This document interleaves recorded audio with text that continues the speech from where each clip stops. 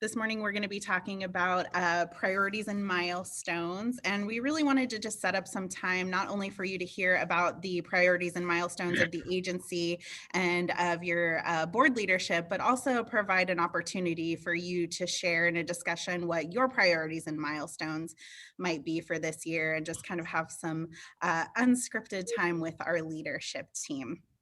So I think most of you are here yesterday, but if not, my name is Francesca Webb. I'm the clerk of the board at Sandag, and I'll be your MC today along with my co-host, Robin Wapner. So I'll throw it over to her to say good morning to you also.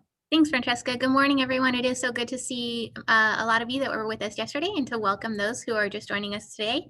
Like Francesca said, today's session really is focused on helping to connect you with our leadership, both the chair of our Sandag board, Mayor Catherine Blakespear, and our agency senior leadership team, Hasana Crowda, of course, as our executive director, and our two chiefs, Jim Lunthic and Ray Trainer.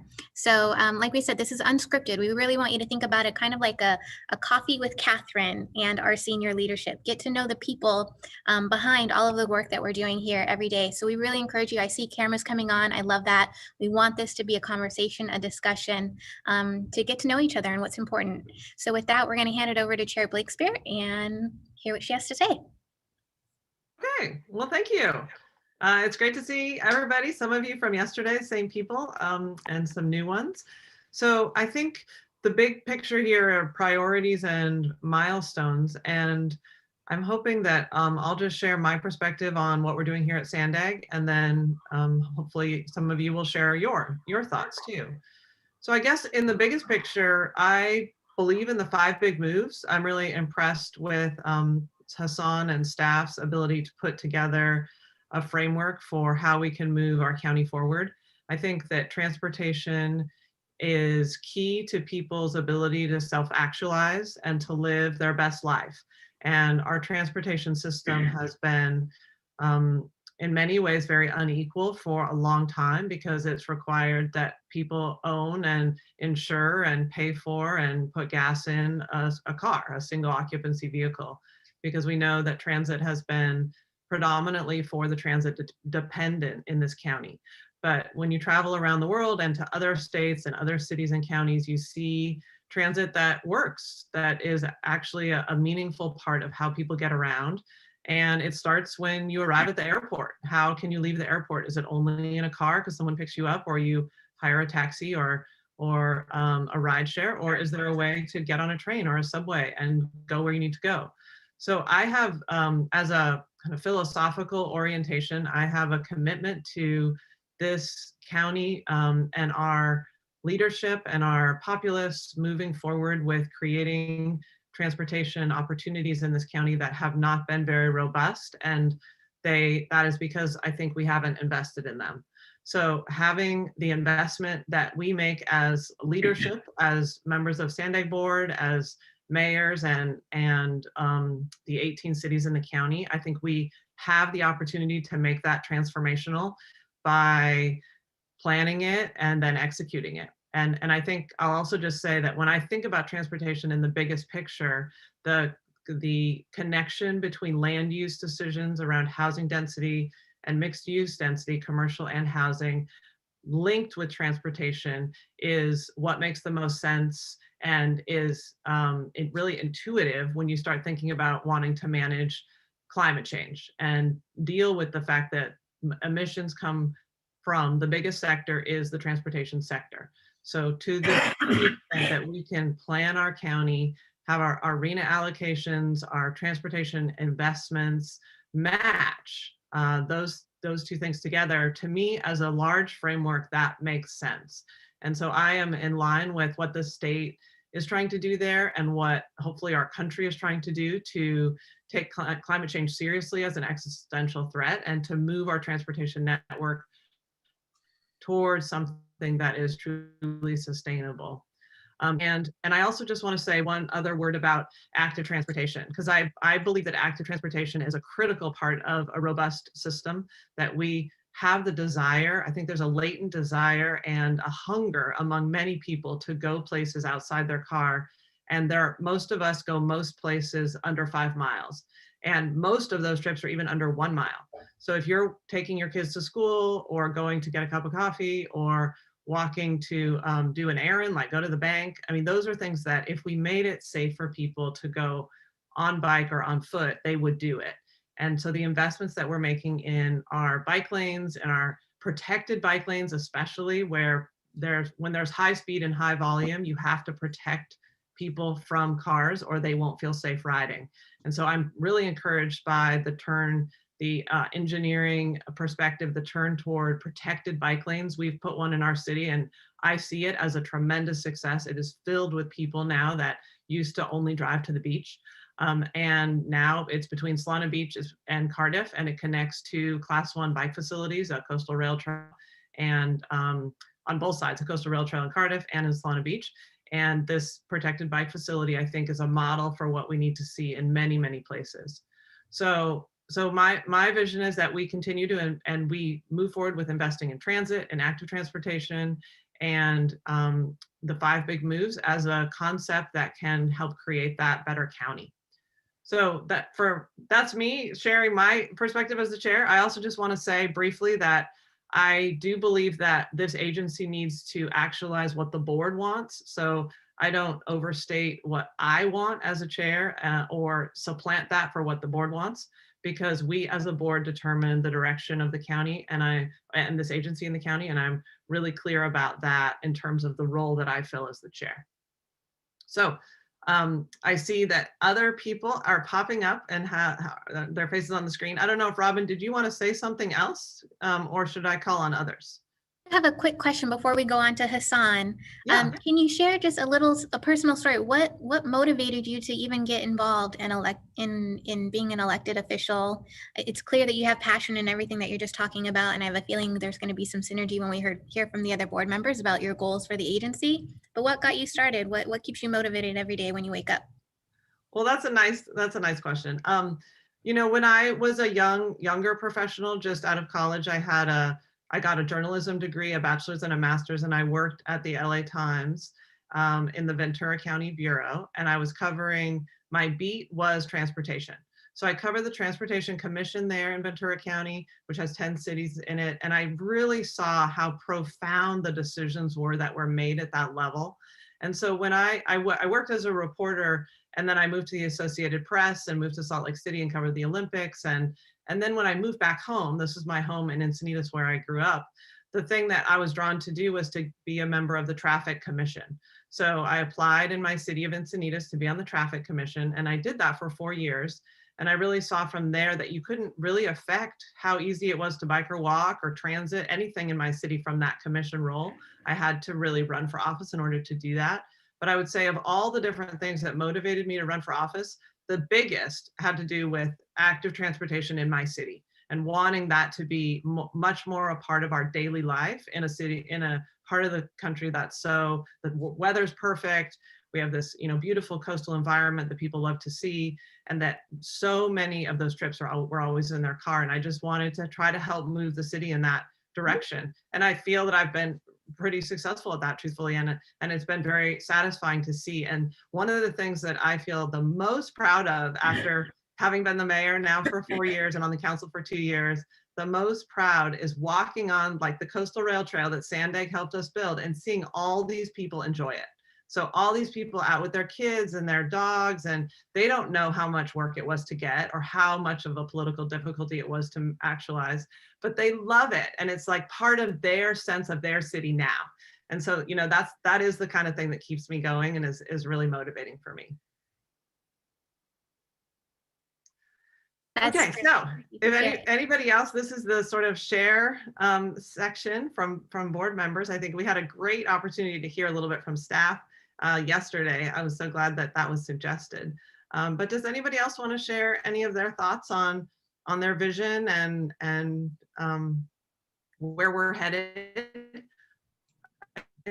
Lisa, do you want to go has her camera on. Are you interested in saying anything? Sure, I'm happy to. Speaking of the rail trail, that is exactly how I got started in public office. I've lived here in Solana Beach for right now over 40 years. And I've been using what was the right of way along the railroad tracks for many, many years when I first came here for running and walking. And when the railroad tracks were lowered, we were promised to have a beautiful linear park, I recall.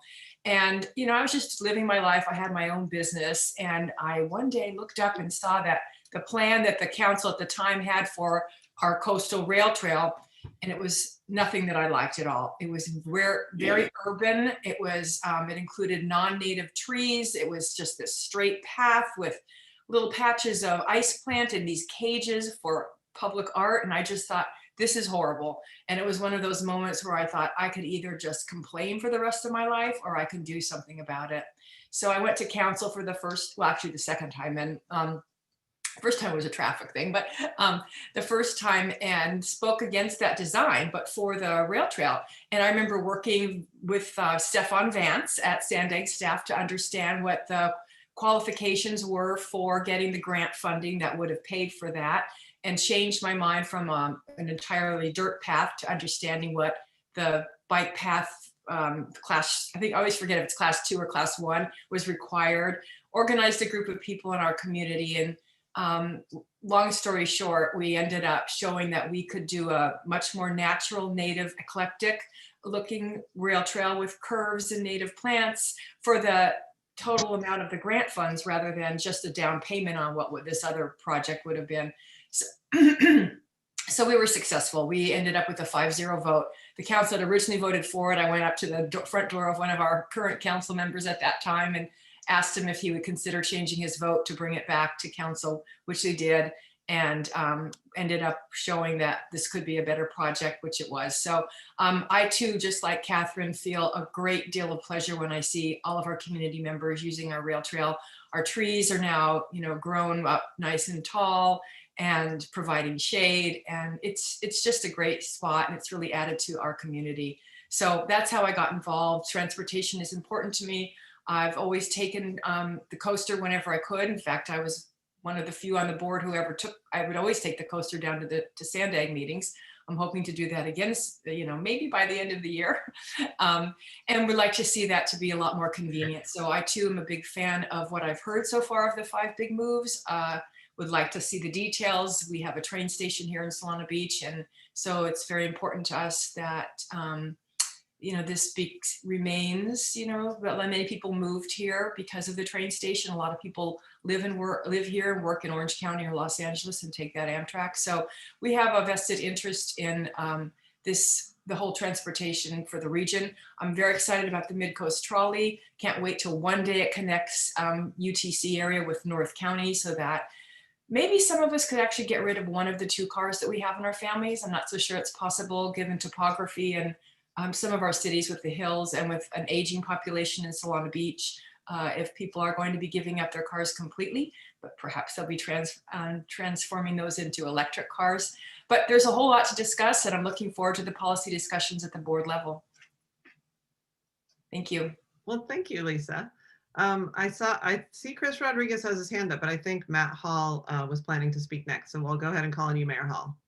Well, I'm excited to see Lisa back because we probably didn't agree on a whole bunch, but we had a good working relationship. So it's good to see you back on the board. And one of my primary goal, I think, short-term goal for Sandag is for us to become more of a collaborative group. You know, the sense we've had over the last 2 years that it's become somewhat divided. And I take us back to 2015 when we all worked together on Prop A. And at that time, we were at best, I think it was about 60-65% of the board, and Lisa and I included, try to work to make that happen. And that's not easy to do. And so I think, you know, and I don't have all the detail on the 5 bold moves, and I've only seen a number and try to put that number into perspective, knowing and understanding if we're going to move forward on something like that, this board has probably got to be 80 or 90% on board, 100% invested in order for this to pull this off. Another thing I think is important is when you think of Sandag, start 20 years out and go to 50 or 60 years out. I mean, that's our focal point really on short-term work. And I want to say that again in short-term work.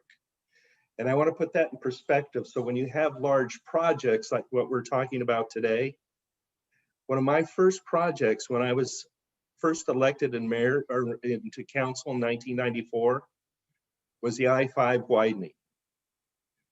We started on that in December of 1994 to try and get that project done. So when you think about some of the big ideas that you're trying to do and put them in perspective, and when you think of all the time that for the studies, and everything we go through in planning, you know, it isn't done in a day. The other thing is with what you said, Catherine, you know, I too have traveled Europe multiple times, you know, too many to count really. And there's some things in Europe that are just absolutely spectacular. And one of them is transportation and how they get around. But it doesn't, it's noteworthy that through Europe, 4 stories is a short building. Most are 6 to 8 stories. And so when we think of transit, and I'm only going to speak to North County now because I'm not focused on San Diego or other areas of the region, but in North County, in order for our transit systems to really work, we need to get the density in order to do that. And one of the things, and I mean, that's going to take a lot of education, and it's going to take the next generation wanting to buy into this, because today's generation does not want density. There isn't a city in North County, when you speak of density, it doesn't start a war. And so the first step in doing all this is first unification on a board as what your long-term goals are going to be. And then how do we start to educate, perhaps not this generation, but next generation, how to make this happen. And so when I think of what we're up against today, I see it as not only a short-term conversation and collaboration, but it's how do we get the mass part of the masses in North County to say, hey, we agree. And I respect what Catherine said, but if we were to do a survey north of the 56, and whether they want transit, even if it was a great transit system or not, how many people would actually physically use it in today's world, I don't think that number would be very big. But I think our children in the next generation, I think they would be more willing to buy into that. So what is necessary to keep everything moving and mobilized over the next 20 years? I also think one of the things that Sandag needs to really think about is we have made promises over 25 years ago. And if you want the community to really support us, we need to make good on our past promises before we go into future promises. And again, it's to raise $170-some billion is going to be challenging, and it's going to be not one way to raise the money, but it's going to take multiple ways to raise that, not to mention state and federal cooperation. So I'm excited to be back on Sandag. I probably at best have 2 years, maybe only a year. You know, I don't know what the politics are, but I would say the primary focus today is collaboration, and how can we all work together, even though we have different opinions. And, you know, how does that work? So those are my short thoughts. Well, thank you. Okay, I see Councilmember Rodriguez has his hand up. Okay, very good. Yeah, I'll be short and sweet. I appreciate Mayor Hall's sentiments, and I definitely agree along most of those lines. Being here in North County, originally I'm from Chicago, and you know, growing up and, you know, not having a vehicle in a, you know, poor neighborhood, we used public transportation. We used the buses, we used the L. You know, we knew how to deal with transfers and make it happen. And I imagine in San Diego and LA, that's you know, you definitely need the infrastructure for the higher density populations. But here in North County, you know, especially, the ridership is low, and I don't think you know, a lot of families, you know, I have 6 kids, you know, I'm not going to take a bus to drop my kids off at school. And we really need to look at this from a regional perspective, and we need to collaborate on how does North County fit into this equation when we're looking at, you know, mass transit. Our densities do not work. The ridership does not make sense. And so how can we help those demographics that would like to take transportation, but the incentive is not there? You know, it feels good to talk about, you know, rail trails and to see the community, you know, using it. But I think as we approach this collaborative effort, we can't approach it from a top-down perspective. We have to approach it from a ground-up perspective. And when I talk to constituents in my district, you know, the practicality of taking public transportation is it's just not there, and it's not going to be there anytime soon. There is conversations on switching around bus routes so that, yeah, my kids can, you know, older children can take the public, you know, bus, but they don't have to walk, you know, a half a mile to get to the bus stop. You know, those sort of conversations from a ground up perspective, I think are very appropriate. And then also looking at creating incentives for the infrastructure that we currently have. How can we increase ridership? What incentives can we do at Sandag to increase our ridership, and kind of approach it from that perspective?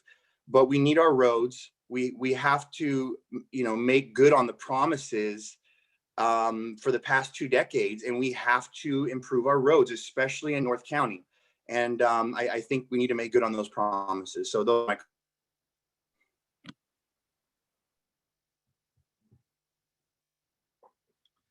Okay, thank you. How about Councilmember Moreno? Good morning, everyone. My name is Vivian Moreno. I'm a council member for the city of San Diego in District 8. I wasn't planning to speak today, but this conversation is a little North San Diego centric. So I wanted to make sure that the central and southern part of San Diego definitely have a say in this conversation. I'm an alternate for Mayor Todd Gloria. And I sit as the chair of the Equity Working Group, formerly known as the CBO Working Group. And I also sit on the Borders Committee of Sandag. And for me, my perspective is it's all about equity right now at Sandag. For many years, a lot of our communities were left behind. I was actually, as a staffer, I was against Measure A because it left so many of our communities behind. And so my focus sitting on the Sandag board is less about freeways and more about multimodal forms of transportation, such as were mentioned in a previous statement about Europe. I have the honor to represent the Blue Line, which is the trolley line at MTS that really is the backbone of our system. And we, just to give you guys a perspective on MTS, 4 days of Comic-Con, the amount of people that ride the trolley in 4 days of Comic-Con are the amount of people that ride the trolley any given day at the San Ysidro stop. So people are riding the trolley right now. And we want more people. We want more people that look like us to ride the trolley, to feel comfortable riding the trolley. And so our work is making sure that those connections are made, right? A lot of us are not riding transportation because they're a little slower. And so we want to up those numbers. And so, and in regards to density, we in the city of San Diego have put our money where our mouth is, and we've upzoned a lot of communities, particularly in my area. We've upzoned a lot because we know that the future, in order for our future children and grandchildren to live in San Diego, we need to densify San Diego. We can't go out, we need to go up. And Sandag needs to lead with that perspective. One, making equity at the forefront of Sandag. That's my #1 priority. Looking at multimodal forms of transportation, whether they be via bike or whether they be a bus or trolley.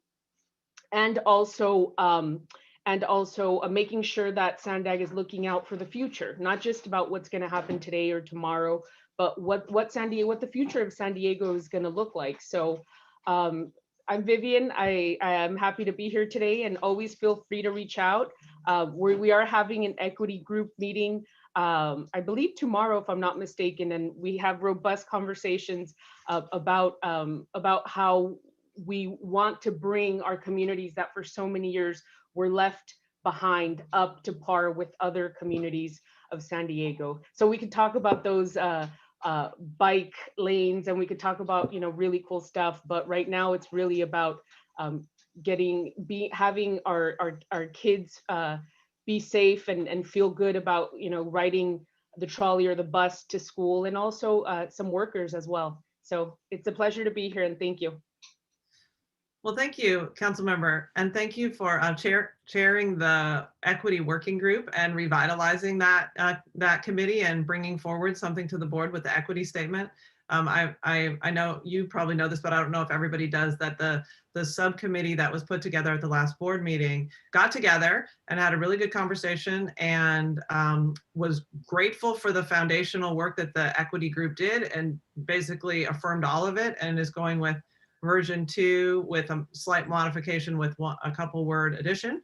And it will be coming back to us at the next board meeting. So I really want to express gratitude to Councilmember Moreno, and please pass that along to the group when you have your meeting, to thank them for all the hard work and engagement that they've done. Okay, so now we have Councilmember Hsu. Thank you, Chair Blakespear, and thank you, Councilmember Moreno, for your work on the equity statement and that committee.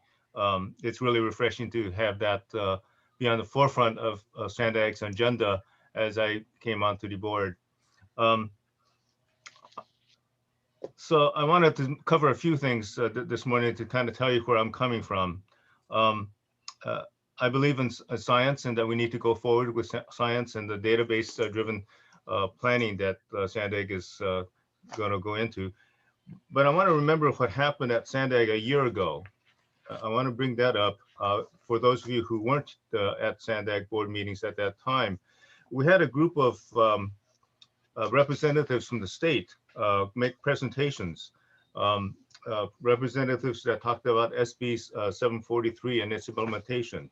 Representatives that talked about science and planning and what the state rules are with regards to transportation funding and projects in the future. And I'm afraid that much of what Kate Gordon and other leaders at the state mentioned to us has been either forgotten or not remembered. We have the huge dilemma. We can't expand freeways anymore. And I'm afraid that our elected leaders throughout the region have not told the truth in telling our constituents the days of expanding freeways is over. We have to come up with other means to move people from one place to another. And in fact, expanding freeways never worked very well anyway. And that we weren't telling the truth to people that we can solve their problems by finding different ways to expand our roadways. So that's kind of an old kind of a thing that I've been saying for a while. Looking to the future though, so I respect Matt Hall's thinking that Sandag is thinking 20 years ahead. Unfortunately, we don't have that kind of time. Science have told us that we have to change in the next 5 to 10 years. Yes, we need to plan into 2050, but if we don't change in the next 5 years, if we don't change in the next 10 years, it's game over. And we know that. That's what the science has told us. That's what we in San Diego have to do. So it's a tremendous challenge that we have. I also want to bring in some science and practical thinking. We often talk about the airport being a place that we need connectors to. But if we're going to be serious about greenhouse gas reduction, we're going to have to stop flying. So do we really need to concentrate so much attention towards the connection to the airport? In fact, very few people use the airport anyway. In fact, even those of us who use it may only use it once or twice a week. Those of us who use it for other kinds of forms of transportation might do it a couple of times a year. So I want to take away emphasis from things like the airport to more practical things on a day-to-day level, such as moving transportation all the way past the border. our greatest problem we have with people stuck in traffic for hours is crossing the border. And if we take the high-speed rail system that we're talking about in a low sound corridor and make it an international train line, that's the way we have to think and work towards the future. And to me, that's in the 10, 15-year plan that we need to move forward. That would make the whole region interconnected. I think for me, that's the bigger picture that we need to move towards. On a side note, when I'm talking about these things, I know people think, oh, Jack, that's crazy. That's too much money. How can we change? But, when I look at the economic benefits to workers, if we do it right, the explosion of building and construction, infrastructure development, and doing it the right way, when I think of the health benefits, the co-benefits to health in our communities, to our most poorest and marginalized communities, if we do it right, I'm thinking there's no other way to go. We have to do this. It is a question of justice, and we have to do it right. And it's going to affect the poor people throughout the county, North County as well as South County. And lastly, I'm really excited about the 5 big moves. I think of different things in the 5 big moves, like let's get away from this business of fixed bus lines. Let's have virtual bus stops everywhere. Let's go from buses on fixed bus lines to small vans that get you door to door, or at least close to door service. That's how we get everyone involved, and that's how we can move forward. I'm looking forward to this being on the Sandag board and working with all of you, so I can try to bring in some different ideas, but also a sense of urgency for us to move forward and think differently. Thank you. Thank you. Councilmember Edson. Thank you. Good morning, everyone. So I was born and raised in San Diego. It's a very car-centric county for sure. But in my adult life, I've lived other places and seen the advantages of public transit. I would call myself a public transit nerd for sure. I lived in Tokyo for 5 years and in New York City for 2. I think that what's really important to making our transit system robust is frequency, reliability, and competitive cost when it comes to comparing with cars. And I've said this before at a transportation commission or committee meeting that, and I just looked up the number for right now, but so our IRS for 2020, 56 cents per mile to drive a car. So people look at driving their car and they don't see, and that's once you own a car, by the way, that car's sitting in your garage already, you've paid for it, right? So not counting your lease or whatever, just the cost of gas and maintenance on your car, that's 56 cents a mile. And to put that into perspective, and I hear Jack talking about the airport not being a frequent location, but that's a number I know. It's 22 miles from Solana Beach, from my house to get to the airport each way. And that's $12.32 each way to the airport at 56 cents a mile. To go to Sorrento Valley, where I used to work, would be $6.16 a mile. And people look at they think, oh, it's expensive to take the coaster. It's not, it's actually a bargain.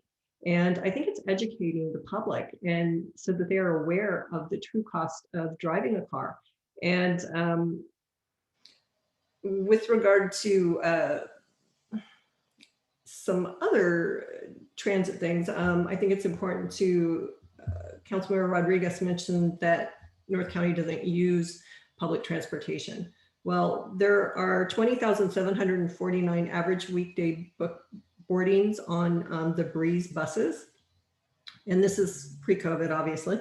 4,886 average weekday boardings on the coaster. That's 1.4 million annual boardings, by the way. The Sprinter is 7,865 average weekday boardings. That's 2.4 million annual boardings. So people do actually use public transportation if it's available. But again, I think frequency, reliability, and educating the public as to the true cost of public transportation versus car is important. And also getting people from where they want to go to where they need to go. I moved to Solana Beach because of the train station. My husband and I had moved back from Tokyo, where we were used to using the train for 5 years, and I thought, this is great. We can get to work at Qualcomm. Well, we could get to work. We just couldn't get home because of the crazy hours that we worked there. The coaster just didn't run that late. So again, frequency, reliability, and competitive cost. So I think that's really important. I do have a comment about density. I don't think it's all, it's not a one size fits all with density. And I understand the need for more density in the urban core to increase ridership and to make more equitable housing in that urban core. I like the idea of mixed use where there are jobs close to transit. And I think that jobs should be located close to transit and not the other way of looking at, okay, we're all coming in from somewhere out into the suburbs for our jobs. There should be more consideration of housing closer to job centers like Sorrento Valley. And I remember Mayor Salas talking about in Chula Vista when we had the RENA topic that she was happy to take more RENA numbers because they want to develop more housing and attract more job center, sustainability. So anyway, those are my comments, and I'm looking forward to continuing to work with Sandag. Well, thank you very much. We'll hand it over to Robin to call in a few more people that she has lined up. Thank you, Chair Blakespear. I just want to thank all the board members. I think as staff in particular, it's so helpful just to better understand kind of where you're coming from, how your policy positions were developed, and just know a little bit about you as people. At our board meetings, we get to know kind of what you think about specific policies and projects, but the more we can understand how you get to those conclusions, I think the better we can serve you as staff at the agency. And so conversely, we kind of wanted to give you a peek into how staff thinks and why some of our staff members think the way they do. So we're gonna give the spotlight over to Hassan, our esteemed executive director, and our two chiefs, Jim and Ray, just for a couple of minutes so you can hear from them. Thank you, Robin. And thank you, board members, for your comments. I appreciate that. Especially for the new board members, I think I owe you to tell you why I am here. I've been here a little over 2 years. I had a 3-year contract and I'm starting my 3rd year. I'm really glad I came. I came here with one thing in mind, that's to change the world in San Diego when it comes to transportation and housing. Reimagine the transportation system of the future and allow San Diegans to dream. And when I say San Diegans, all San Diegans, regardless of their income level, ethnicity, background. I wanna echo what Council Member Vivian Moreno said. For so long, we have sins when it comes to transportation. We committed great sins because we did not provide access to opportunities equally to every community in San Diego. And it's time to admit it first. And it's time, if the board adopt the equity statement, is gonna followed by real criteria, and it's gonna followed by real application of this equity criteria to our investment. We have a chance to put forth an equitable transportation system for all. And yes, the transportation does matter when it comes to access to opportunities. And I think you would agree that it's time not only to get rid of the sins of the past, but to move forward in a future that provide opportunity for all 3.4 million San Diegans. Every part of San Diego, as far as I'm concerned, as far as my team concerned, is important. We can't just focus on the shiny objects and go with the leftover somewhere else. I appreciated knowing some of you before you're elected, like Mr. Shu, and having this discussion. I have not changed from day one. I know exactly why I'm here with my team, but I also know that I'm not the decision maker, you are. My team and I will make recommendations to you. We're good sports when it comes to this. If you go in a direction that we don't like, we'll still implement it because we're your staff. That's the way it works. But never expect me to give you a recommendation that's politically based. And I'm almost certain some of you is not gonna like it at all and gonna call me name like some of your predecessors did. That doesn't faze why I came here. I came here truly with your leadership to build the transportation system of the future. Hearing some of the comments, Councilmember Rodriguez, Mayor Matt Hall, just want you to know, this is not anything against the highway or for transit. We're looking at transportation system for everyone. I always said, even when we build the transit system we're talking about, 90% of us will still use the highways. But as far as the highways are concerned, we need to add capacity to those highways. Do we add it by building new lanes? Absolutely not. Like Jack mentioned, the laws does not allow us to do that. I mean, there is laws in the books that people is just ignoring. It's not going to work. 743 said, yeah, if you can mitigate, you can build. Give me $1 zillion and I'll mitigate what impacts of. But that doesn't mean we're not going to pay attention to the freeway system. Absolutely, we're going to add capacity. There's ways to add capacity without pouring concrete. We're going to look at pricing, and we're not going to look at high occupancy vehicle lanes, toll lanes that we proposed. But I promise you this, it's never going to be highway against transit. That's not the way. That's the way we've been thinking. But that's not the way we're going to think about it. We're going to think about a transportation system that provides access to all and reduces greenhouse gas emission. I think whether you believe in global warming or not, I happen to believe in it. And as your staff, I'm going to every time advise you to take this seriously. Of course, you could make any decision you want and I'll follow your direction. But I will it's not going to change who I am, what my team is. Climate change is not just something that we want to do, it's something we have to do for our kids and grandkids. And we can't be selfish as a generation and not pay attention to that. I think Member Edson mentioned that the IRS 56 cents per mile. I mean, it's a bigger discussion. We're going to have it at the board, but the cost of driving is much more than 56 per mile. If I were to include the health cost and the productivity loss and the parking cost, trust me, many of us probably will not drive often. But I also agree with Mayor Hall and Councilmember Rodriguez that we don't have the densities to build fixed guideway transit everywhere. And we're not planning to. Our 5 big moves had 5 strategies. And one of them is a flexible fleet that include everything from micro to macro mobility.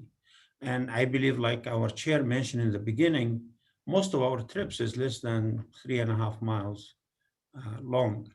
But that doesn't mean that we're going to build high-speed rail everywhere because we don't have the densities. But we do have the densities to build what we call the people line, the purple line, and the blue line, all the way from the border to Oceanside. As your executive director, and I am really honored and lucky to work with such an amazing group of people at Sandag.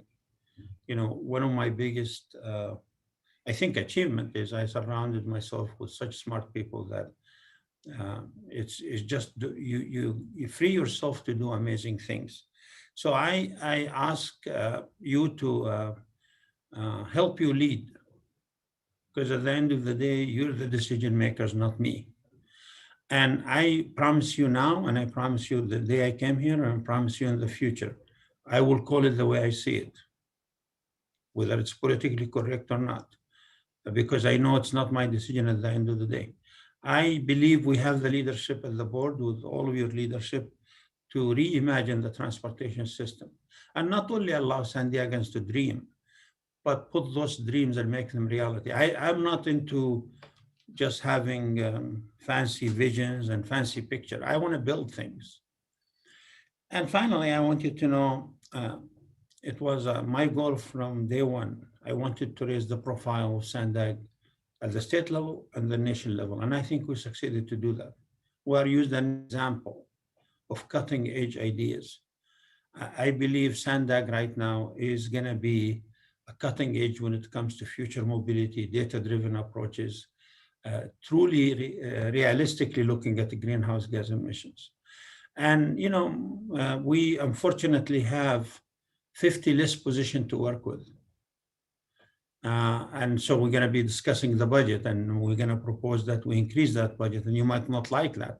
But if we want to be a world-class organization that provides the transportation system that our chair talked about, we need resources. So I'm really honored to be here. I'm glad to be here. I'm sorry if I'm going to upset some of you what I do, but I'm a staff. I only recommend you make decisions. And with that, I'm going to move into the two individuals that I said yesterday. If I get hit by a bus, I think the agency is in good hands. I trust them. They're the senior leadership. That's Jim Lithicum and Ray Trainers. And with that, I don't know who's going to go first. Robin, do we have, I know this session was supposed to end at 9:45. Do we have time to go forward, or? Yeah, we are a few minutes over. I want to be respectful of folks' time. So maybe we'll just do a little teaser, Jim and Ray, let folks know who you are, how long you've been at Sandag, and one personal goal for the agency this year.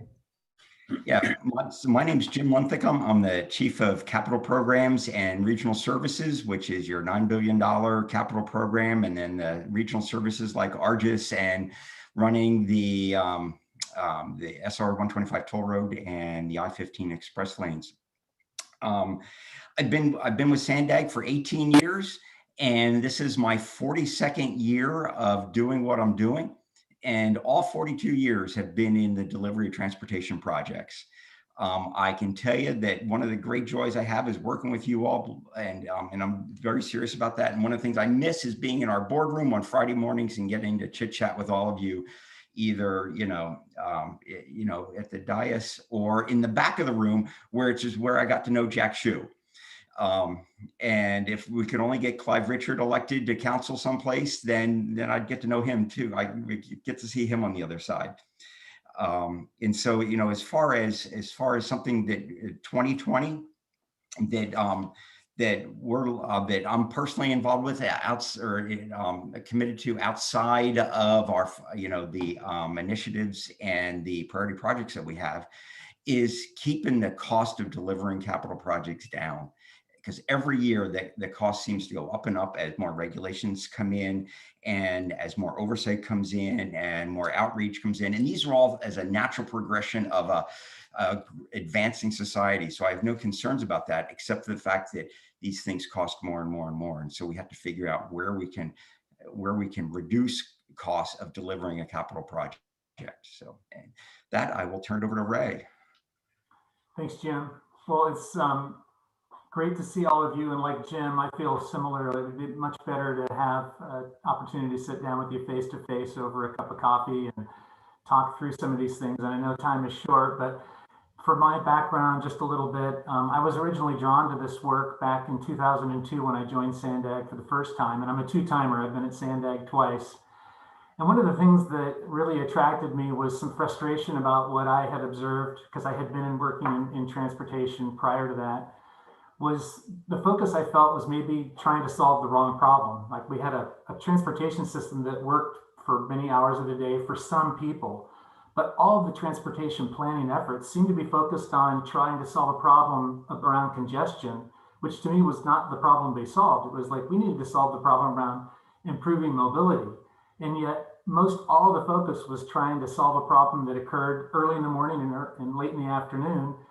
And we really sort of missed a huge opportunity to actually make a difference. And so the whole idea of trying to do more with what we've got, and then use the resources we have to improve mobility for those that didn't have reasonable, good options, was super compelling. So I got involved in transportation demand management and technology just because I saw those as huge enablers to actually solve the real problem we suffered from, which was mobility was unequally distributed around the region, and still is. And we've got a big problem before us to solve. It's not just congestion. In fact, I don't think that's the big problem we face. So the role that I have is primarily focused in terms of planning and innovation. And so I'm really thankful to be a part of a really great team at Sandag, and Jim and I share a lot of different responsibilities for our functional areas. So mine's really kind of on the front end, and Jim's really all about projects and then putting these things into life. But in terms of the big priority that I've got really representing our staff is bringing the regional plan to you at the board to have these important policy conversations, and then to bring that to you for final adoption and approval before we get to the end of October. So we've got a lot of work before us. Our team is really getting things teed up for you. We're excited. We've got a lot of great things to share with you, a lot of really good information, but we know it's going to be a challenging conversation. And so we're up for the task, and we're looking forward to having that work done with you over the next months. So thanks, Robin. Thanks, Ray and Jim. Chair Blakesor, would you like to make any final comments before we close out the session?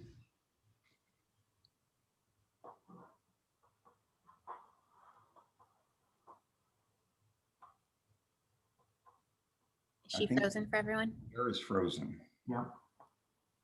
Okay. I'll talk slowly in case we get her back. But we have about 5 minutes until our next session. So you can check your emails, return any phone calls. Hopefully you'll join us again at 10 o'clock for our departments and deliverables session. Thanks again for joining us and for sharing. We really appreciate it. One final housekeeping note, we do have public comments scheduled for 3:45 this afternoon. For those of you in the public listening in, we appreciate you being a part of this, and we look forward to hearing from you this afternoon. Thanks everyone so much. We'll see you soon. Okay, welcome back everyone. We are going to go ahead and get started for our 10 o'clock departments and deliverables session.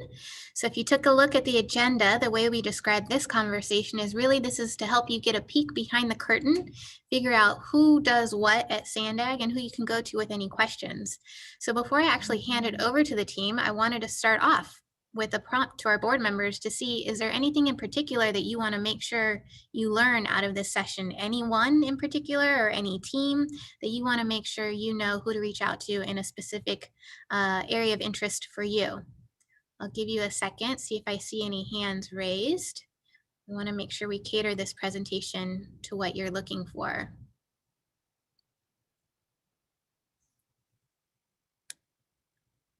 Oh. Give us 1 second. We have a board member in the public. Moving you over, Councilmember Shu. Okay, I'm not seeing any hands raised, so we'll just jump into it then. But please, if you have any questions, jump in. You don't have to wait to raise your hand or anything like that. We're also going to be looking for raised hands. But again, we want this to be an interactive experience for everyone. Councilmember Shu, did you have something to say?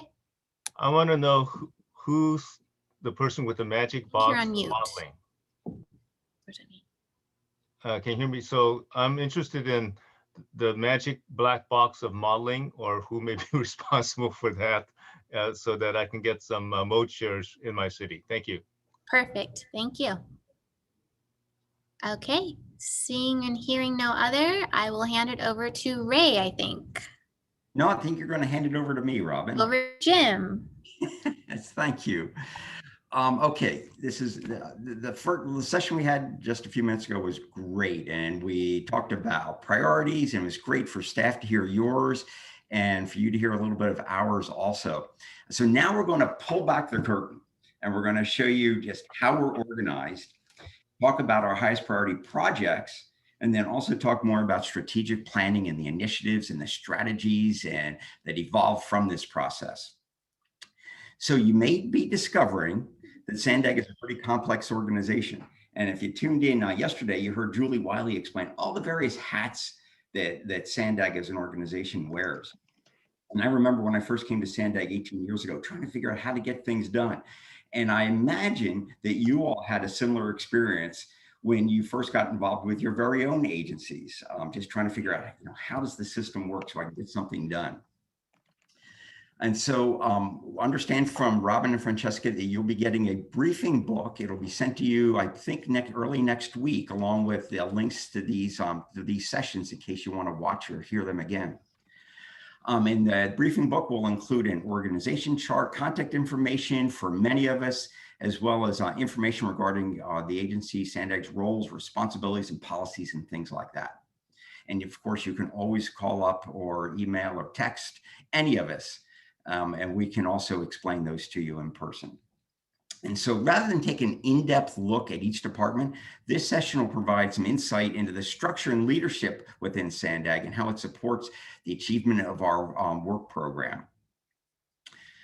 Okay, organizational structure. So, you know, we're pretty big, we're a pretty good size agency now. And so given our size and our, you know, our broad responsibilities, we have a classic organization chart, and one that you would see in many, many large organizations. And so we have departments that have formed around functional responsibilities like planning and engineering, construction, and finance, and the like. And then within each of those, we have teams within each of the departments that, you know, delve in deeper and at a more local level of expertise, like transportation modeling, like Councilmember Shu was just referring to, environmental planning, human resources, which, you know, every organization really depends on. And there's advantages to this type of design. It's easy to understand. It's what people are used to. The reporting relationship, as you want to say, makes sense, right?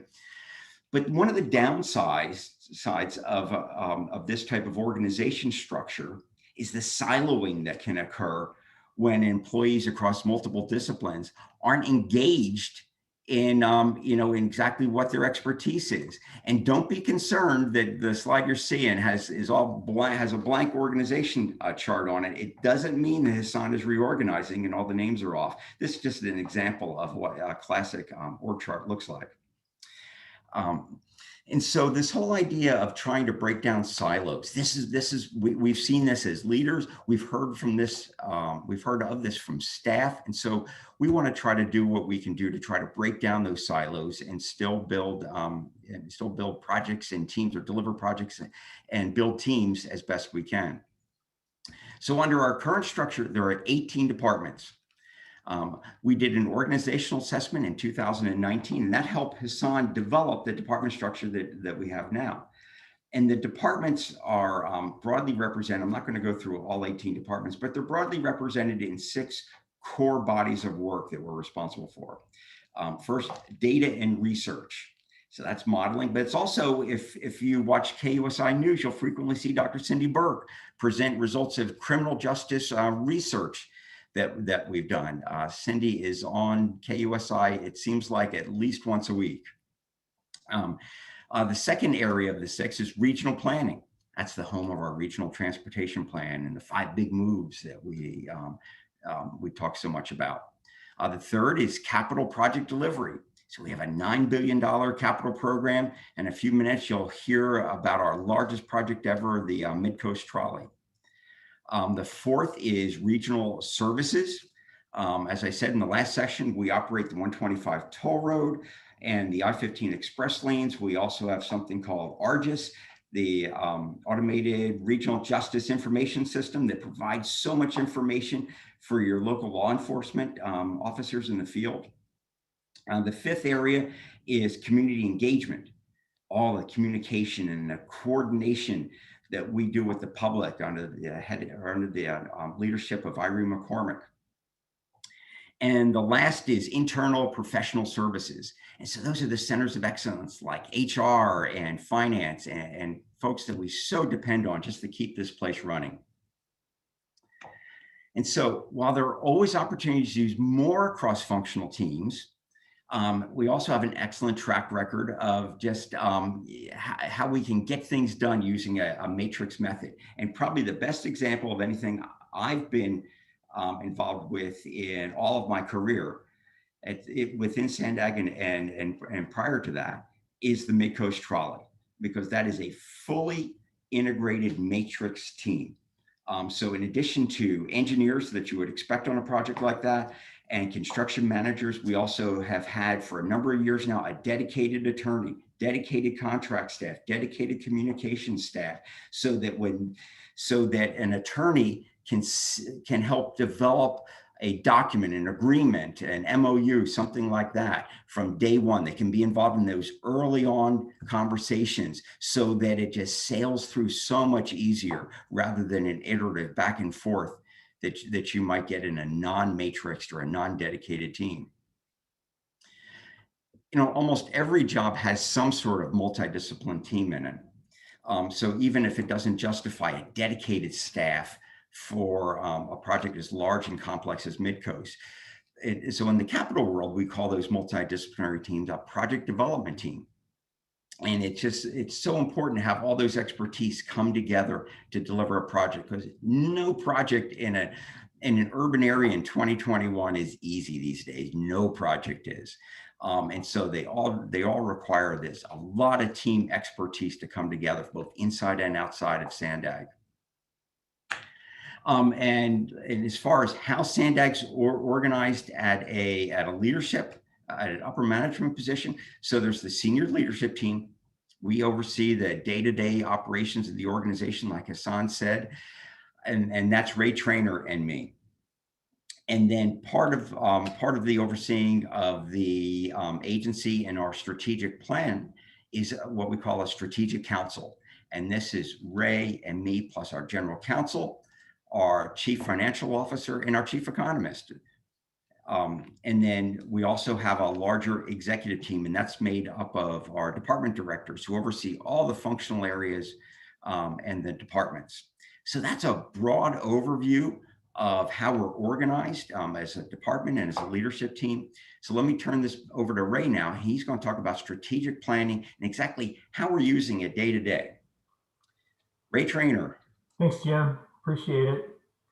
Yeah, you know, Jim talked a lot about teams, and really underpinning all the work that we do, those 6 strategies, which you're going to hear a little bit more about in a minute from some of our directors. But what underpins all of that is the people at Sandag, and we're organized by teams. And so what we've been doing over the last couple of years, Jim mentioned the work that we started back in 2019 around the organizational assessment. And that's really been a foundational activity that engaged so many different individuals, members of the board at the time. We had stakeholders involved, and of course our staff. And coming out of that was work on the development of a strategic plan. And so as we try to bring focus and efficiency and try to drive effectiveness of these teams, it's this strategic plan and the framework that we've put together that grew out of this organizational assessment that's really helping to provide the clarity for all that we do. And so for those of you that were a part of our presentation yesterday morning, you'll see a little bit repeated here. I'm just going to step through it very briefly, but wanted to help provide a little bit of foundation for how we organize ourselves and how we really focus on the highest priorities that the board has set for us, and that we recognize our member agencies, the cities and the county are really dependent upon us to be able to produce. So the process really helps to organize the 400 or so professionals that make up the agency at large. And we're trying to align around a set of principles, and I'll just step you through those here. But what the framework does is it focuses on a number of things, focused on initiatives, on a set of strategies. And these initiatives, which we talked about yesterday, really grew out of the organizational assessment. These are really critically important actions that we've identified where we need to grow, where we need to change, to transform. And this addresses elements like culture, super critical for us to have a healthy, dynamic culture. It addresses process, talks a lot about people and our capabilities. And the other thing that the strategic framework covers is the core business of Sandag, these 6 strategies, which really drive the fulfillment of our mission. And then the last component is priority projects. I'm going to step you through the framework here in more detail, but what grows out of the framework is really a set of priorities that leads to annual goals. And those annual goals you'll see expressed in the fiscal year 22 budget. In fact, every year when we develop our program budget, we do it in the spring, and that budget becomes effective when the board ultimately approves it, and it goes into effect in July of the beginning of each fiscal year. But what we do through the strategic planning process is set the framework the goals get established, and then that drives our budgeting so we can actually deliver on the vision that's been established. And so some of the areas that we're really focusing on now, as I mentioned, are internally focused. These are things around being able to make better use of data, helping to advance equity. We're really trying to drive a number of changes in terms of becoming more agile and more responsive, both to the board and to the people that we serve. And so you'll see that really embodied in those initiatives. Talking about the framework itself, we felt it was so vital for us to start with the why. And so when you look at the framework, really begin with why we do what we do here at Sandag. The process that we've set forth within the framework also talks about the how. And this is how we carry out our work. The framework really helps us to be able to set guardrails for our behavior as an organization. It talks about the people, the process. It's driven by a set of guiding principles and values that we espouse as we seek to be able to provide our service to the public that people depend upon us for. And the other part of the framework is the what. I mean, what we do as an organization. And really what we're talking about here is the myriad of projects that we produce, the programs, the services that we provide in the fulfillment of our mission. And so this new aligning narrative that grew out of the organizational assessment that the board set us on this path back in 2018, both with bringing on Hassan as our executive director, and then setting forth the framework for us to conduct the assessment that would lead toward this strategic plan. And as I mentioned, it really begins at the center with the why. And every component that we have within the plan is informed by our North Star, our mission and our vision. We talked about the how, which I said are our guiding principles, the values, the actions, and then the what, the initiatives, the strategies that outline what we're going to be doing over the coming year. And so if we take just a brief moment about these initiatives, I think the slide that we're showing should have the initiatives there. And that's, as I kind of stepped you through those 5, we talked about those yesterday. So we'll kind of jump down to the next slide where we can talk a bit about the strategies. These are really the 6 organizing foundational efforts that make up the entirety of the body of work that we as an organization need to fulfill each and every year in order to be able to live out our mission. And as Jim highlighted a few of these, planning for the vibrant future is really connected to the work on the regional plan. Bringing the plans and the project to life is we're going to hear more about from John Haggerty in just a moment about that. And operating programs and services and thinking about how we can begin to innovate using the latest technology and try to bring the services and mobility options that the region desperately needs.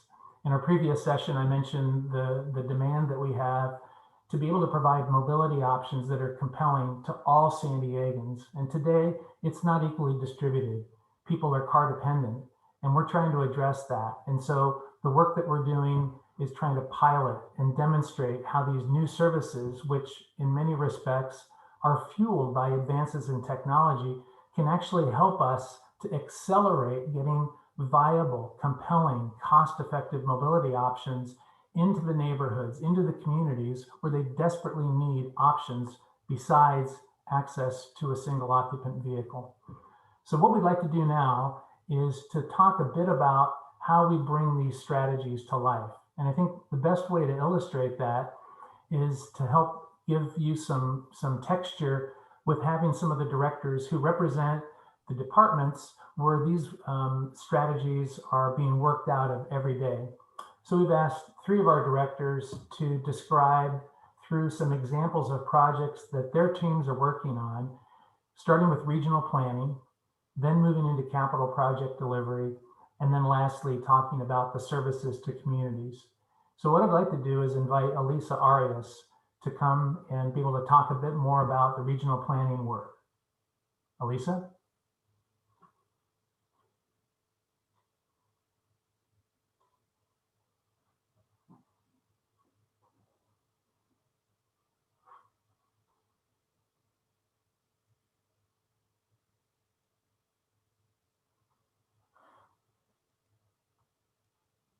Elisa, I'm so sorry. I don't think your microphone is working. We can't hear you.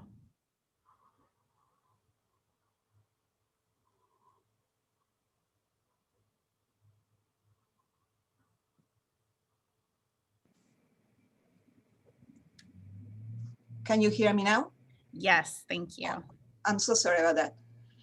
So good morning to all. A pleasure to be here. And before I start my presentation, I wanted to tell you a little bit about myself. So I've lived in California most of my adult life. My accent is from Argentina. And I started my planning career in the Central Coast and Northern California. And I first learned about Sandag while working in Monterey at a small planning agency in Monterey. And our executive director will showcase Sandag studies and plans as models. When my husband had a job opportunity here in San Diego, I said, let's go. I will look for a job at Sandag. And we moved here with our 2-year-old twin girls. And a couple of months after being here in San Diego, a job opportunity came up at Sandag. I applied and was offered a transportation planning job. And that was 26 years ago. And I chose to make my career in public service here at Sandag, and Sandag management chose to keep me and also to give me many opportunities to grow and to serve the San Diego region. So with that background, I'd like to talk with you a little bit about planning for a vibrant future. And that's what planning is really all about. It's the beginning to build the capital projects that John will talk about, and also operating the programs and services that Antoinette will describe. Regional planning does the big picture planning and policy work for the agency, looking out to 2050 and beyond. And we also do short-term planning and policy work to help the region implement that big picture plan. The umbrella for this work, as Ray was alluding to, is the regional plan. And the regional plan is basically what provides that big picture vision. And the plan has to meet state and federal criteria in order for the region to be able to receive critical state and federal funding. And these mandates are important. We're talking about social equity, climate, air quality. And as you can imagine, our work is supported by a variety of internal teams: legal, government relations, communications, contracts, information services, software development, human resources, and others really are critical to the work that we do.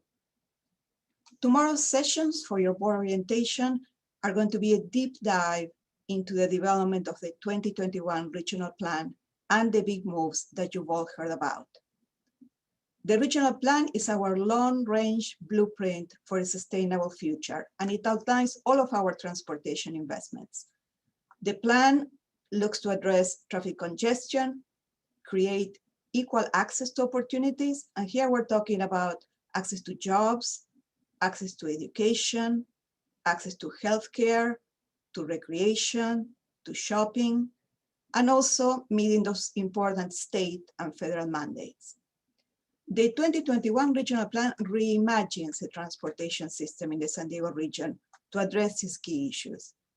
And more than ever, our work really depends on data and analytics to inform the solutions and decision-making.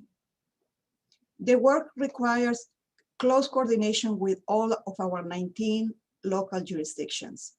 We need to understand the planned land uses and how land use can reinforce and support our transportation investments.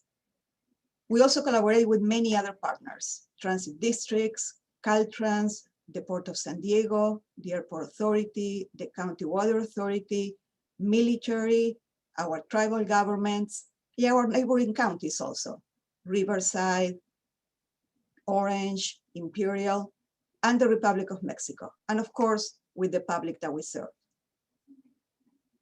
Developing a regional plan is an all-hands-on-deck effort.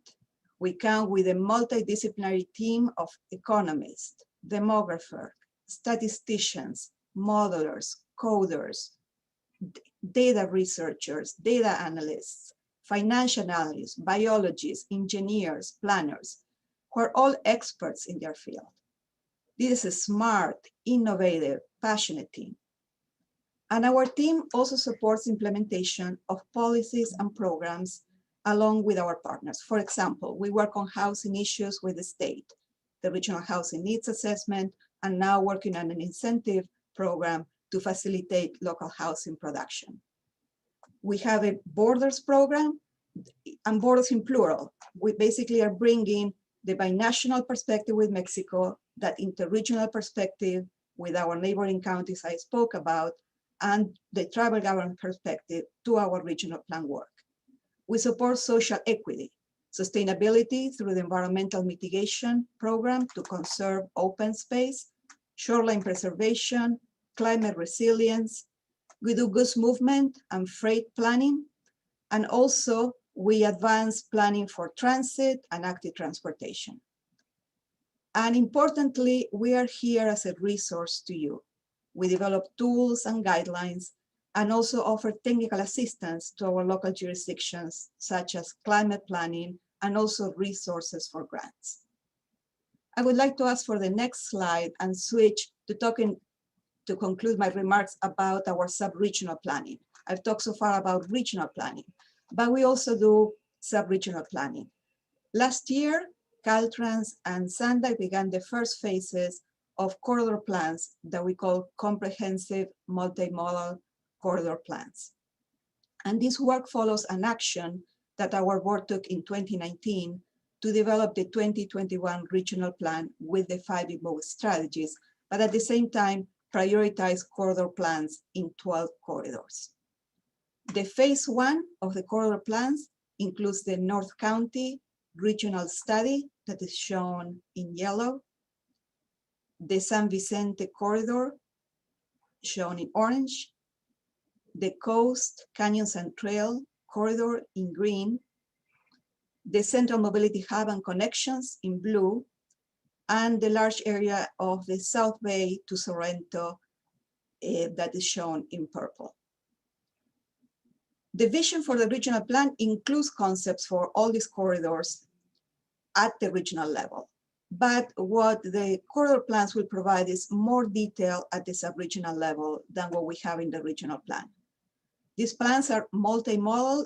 We're looking at transit, highways, active transportation, local roads that can help improve mobility and access for both people and goods, freight, as well as technologies, mobility hubs, and policies that are going to allow these corridors to operate smoothly.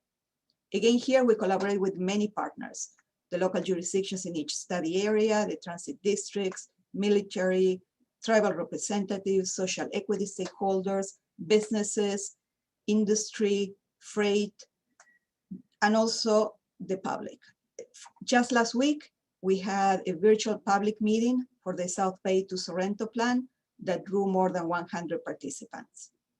So with this, I'd like to turn it over to John next to move from planning to bringing projects to life. Thank you for your attention.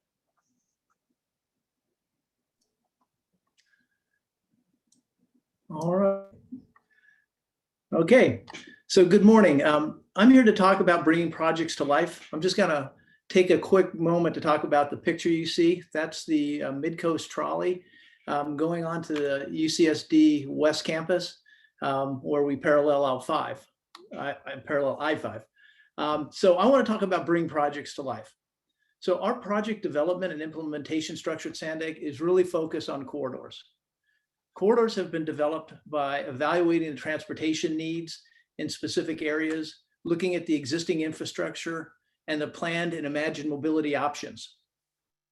I'm going to use Midcoast project to illustrate why projects don't just come to life when we finish building them. They are born and take shape starting with the board, staff, and the community identifying a need, followed by a series of actions to continually evaluate our options, costs, and the benefits, and the impacts to the community environment throughout project development. All projects that we do follow roughly the same path, although each has its own scale and timeline. Midcoast roughly runs from the Old Town Transit Center to University Town Center along I-5. The corridor combined an 11-mile trolley extension with 2 coaster double track projects. We also included an important regional bikeway linking La Jolla to Mission Bay. We made street improvements on UC San Diego campus for future managed lane projects and built an award-winning bridge for UC San Diego and an auxiliary lane on I-5 between Genesee and La Jolla Village Drive. We also made modifications to integrate 5 big moves mobility hub concepts into the Midcoast stations after we had started construction. So going back, my first encounter with Midcoast was in the early 1990s at a community planning meeting at the Mission Bay Hilton. Midcoast was only a bunch of colored lines on a map at that time. Some of those were rail projects, others were bus and highway, and some were bus rapid transit concepts. So as an engineer, I was there as part of the team to explain the relative construction costs, construction methods, and schedules associated with those colored lines on those maps at that time. So skip forward a couple decades, and those alternatives have been narrowed. The environmental process is underway, and I'm joining the Midcoast team as the corridor director. The team I took over included seasoned and knowledgeable Sandag planners. We had modelers, engineers, legal support, contracts folks, small business, finance department, administration, and public outreach folks on a very well integrated team. As well as we had a board steering committee and the Sandag executive team to work with. And behind Sandag, as in all of our projects, we had specifically selected consultants and experts for all facets of the project: environmental, engineering, public outreach, utilities, right away. So at Sandag, all our teams include outside partners. On Midcoast, our chief funding partner is the Federal Transit Administration, the FTA. They are contributing $1 billion to a $2.2 billion project. The team formed relationships with agency partners, including the City of San Diego, Caltrans, the Veterans Administration, the Metropolitan Transit System, North County Transit District, and UC San Diego. So all of these partners were instrumental in shaping what the project eventually became. We regularly attend city community planning group meetings. We meet with the we meet with UC San Diego weekly and have Caltrans engineers actually on our construction management team in lead positions. We have seen the most success when we can build relationships and coordinate with our stakeholders and partners. Construction is now more than 80% complete on Midcoast, and we expect to finish on time. I believe we are here because we took a new path for construction. This board approved using a construction method known as the Construction Manager General Contractor, or CMGC. This process is a change from the typical adversarial low bid relationship between owners such as Sandag and the contractors we hire. It requires a working partnership with the contractor during the design, before construction, and throughout construction. Without going into great detail, basically CMGC means that we're allowed to select a contractor based on experience, track record, and cost factors. CMGC is about bringing the contractor onto the design team and negotiating price and starting construction before design is complete. What that did for Sandag was assure continuous constructability review and reduced our risk, and accelerated construction, which in the case of Midcoast was vital to securing the FTA funding we needed for the project. It was also a partnership that worked directly with the contractor in recruiting the DBE and small businesses contractors that as a goal this agency set forth. We also worked with our contractor and in partnership with the rail operators, the City of San Diego, UC San Diego, many businesses along the alignment, and the communities we went through to outreach on potential impacts and find efficiencies and build the trust we needed to get the project done. So the payoff has been a $2.2 billion project that I expect to finish on time and within budget. It's still construction, but we're certainly looking like that's going to be the case. Midcoast is really only the largest example of our ability to bring projects to life, which I'm really talking about here. Every capital project starts with a need and only gets funded and implemented through a collaborative effort of this board, your staff, community, and partners. The bringing to life process for the Midcoast project is common to all projects at Sandag and exemplifies our strategic approach to project delivery, which is analysis and modeling, alternative selection, design and construction expertise, and a commitment to public participation and the community. So I thank you for your time, and I apologize for the jet flying over my house.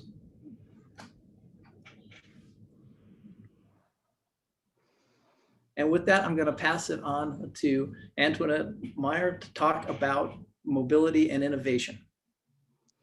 Thank you, John. Good morning. My name is Antoinette, and I am your Director of Mobility and Innovation at Sandag.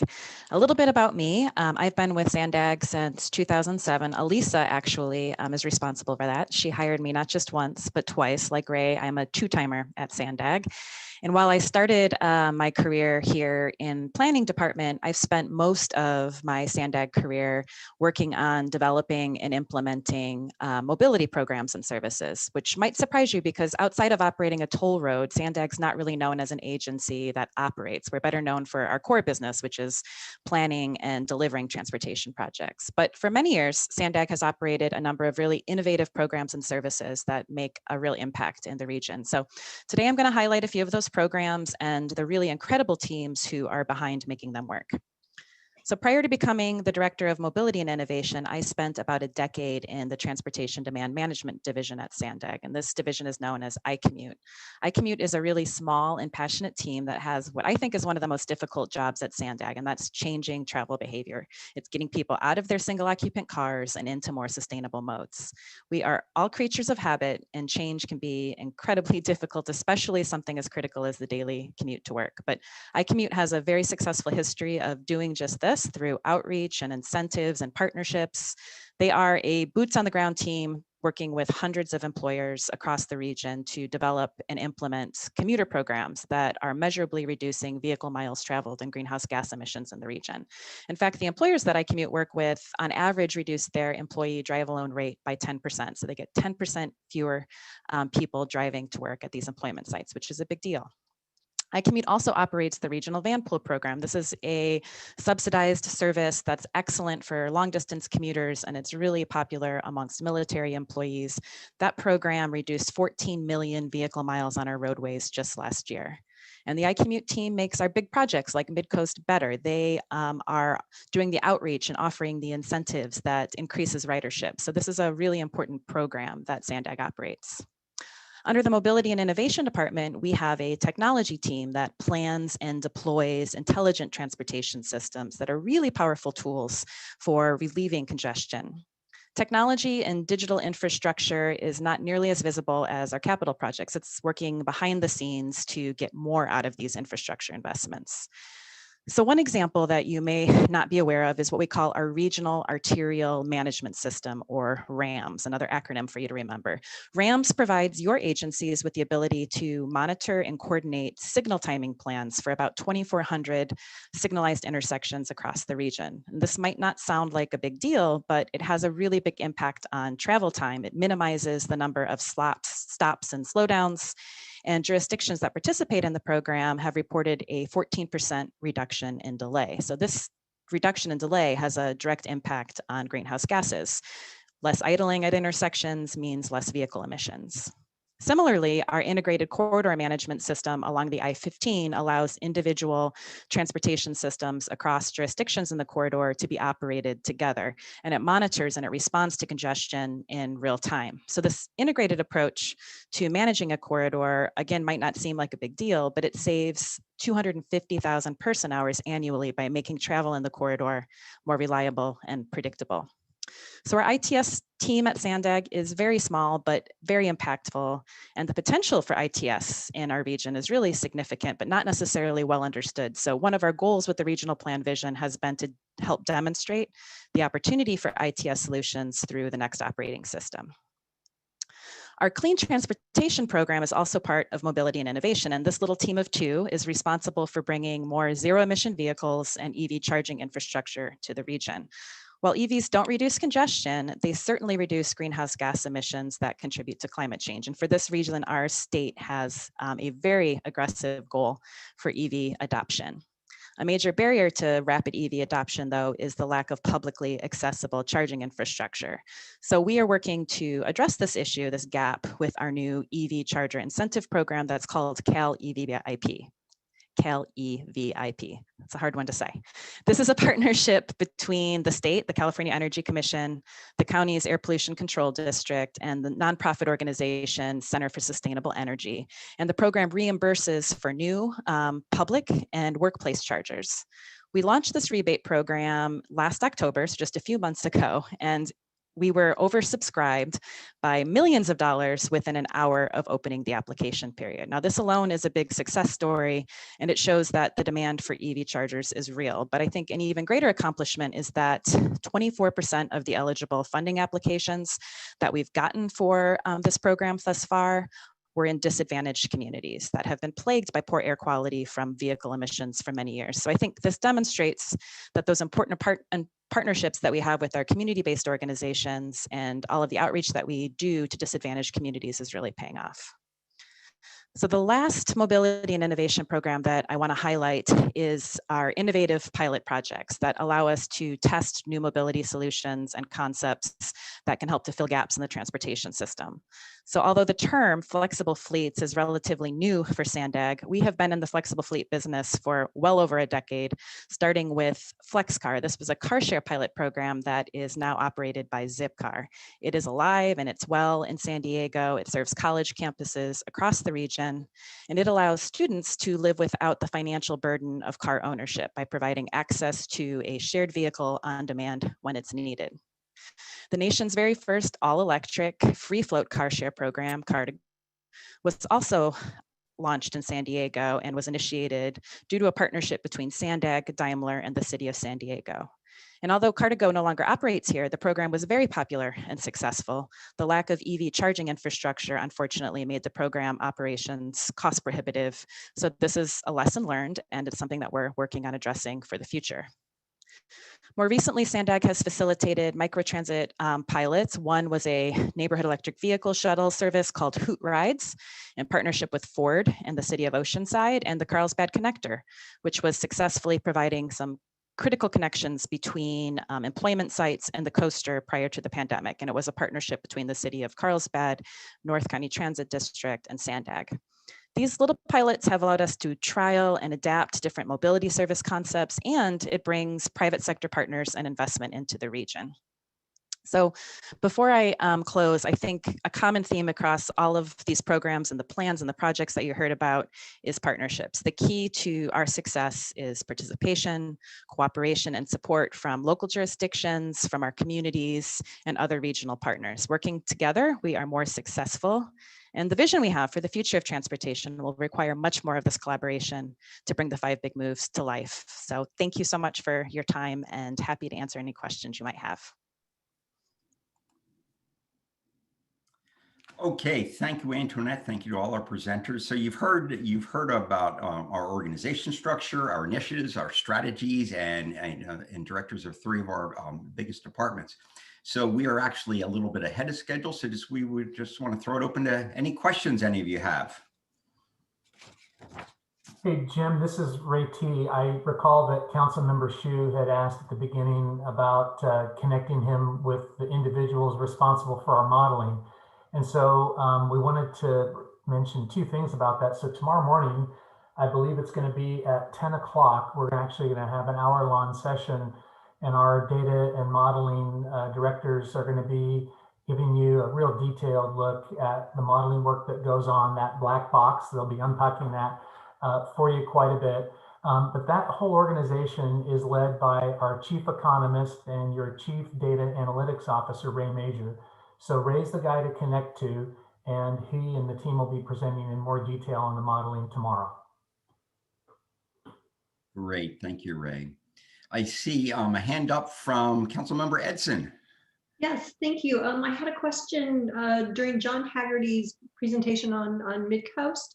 He mentioned the Big 5 moves mobility improvements at Mid-Coast stations were added. Can you tell us a little more about what those are? Sure. So Antoinette can add some more, but basically when we were, we had the project designed, and then the Big Five moves came along, and they really were ideas about creating more opportunity for pickup and drop off at the stations with future package, package deliveries that people could pick up there, automated vehicles that could arrive and leave from the stations. So we kind of on the fly worked with the mobility folks and at mobility hubs to try to provide more of that curb space and actually underground electrical and communications gear, so that as those ideas came on, we wouldn't reconstruct the stations that would already be built into it. But that was something that happened post actually getting the design out and going into construction. And I think it's been really a successful cooperation with them. And we've been also working with the University of California and also a developer at the Claremont station to really put that into place. And Antoinette, do you have more to add?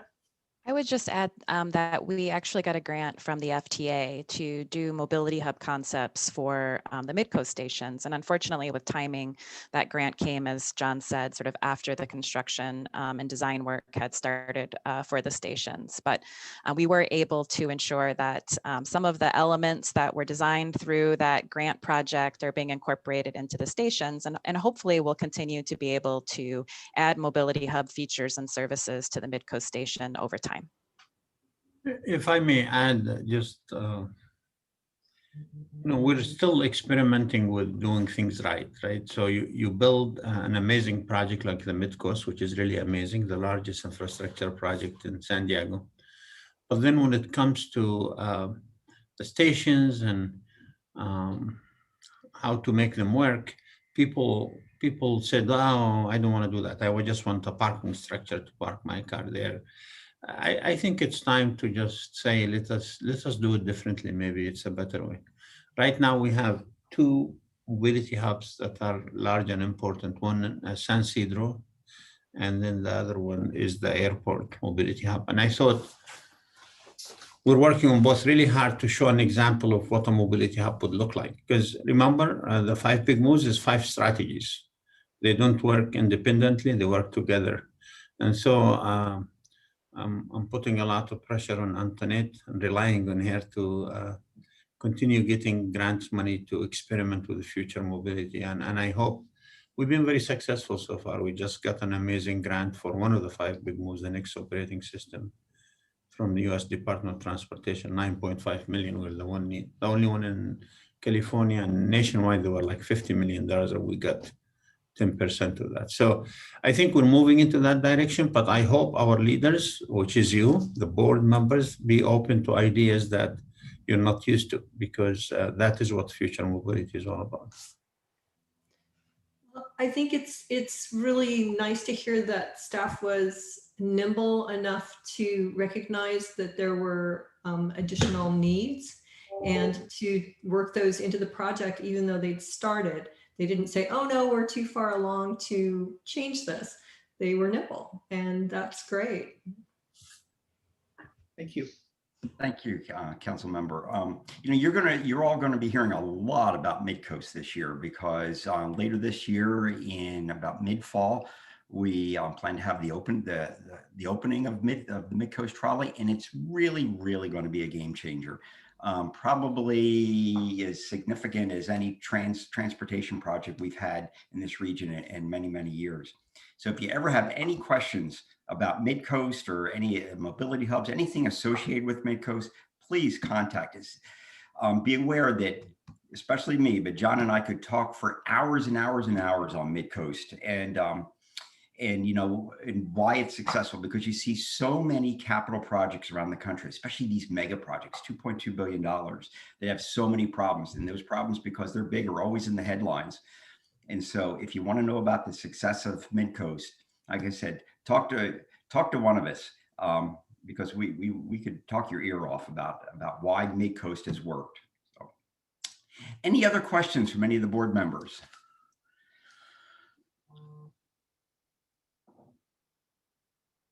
No? Anybody Jim, I else? have a question, Okay. if I may. So I think I heard you say, and I should know this, that we have 18 different departments at Sandag. Is that right? Yes. Sounds like a lot, but it makes sense given all of the different work that we do. I'm wondering, and I'll throw this out to our panelists as well as the board members, what's the one thing that you think folks are most often surprised to learn that Sandag does or offers? I can tell you my opinion, and that is ARGIS. The ARGIS is the automated criminal justice information system. And what it does is it does what Sandag does so well, right? As our chair says, we're the forum for all 18 cities, and really the only forum for all 18 cities in the county of San Diego.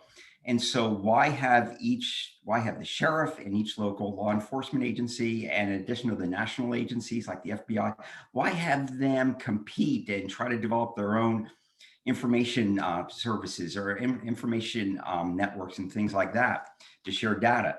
So they got together years ago. They formed a JPA. Sandag now manages that, and so we do that. And so a lot of the information that your law enforcement gets from a Sandag started initiative. The board for ARGIS the PAC for ARGIS is the Public Safety Committee, but sort of the board of ARGIS and the people that set the priorities are the chiefs and the sheriffs. And so we get grants, we compete for grants nationally, and we also get money locally from the chiefs, because they say this is the tool we need now. Sandag, go get them. Any other thing people are surprised about? Robin, I can contribute something that people many times don't realize is how much work we do in collaboration with Mexico. We are one of two border counties between California and Baja California, and the importance of trade to our region, to the state, to the nation as a whole, and how we're this big gateway that facilitates that trade, also the incredible interchange of people that move across our borders daily. So that's something that makes us really unique. Great. Councilmember Shu. Thanks, Jim, for giving us a brief idea of what ARGIS does. I have some dealings with ARGIS in the past, but I'm wondering, I know how ARGIS is maybe funded and maybe restricted from doing this, and also because ARGIS has so much influence by our police chiefs and sheriff's department. But as a community, we have these new needs. Actually, they're not new, but we want more data as to issues of discrimination, of problems with law enforcement. So I know universities and other folks study this, but I'm wondering, can ARGIS give us more information as to police complaints, disparities between who's being affected most? We just learned about the issue of fare compliance at MTS and how discriminatory it is and how hurtful it is to our communities. Does ARGIS go into that realm? Does the funding for ARGIS allow for us to gather that kind of data so it's helpful in terms of police reform? Jack, I'm going to start Jim, and I'll let Jim finish. Is Cindy on this call? In this meeting? No. So I'll start and Jim can finish. So actually, Jim and I and the chief, we were having a discussion just, I don't know, this week or last week. And the discussion is about, Jack, right now, ARGIS is unique in the country. Out of the 455 MPOs, Metropolitan Planning Organization, we're the only agency that has a thing like ARGIS. Having said that, we're still trying to perfect the art of having ARGIS truly be part of Sandag, belong to Sandag. The integration, right now it has its own budget, so we're thinking of ways, Jack, to make the integration so that Sandag could do the things you do. Right now, it's subject to a different board, not the Sandag board, right, Jim? So if you want to add to what I said. Yeah, it still reports through the public safety who reports to the board of directors, but the funding scenarios are, excuse me, the funding priorities are set by the chiefs and sheriffs. Now, council member, I think you're on the right track, but the solution, the answer wouldn't come from ARGIS. It would come from our criminal justice, or excuse me, our criminal research area, which is what Hassan was referring to about Cindy Burke. And so that could certainly be a conversation we could have with Cindy in that department. Yeah, and the short answer, we should give you that data. Remember, one of our big things I talk about this morning is we're a data-driven processes and future mobility. We should have that data. It shouldn't be a choice. We should have it. We should be the agency that provide open data about all these issues. And frankly, we're the most appropriate agency to do that. So, but that's not necessarily with ARGIS. That's with Cindy Burke and her group. And she's doing really a good job. I mean, you see her on TV, newspaper reporting on those things, and she's not shy to let people know how it should be. Let me just give you a quick bit of analysis or example. The data is already there. We discovered through thousands and thousands of 12,000 arrest reports that in the city of La Mesa, we arrest and give citations to Black people at a rate 3 times higher than whites. That data was in our arrest reports, but no one was looking at it until Dave Myers got the information and gave it to a group of analysts and came up with that data. That is extremely helpful information to police chiefs that have to address these issues in our communities. But I don't think the police chiefs and sheriffs around the country are willing to look at that. They've been gathering that data, but it's not something that they have looked at. They still look at the rate of crime and show that rate is going down, et cetera. So Jack, as you and your colleagues approve our next budget, we're gonna propose some addition to the budget to do exactly that. And I'm really serious. I mean, we wanna do a lot of things, but at the end of the day, we have to figure out a way to pay for it. And I'll give you a couple of examples. For example, I work in LA for many, many years. Metro in LA gets 8 times more money from their sales tax to do the work to compete for national than us. We're going to propose to the board that's time to increase, not 8 times, but to increase it maybe, add another 3 million to the budget. But that's exactly what I think this agency should do moving forward. That's exactly why we talk about data-driven approaches. I appreciate you bringing that up, Councilman Shu. Okay, I don't see any more questions, and it looks like we're about out of time, so I'll turn it back to Robin. Thanks, Jim. And we want to make sure that everyone gets your break in before 11:15. So 11:15 is budgets and programming. I know that may not sound very scintillating, but I will tell you, this is the session that you want to be at. The majority of the questions that we get throughout the year from our board members have to do with the topics that are going to get covered between 11:15 and 12 o'clock today. What's our budget? What's the regional transportation improvement program, and what's the regional transportation plan, and how do all of those puzzle pieces fit together? So please go get your coffee, do your yoga stretches, get ready, get amped. You're going to want to be able to absorb all of the information that our team's going to give you in about 15 minutes, okay? We will see you then. Thank you.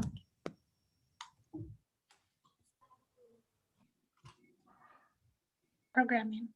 We understand the budget and numbers aren't very exciting, but none of these projects can take place without the approved budget, and you play a critical role in its development. Kim, Sue, and I are here today to provide an introduction to the major parts of the budget, showing you how our exciting projects get funded. I'll be covering the overall work program and regional operations. Kim will cover the capital program, and Sue will wrap up with the programming of the funds and the RTIP. Coming up later this month, we'll present the first budget item to the executive committee, reviewing funding estimates and assumptions for the coming year. We'll also review the strategic framework, including the initiatives and priorities that guide the projects in the budget development. Then in March, we'll return to the executive committee and the board to present the draft program budget taking direction from these meetings, we'll return in May for final budget adoption. Now, many of you are probably used to seeing your city budgets that are department driven, budgeting for police, parks and rec, management, etc. But here at Sandag, our budget is project driven. We establish the projects needed to meet our mandates, initiatives, and priorities, and then develop the budget around these. These projects include members from many departments to create each project. Our projects are divided into three main areas: the overall work program, or OWP, regional operations, and capital. First, the overall work program is where the planning, data, modeling, criminal justice research, and communication projects are found. These two pie charts show the current year budget for the OWP totaling about $46 million. On the left, you can see that half the budget is state and federal funds, and the other half is local revenue. On the right is what the money is being spent on. This includes staffing, indirect costs, which pays for part of the administration budget like finance and rent, direct project costs like consultants and outreach, and pass-through, which are funds passed through to other agencies. It is a federal requirement to budget these funds around projects, allowing us to spend money on specific efforts. Both the OWP and operations budgets are annual, funding 1 year at a time. For competitive grants in the regional plan, we budget for the multi-year effort to show the total cost of the project. Federal funds consist of both annual allocations for transportation planning and competitive grants awarded for specific efforts provided by both the Federal Transit Administration and the Federal Highway Administration. State revenue includes SB1 or gas tax funds, competitive grants often administered by Caltrans, and call box DMV funds. Local funds are mostly sales tax from both the Transnet half-cent and the quarter-cent Transportation Development Act, or TDA, as well as member assessments from you, our member agencies. Our next program is regional operations.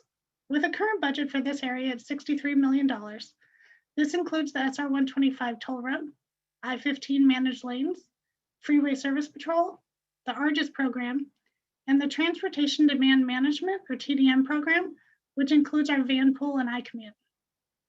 As expected, most of the revenue in this program is from tolls, and most of the funding is very specific in its allowable uses.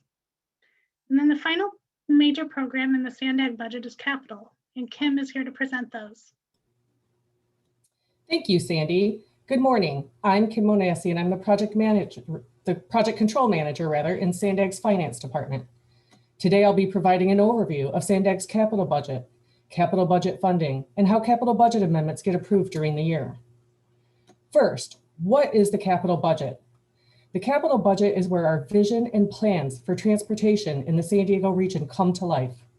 Sandag's capital budget is Chapter 9 of the annual program budget, and our fiscal year 2021 capital budget consists of 147 projects, including the Transnet program of projects, which are projects funded in part by Transnet, and includes projects like habitat preservation, trolley renewal, including new low-floor vehicles, new shelters and improved platforms, and upgraded track and signaling system, highway improvements, low sand corridor double tracking, and the Mid-Coast trolley extension.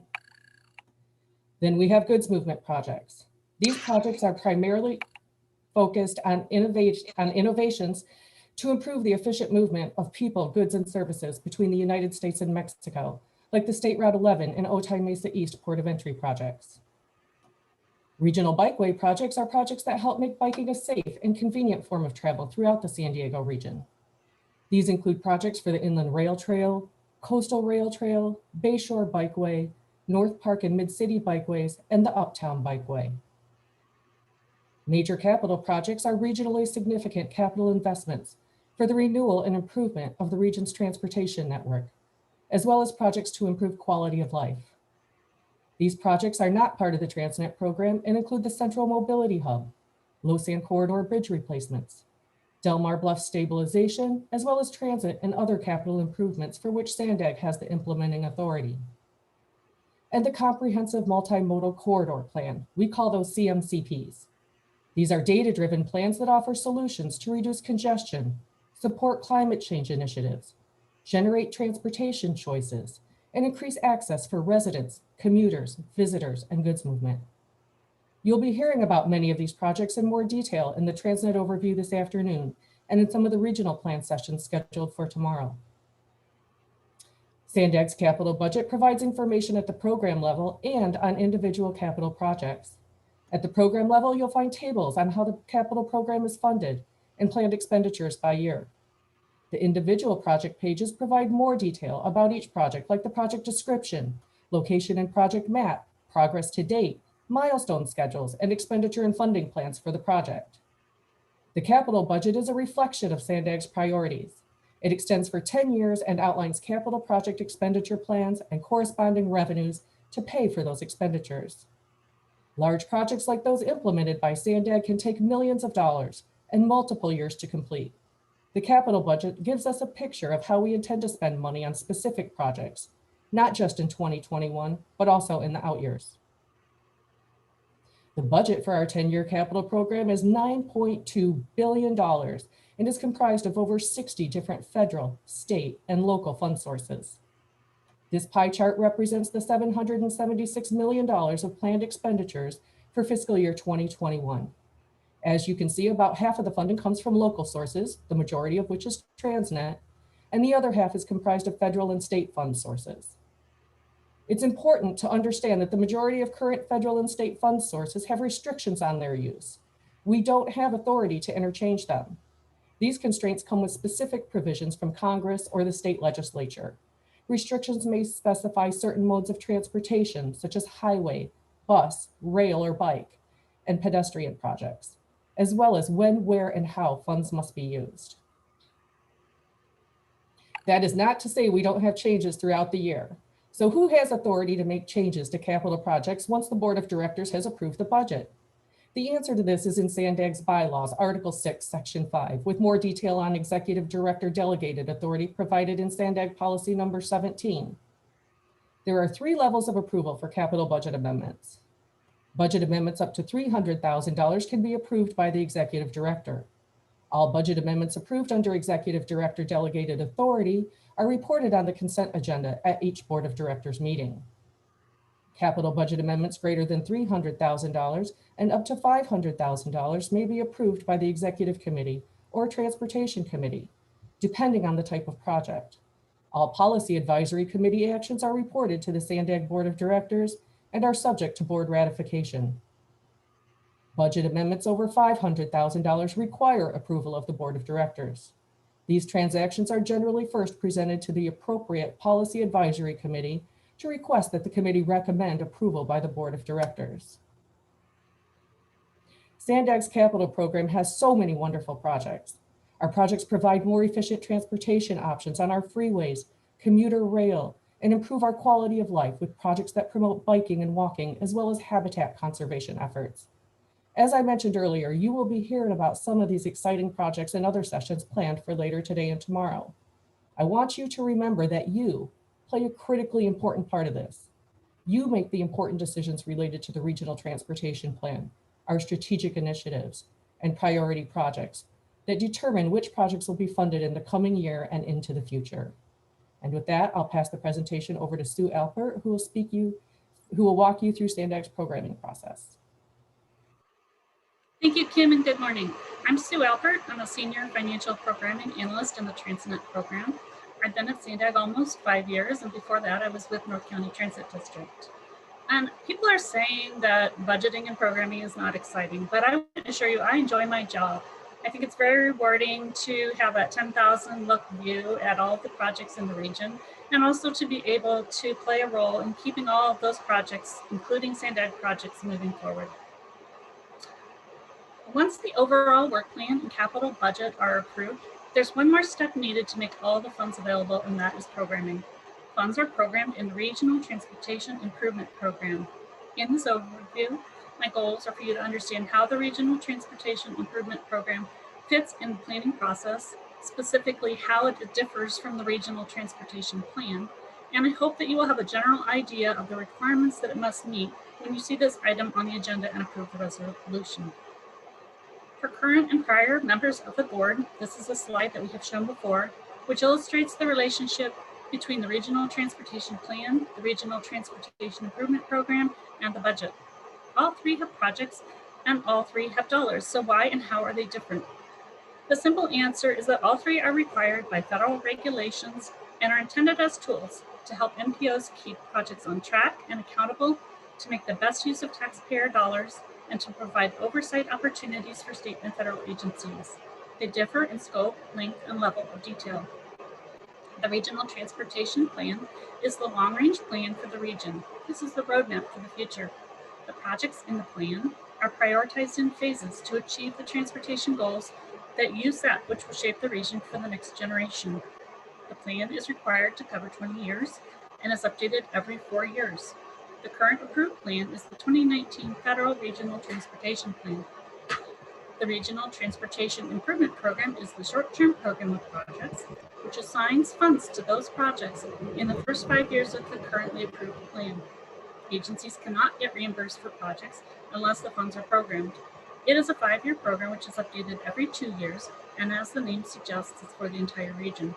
The Regional Transportation Improvement Program is often referred to as your checkbook. You can't write a check for something if the funds aren't in the account.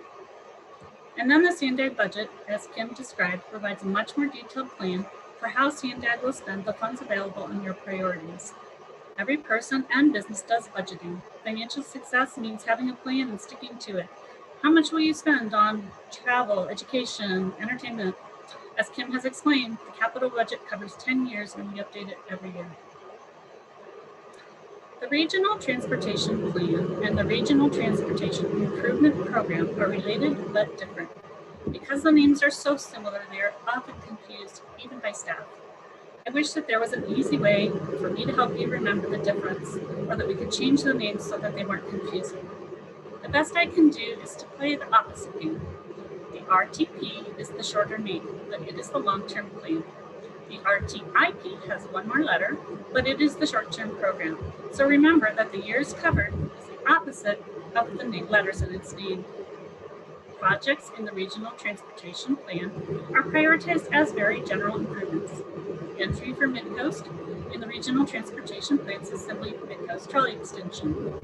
In the Regional Transportation Improvement Program, the description, consistent with the environmental document and the budget, states construct new 10.9-mile extension of Blue Line Trolley from Old Town to UC San Diego and along Point Genesee to UTC.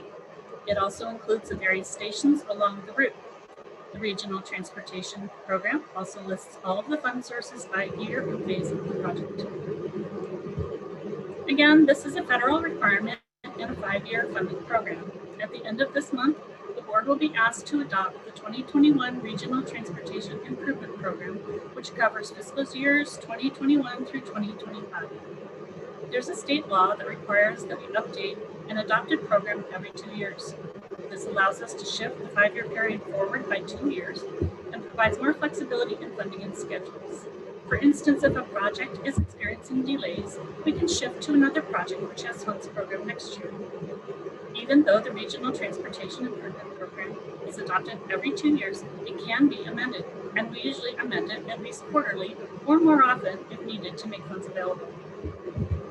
It's sometimes misunderstood what projects can be included.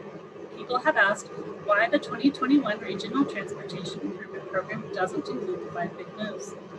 The program is required to implement the projects in the currently approved Regional Transportation Plan.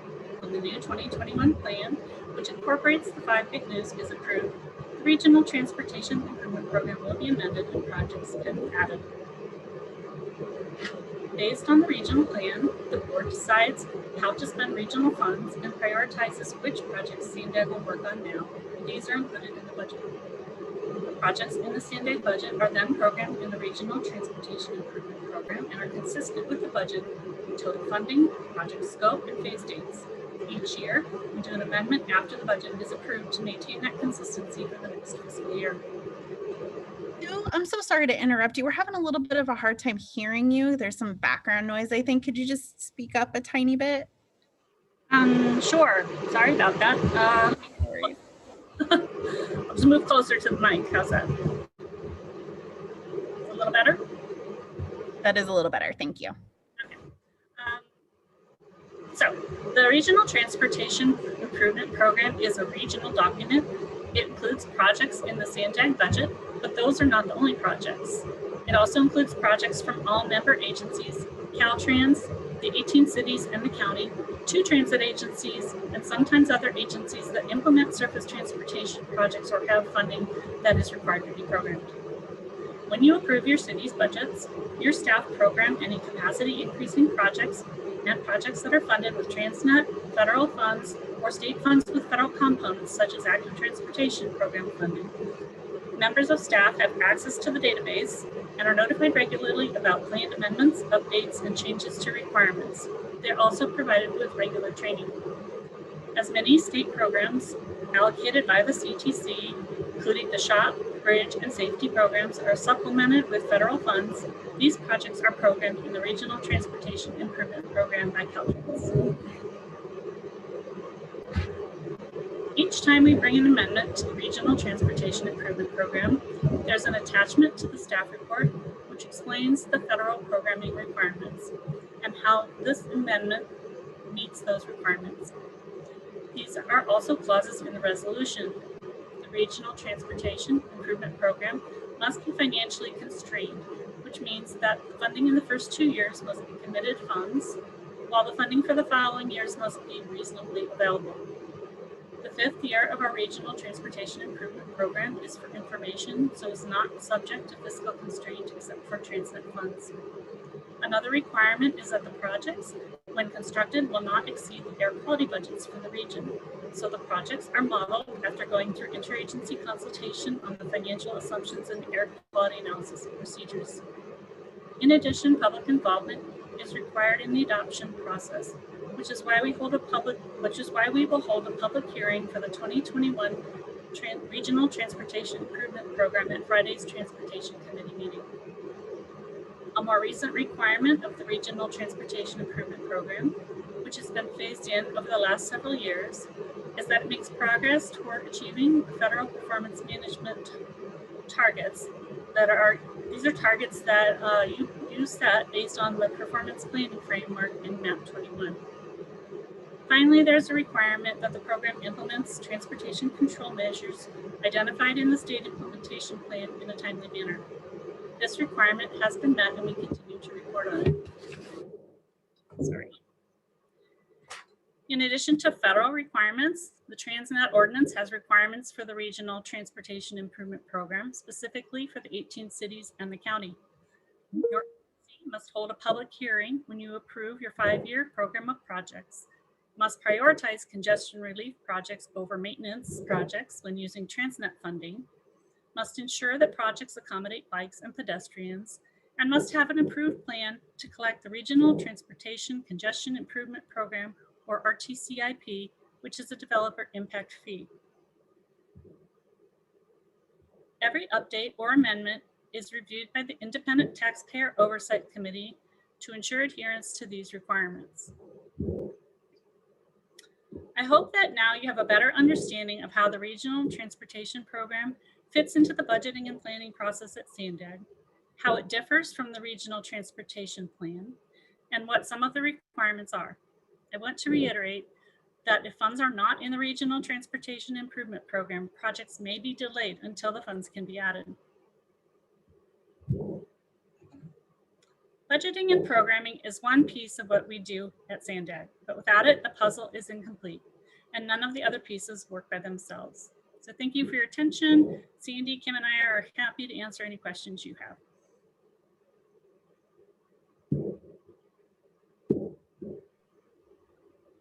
Thanks so much, Sue. And I owe the team an apology. I've seen the dedication and the passion they bring to budgeting. So I'm super grateful for their enjoyment of this type of work, because it is certainly beyond my capabilities. But with that, does anybody have any questions for the team?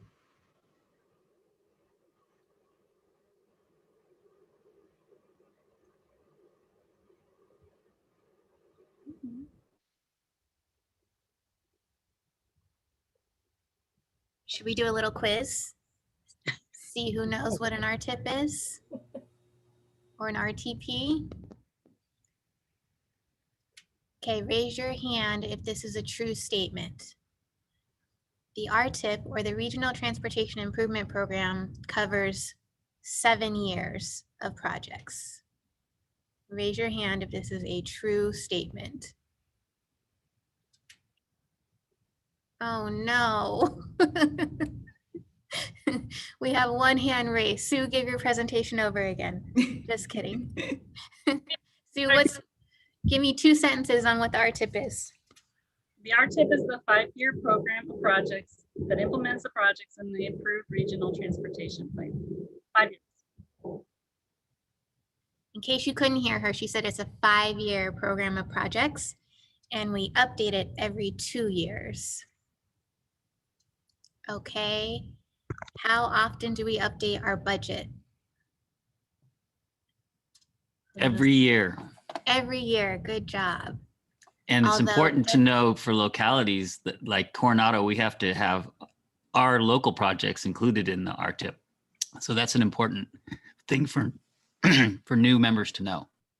Thank you, council members. Thank you. Let me just, first of all, thank you, Sue, Sandy, and Kimberly for great presentation. I think, and again, I think some of you heard me say this today, we're throwing too much at you. So I understand it's overwhelming and it's complicated, but the 5-year RTIP is really the first 5 year of the RTP, the Regional Transportation Plan. But in this case, you have to identify funding. Money has to be in the bank because you're programming now. And you update it every 2 years to make sure that the money is in the bank, the money is not gone. So they're both, the project you see in the RTIP for Sandag is the same as you see the first few years of the Regional Transportation Plan, but also like Councilmember Sankey, the RTIP also include stakeholders, the members, project, etc. And but you know, there's a lot we're throwing at you, and you take some of it in, but this will not be the last time we talk to you about the RTP or the RTIP. Thanks, Hassan. So maybe just to summarize, right? And my panelists, correct me if I'm wrong. We've got the regional plan, which is the regional transportation plan, and our sustainable community strategy. That's our big umbrella, the long-term vision. The RTIP, or the Regional Transportation Improvement Program, is the first 5 years of that regional plan. And we update it every 2 years. And then we have our annual budget. Go ahead, Hassan. I would say that the regional transportation plan have to go at least 20 years forward by federal requirement.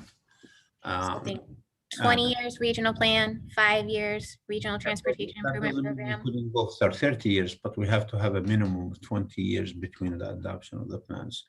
The 5 year, like Sue mentioned, the 5 year regional transportation improvement program is the first 5 years of that, except in this case, you have to have the money. In the regional transportation plan, you could assume future resources. That's reasonable to be expected. On the RTIP, that's not so. You have to have identify the funding, right, Sue? That's right.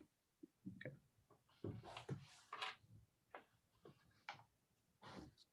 Looks like we have a question from Mayor Huebner. So let me, there I unmuted myself. So my question is, what assumptions have changed in the RTP for this coming iteration versus the previous iterations?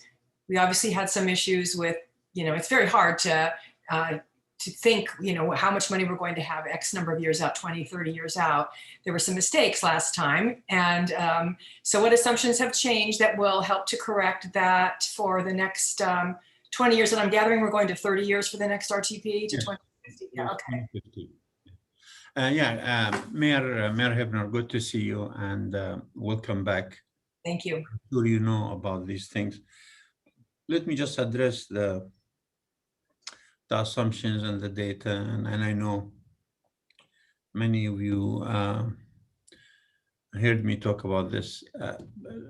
Our credibility depends on getting you information that are checked and rechecked, quality checked and rechecked, and we created actually a whole division in the agency to make sure the quality of the data you get is excellent and not questioned. You are gonna, I think, gonna be surprised. We're gonna be upfront about everything from the cost to the benefit to all the other things that we got criticized for last time. And we're not gonna go and say let us say we're gonna assume that some revenue is gonna come into the agency. We're gonna be very clear on what these revenues could do with the federal. We're gonna be very clear on how much should we expect from federal and state based on history, but based on also educated anticipation of some funding. So to answer your question, a lot of assumptions will change. And any assumption, anything that deals with data has to be backed by science. We're gonna go where the data takes us, where the facts take us, not because we wanna sound and make some of you happy and sound politically correct. I thank you for that question. It should hold us at Sandag to the truth, nothing but the truth when it comes to data. And we don't take this lightly. This is the heart of the matter. We have to be very careful about putting data that we're not sure about. So, so as an example, maybe of a different assumption, it seems like the cost of construction, the cost of materials has gone up much higher than the standard CPI. Okay. So I think previously we just used the CPI. I'm not 100% sure of that. And now are we going to be doing something different? We will do a few things different. We'll do a combination of sources that are recognized to be valid and quality checked. And I can tell you that one of the things we are guilty of, we promise much more than what we have money for. That will stop. We're gonna promise you what we can pay for. If the region is and the voters in San Diego wanna give us more, we'll do more, but we're gonna be honest about, and you're right, costs went up substantially since the last, I think Jim could speak to this. I believe the curves went like, Jim, if you could address the cost factor, that's an important point that the mayor is bringing. Yeah, Mayor, the costs skyrocketed. It's probably starting in around 2015 or so. It was a year or two after the Great Recession ended. And I don't have the latest data since COVID because there just haven't been enough contracts awarded to see that. But and the reason costs went up due to a lot of reasons, mostly due to the consolidation of the industry and competition from both the public and private sector. But if you look over time, the curves, they just take looking backwards, the curves for cost increases, which is construction escalation, and revenue increases, they're cyclical. So they go back and forth, but by the end of a 20-year or 30-year period, the revenue will almost always increase more than the costs. And that signifies a growing economy. And so if you look at it a longer period of time, that's what happens. They'll end up being close to the same. It'll average out. So then hearing that makes me wonder what it was that was off in the previous assumptions that cause us to not have enough money to build X number of billions of dollars worth of the Transnet projects. So I'm gonna address that. And again, I think never was the intention of the staff before me to mislead on that. It's just simply the Transnet commitment were too huge, and with the cost increases, there's like at least $10 billion short of what we anticipated. That's what we need to guard against, because if we're gonna include, a wish list that we can't pay for, we get criticized by, well, how come we can't pay for it? I think one of the assumptions we probably should have done better about is how much money we get from the federal and state governments. I've seen assumptions says for every dollar we get $4, or of course, if we get $4 for every dollar, we will build all the projects that we listed.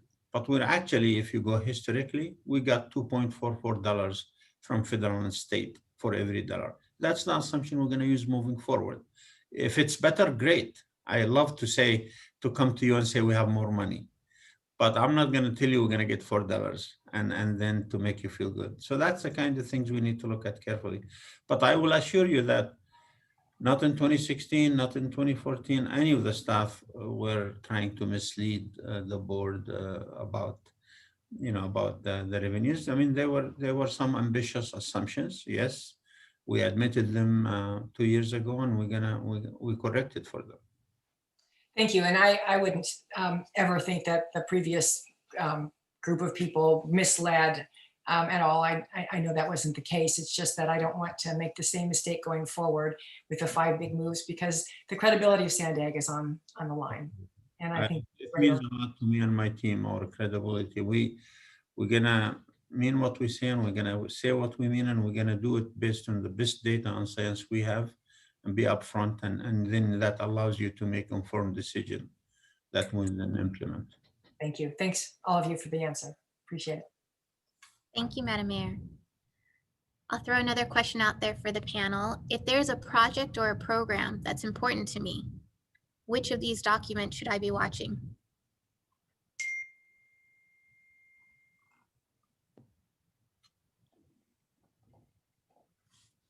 Anyone? All of them. All of them. Good answer. Jim, do you want to add anything to that? No, I was going to jump in because it's like, ooh, call me. No, all You know, Robin, I think not only to watch the budget and the RTIP and the RTP if there's a program that you're interested in, but a lot of our larger projects have specific pages on our website where you can track the progress of those. That's a great point. Really, I mean, Robin's question is important for all of you. It's everything starts with the regional transportation plan. The regional transportation improvement program comes after you have an adopted plan. And you cannot include projects in the regional transportation improvement program that are not part of the plan. So if I were in your place, I would watch the regional transportation plan. Some projects in scale are not big enough to be listed, but you have to have a project in the regional transportation plan for it to be programmed in the regional transportation improvement program. Right, Sue? You're muted, Sue. He's saying yes. Yes, that's true. Thanks. Okay. Throwing it out to the board. Any last questions, comments? I do want to, just for the board members who are here, just a statement I made earlier in the meeting, and maybe we have a few people joined us. You know, as Sandy and Kimberly will tell you, that developing a budget is not an easy task, especially the size of the budget we have in our agency, 1.3 or 1.4 billion. And it is, obviously, you have to approve it. I don't have authority to move forward with anything that you don't approve. But I want to remind you back to Mayor Hebner's point about the cost. The cost of doing business has gone up significantly. And we want Sandag to be a world-class organization. We want Sandag to be the best agency to compete for federal and state. We want to lead, and we are. In many different ways, we're considered a world-class CAT agency.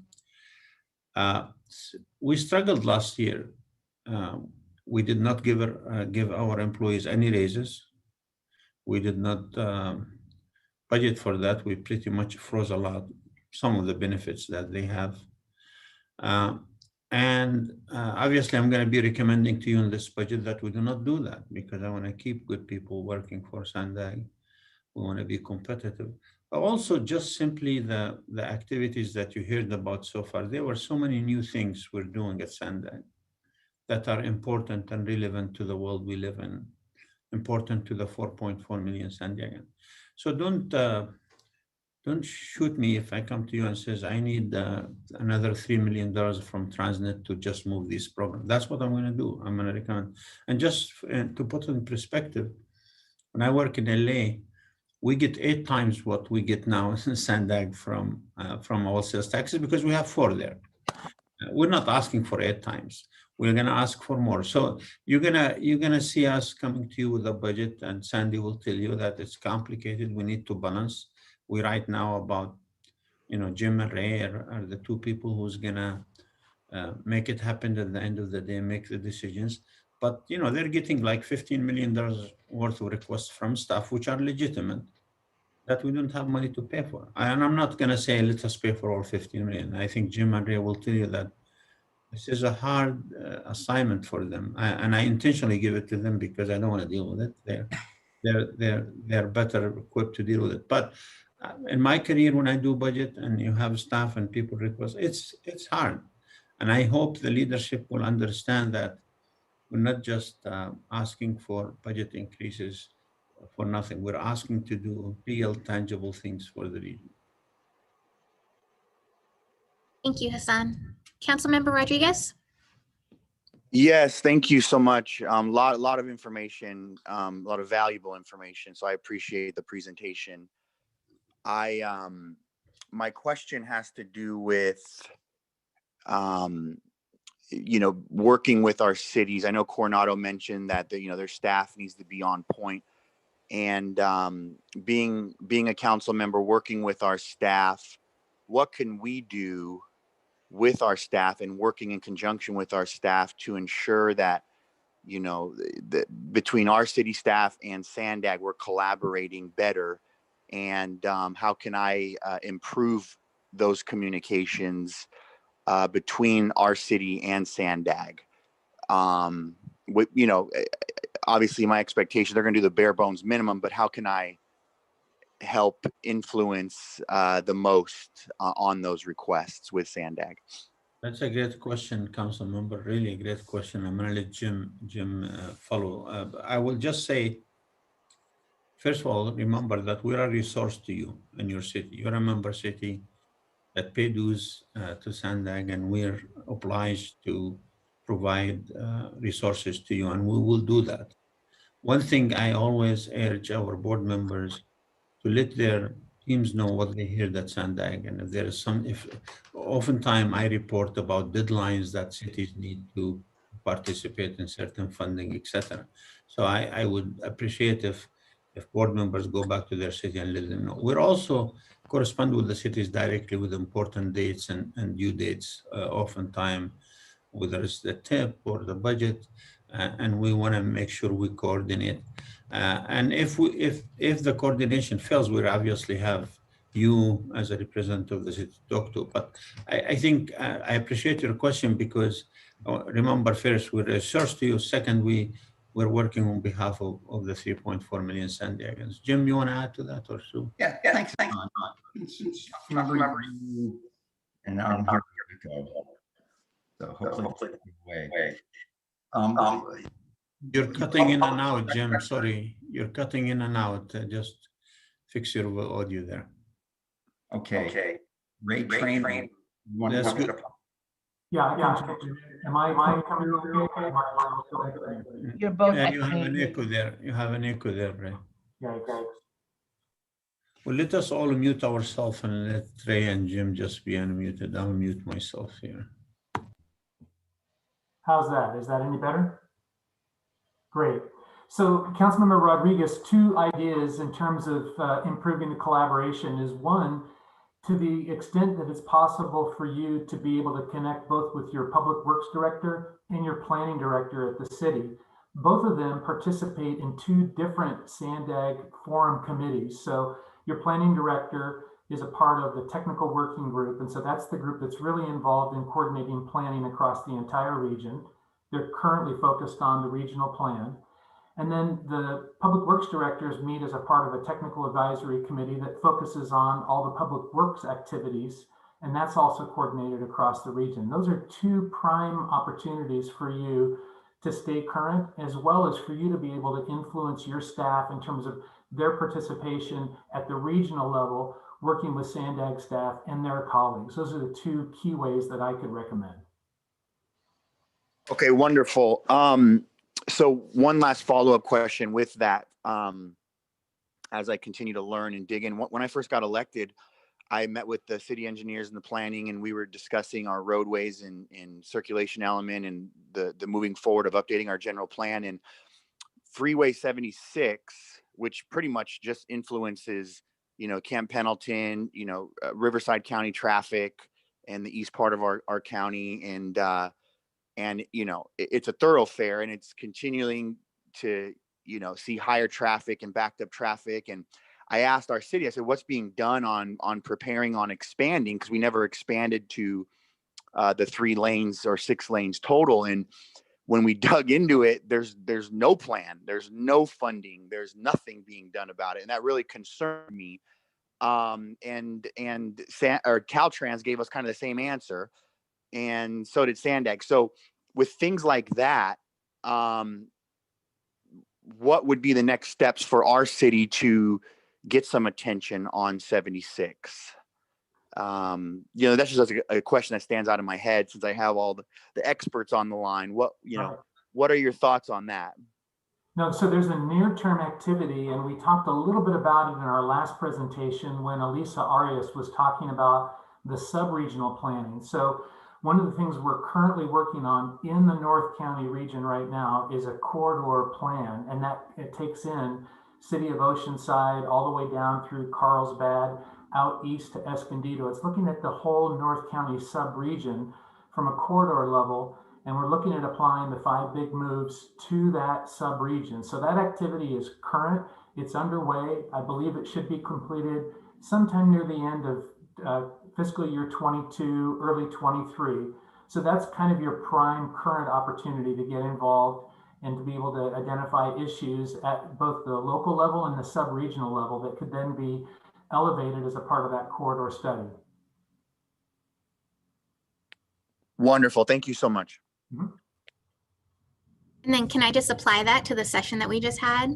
So because there was something in the regional plan that had to do with that corridor, the board last fall was able to make a budget amendment that put funds on the corridor plan that Ray Trainer was just talking about. The results of that corridor study will then be a project that at one point will be programmed in the Regional Transportation Improvement Program. And that's how you kind of tie all 3 together through the life cycle of a project or a program. Right. Oh, wonderful. Okay. All right. I don't see any other hands raised. Thank you so much for joining us for this session.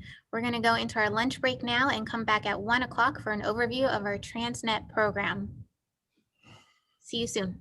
Everyone, thank you for joining us again this afternoon. We are here to celebrate all of the things that Transnet is doing to help our region.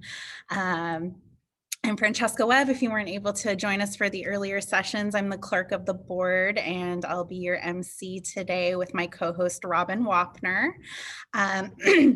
As I said, we're going to be talking about Transnet this afternoon, and something I recently learned. I think we've all at least seen the word Transnet or heard it talked about at some point, seen it on a street sign as we're driving around the county. But did you know there are actually 10 different programs within Transnet? So there's actually a lot to learn.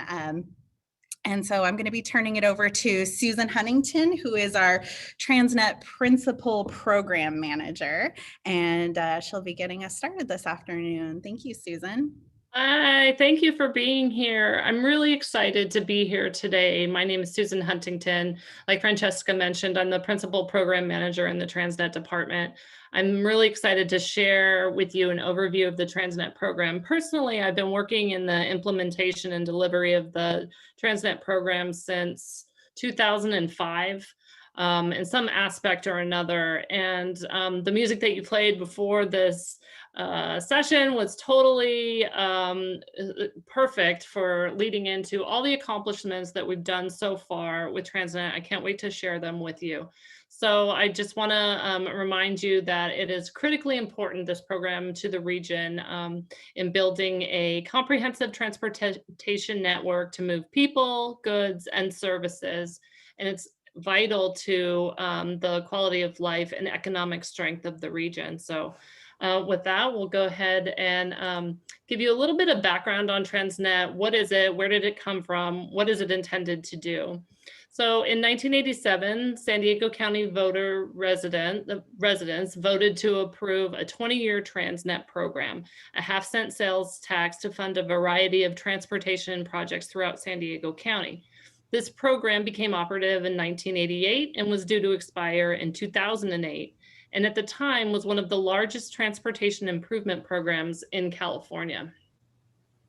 Recognizing the continued need for transportation improvement projects in the region and the importance of minimizing their environmental impacts, The Sandag board prepared and authorized the Transnet Extension Ordinance to expand upon the foundation and projects completed under the original Transnet program.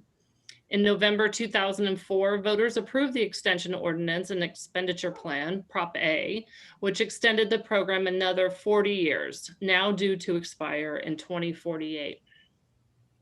The Sandag board has the responsibility to implement the tax measure through transportation improvements designed to achieve the 7 outcomes shown here. And these are taken from the ordinance: relieve congestion, improve safety, leverage local funds with state and federal funds, expand freeways, maintain and improve roads, increase transit for seniors and persons with disabilities, and expand commuter express bus, trolley, and coaster services. So how are we doing? To date, over $3 billion in Transnet funds have been leveraged, with more than $10 billion in federal, state, and other local funds to deliver more than 650 projects. I'm going to kick off this presentation today with a short video to provide some flavor on the accomplishments and investments Transnet has provided for in our region. San Diegans are always on the move, and with nearly 1 million more people expected in the coming decades, we've planned carefully for our future. For more than 25 years, Sandag has administered the Transnet half-cent sales tax for transportation. Every time you shop, dine, or play in the region, your tax dollars contribute to keeping San Diego moving. Our regional transportation network is a comprehensive system that relies on several individual pieces for the best transportation choices. Your tax dollars have powered completion of more than 650 projects totaling more than $13.7 billion. These improvements help ease your commute, provide walkable communities, and places to enjoy in your free time. More than 400 lane miles of highway improvements have eased traffic congestion and served transit, carpools, and van pools, including extension of State Route 52 in Santee, toll reductions to make South Bay Expressway more accessible, and completion of the I-15 express lanes. I-15 express lanes are great for us because we're able to get in, whether it's fast track or with the girls, and do a carpool. Then it's wonderful. More than 20 transit projects, including launching new rapid services along Interstate 15 and in the Mid-City area, and system-wide improvements to the orange and blue trolley lines that move thousands of riders every day. With the buses and the trolleys, as big as San Diego is, there's nowhere you can't go. Bike projects like the Inland Rail Trail to the north and the Bayshore Bikeway in South County. I think this is a great multi-use path and great for the commute.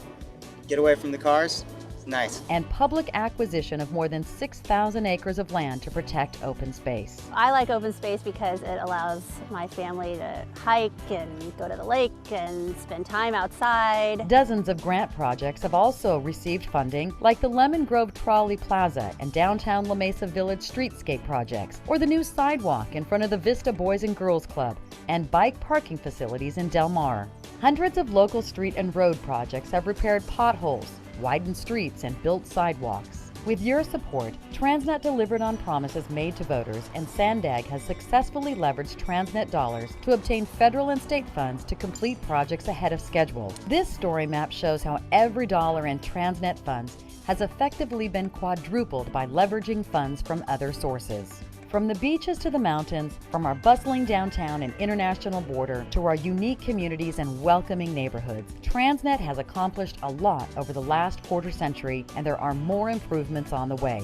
Please visit keepsandiegomoving.com/Transnet to explore this interactive story map and learn how your Transnet tax dollars keep San Diego moving.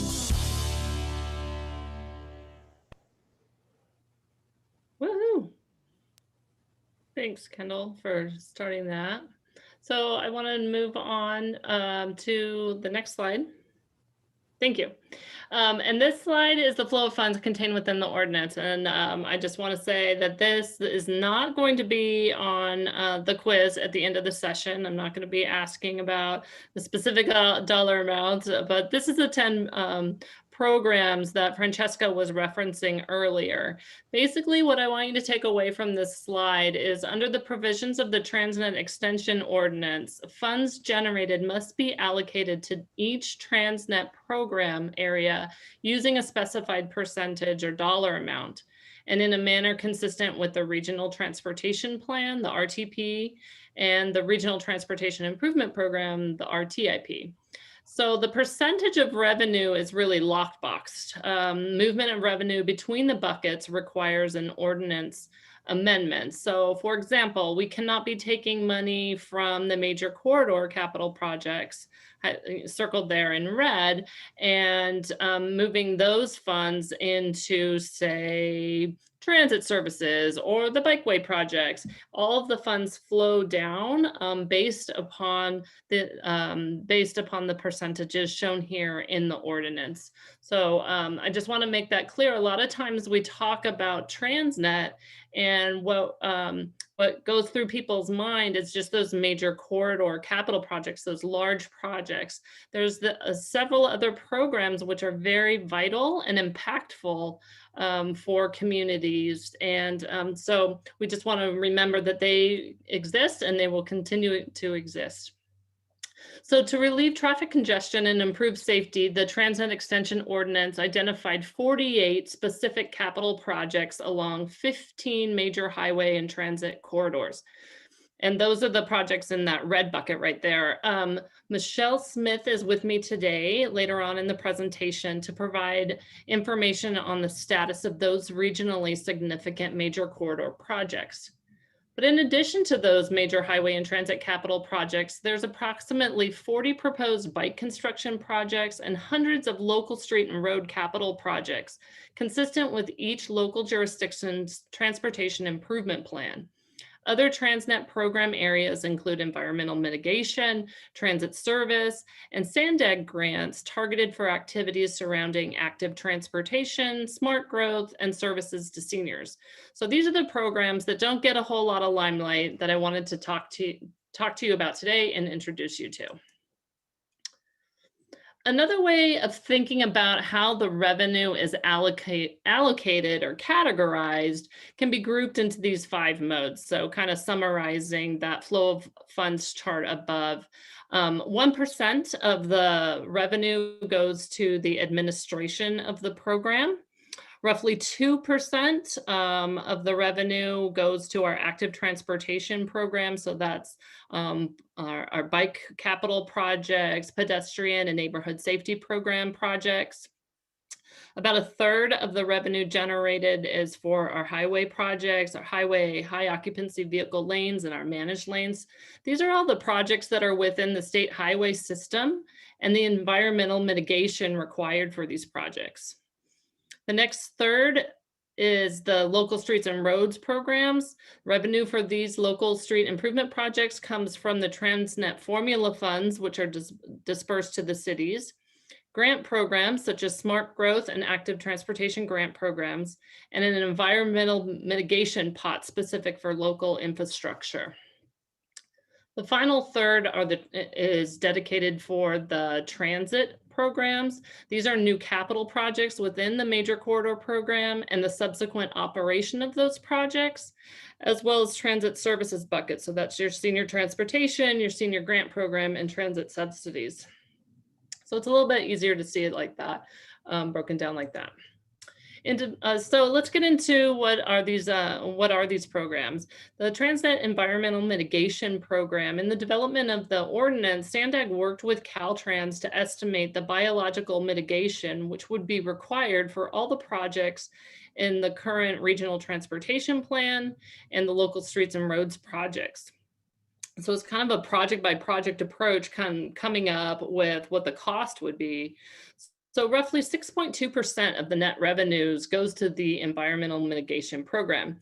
And you can see here from this, this chart that roughly 30% of the environmental mitigation program is set aside for local project mitigation. 70% is for the major capital mitigation. So that's another source of funds, that green chunk right there, which is available for the local jurisdictions.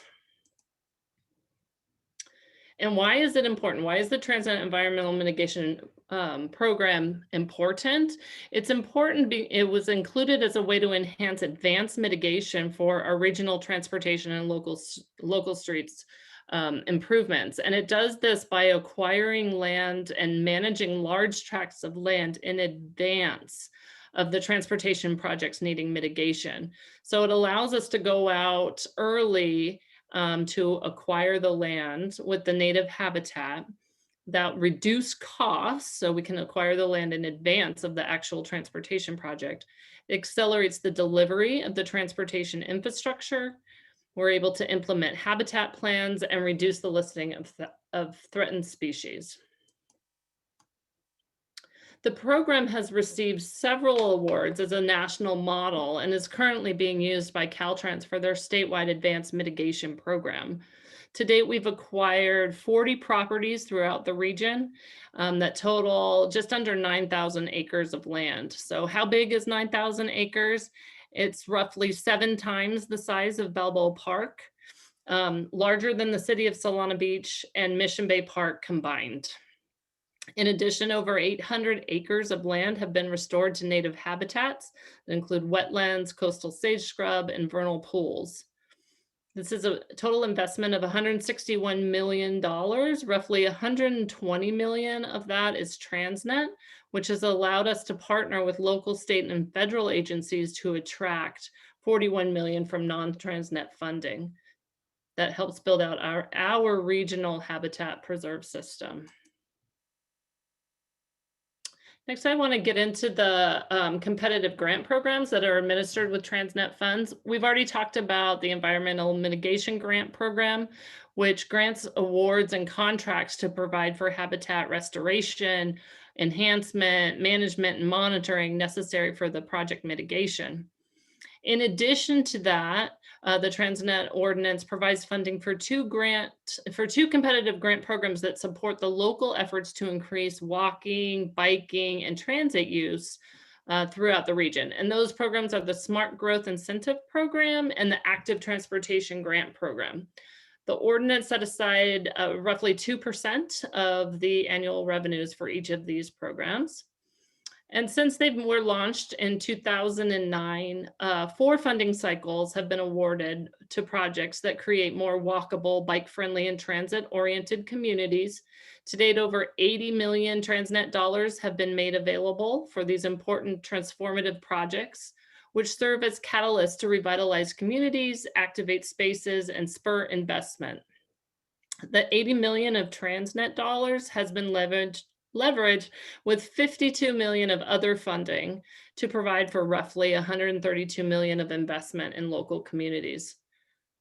So while these dollar numbers are much smaller than the numbers you'll hear about later in our major capital, they are very important and vital projects, and it's vital that these funds are available to support the local jurisdiction's efforts. The Smart Growth Incentive Program focuses on communities that are pursuing developments consistent with the regional smart growth opportunity areas and strategies such as mixed-use develop focused around public transit and projects which encourage residents to bike, walk, and take transit. Local jurisdictions with a climate action plan and complete streets policy are eligible to receive these funds.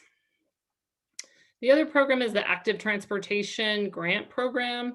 This provides funds to local cities and counties to develop innovative biking and walking facilities that connect to transit, retail centers, schools, parks, and other community gathering places. Specifically, these grants are to support non-motorized transportation infrastructure and neighborhood safety enhancement projects. It also encourages local jurisdictions to provide bike parking, raise awareness about biking and walking as viable travel alternatives for work, shopping, and other daily activities. The final competitive grant program in the Transnet umbrella is the Transnet Senior Mini Grant Program. This program provides for specialized transportation services for seniors and those with disabilities whose needs cannot be met by the traditional or conventional transit or paratransit services.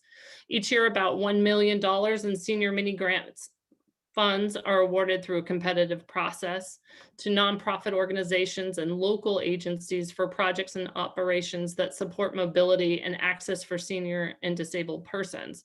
For the senior population, transportation is a crucial factor in maintaining quality of life and an active lifestyle. So as the region's population ages, these programs are critical. Eligible projects include senior shuttles, training programs to encourage regular use of public transit, volunteer driving programs, centralized ride scheduling and dispatching. Another piece of the ordinance that I want to mention is that it mandated that an independent taxpayer oversight committee be formed. And this committee is for providing an enhanced level of accountability for the expenditure of funds consistent with the expenditure plan. So think back to the flow of funds in the flow of funds chart at the beginning of this presentation. The committee helps ensure that all voter mandates are carried out as required and develops recommendations for improvements for the financial integrity and performance of the program. I've noted here a few important responsibilities and mandates of the Independent Taxpayer Oversight Committee. They conduct the annual fiscal audit, they prepare an annual report, triennial performance audit. All of these I'm going to mention in a couple of minutes. These are things that will be coming to the board.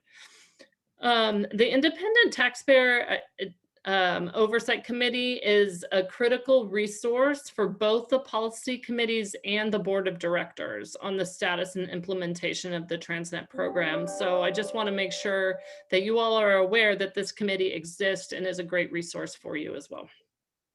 So in terms of staying informed and staying involved, what is the board's role? I will let you know that probably like on almost every agenda that you're going to get, there will be a report on some aspect of the implementation of the Transnet program. Staff provides regular updates on the progress and accomplishments, as well as opportunities and challenges. Some examples of quarterly reports that come to the board include Transportation Projects Quarterly Report. Michelle's going to talk about that in a little bit when she talks about the Major Corridor Program of Projects. You also receive a quarterly financial report. I believe the board will be receiving that next at the end of February. That's good to monitor for an understanding of the sales tax collections and allocations.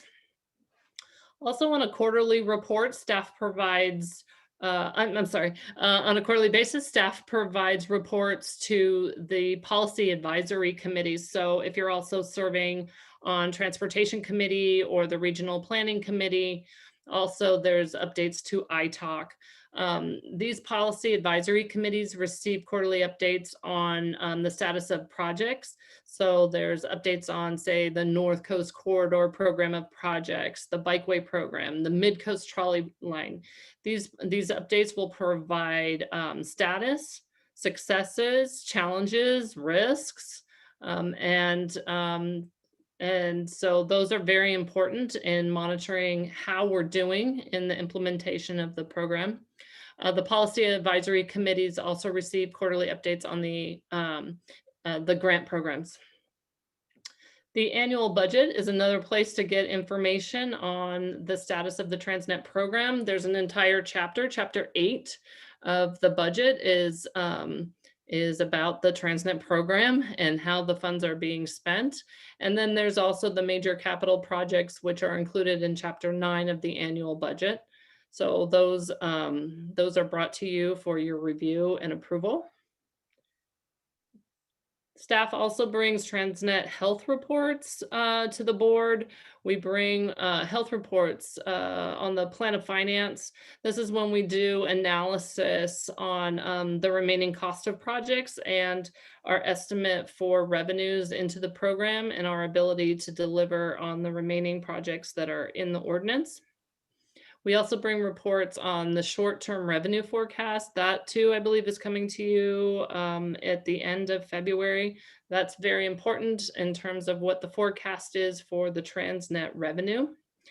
Independent Taxpayer Oversight Committee annual report comes in the September timeframe, and that shows the results of the fiscal audit, the annual fiscal audit.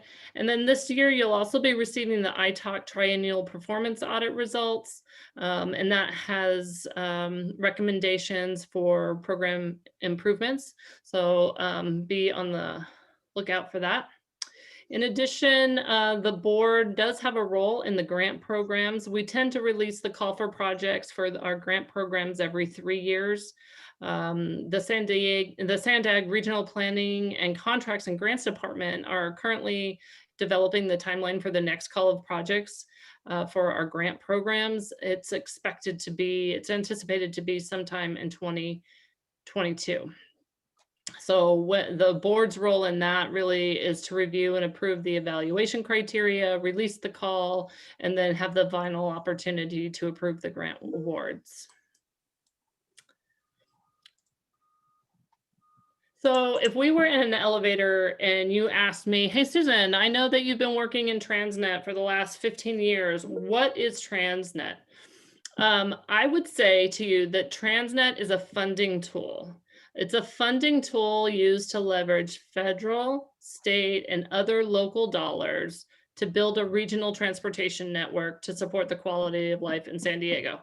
That's a lot, but basically I want you to remember it's a funding tool to leverage outside funds. It establishes a reliable funding stream to deliver the region's transportation projects and priorities. We don't have to wait for federal and state dollars, as that can be somewhat unreliable. The Transnet is vital in that it creates this reliable funding stream.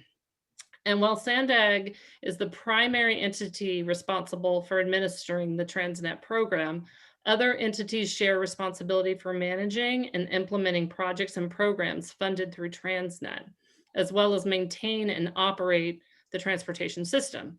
So key Transnet partners include Caltrans, MTS, Metropolitan Transit System, North County Transit District, and the 19 local jurisdictions. In addition to the multitude of grantees, nonprofit, conservancy groups, and other federal and state agencies that assist in the Transnet program implementation. So now I'll turn it over to Michelle, Senior Project Control Analyst, to go into more specifics on the Transnet Major Corridor Program, the largest of the programs within the ordinance. Thanks so much, Susan. Before Michelle gets started, I just wanted to pause really quickly and see if anybody had any questions we can address. I know we're throwing a lot at you over these 3 days. I want to make sure that you have an opportunity to ask clarifying questions, or also if there's anything you'd like Susan or Michelle to cover in this presentation that you're specifically curious about, please raise your hand and let us know so we can make sure that we get your questions answered.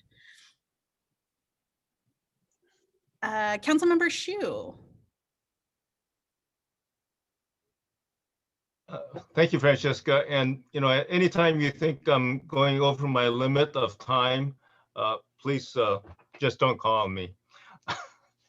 But I have some questions and maybe some points to make out. First is, I know that the funding for Transnet is divided up into certain pots. But I don't know if, Susan, you mentioned provisions for Sandag to reallocate those funds based on whatever need there is with a three-thirds vote, or I'm sorry, two-thirds vote. That even though the proposition Transnet had set some amounts, that it is not set in concrete. In other words, the board of Caltrans of Sandag can reallocate those fundings from one project to another, and certainly even from one pot to another. Is that true? Can you elaborate on that and how Sure. that may work. So the ordinance can be amended, and there are provisions within the ordinance for amending. My point was that staff alone cannot move money between those different programs. But if the ordinance were amended and there's provisions within the ordinance to allow for that, then that can be done. Correct. So I just wanted to mention that the voters gave Sandag a tool to amend the allocations based on environmental needs, based on other circumstances in the community, or even state law prohibiting some projects. And my understanding that an ordinance amendment would require a hearing and 2/3 vote of the board. Correct. Or, correct. I just or wanted to. a vote of the public. Yes, I know it's very hard to get that, but the provision is there. One other thing is, you know, you mentioned these various programs like the mitigation programs for the environment, and I just wanted to give a minority report that there are people in the environmental community that think the MCCP and environmental mitigation, though it has done a number of good things, is still a failure. Failure in the sense that we're still losing much of the environmental harm, or not getting back the environmental harm caused by these projects. And as far as grant programs, whether it's smart growth or active transportation, those are great programs, and a lot of good projects have occurred with them, but they haven't really changed the mode share with regards to additional people walking or riding bicycles in our region. So either we need a lot more money in them, or those grant programs didn't really change much. They may have beautified streets and built some nice bikeways that we use on weekends, but that's not necessarily change the things that we need to do within our region. I just want to give that minority report so that we don't paint Transnet as if it's the best thing since sliced bread. There are other models and other programs to fund projects that we may want to look into that would be more effective and more just. In that we have to remember that Transnet was a sales tax, a regressive tax. Thank you for putting up with my minority report. Thanks for your comments. Thank you, Council Member. All right, I'm going to hand it over to Michelle now for the next part of the presentation. Thanks, Susan. Thanks, Francesca. So good afternoon. My name is Michelle Smith, and I'm a Senior Project Control Analyst within the Transnet Project Office. And as Susan has explained the genesis of the Transnet extension, I would like to guide you through where the funds are going and provide an overview of how Sandag is improving communities throughout the San Diego region. So before lunch, the budget and programming presentation provided an overview of some of these major programs the Transit Department oversees, which includes transit, rail, highway, and environmental mitigation projects. There are 4 major sections that the Transit Department monitors. The first is the Major Corridor Program, which consists of highway and transit projects within the various corridors as shown here in the first section.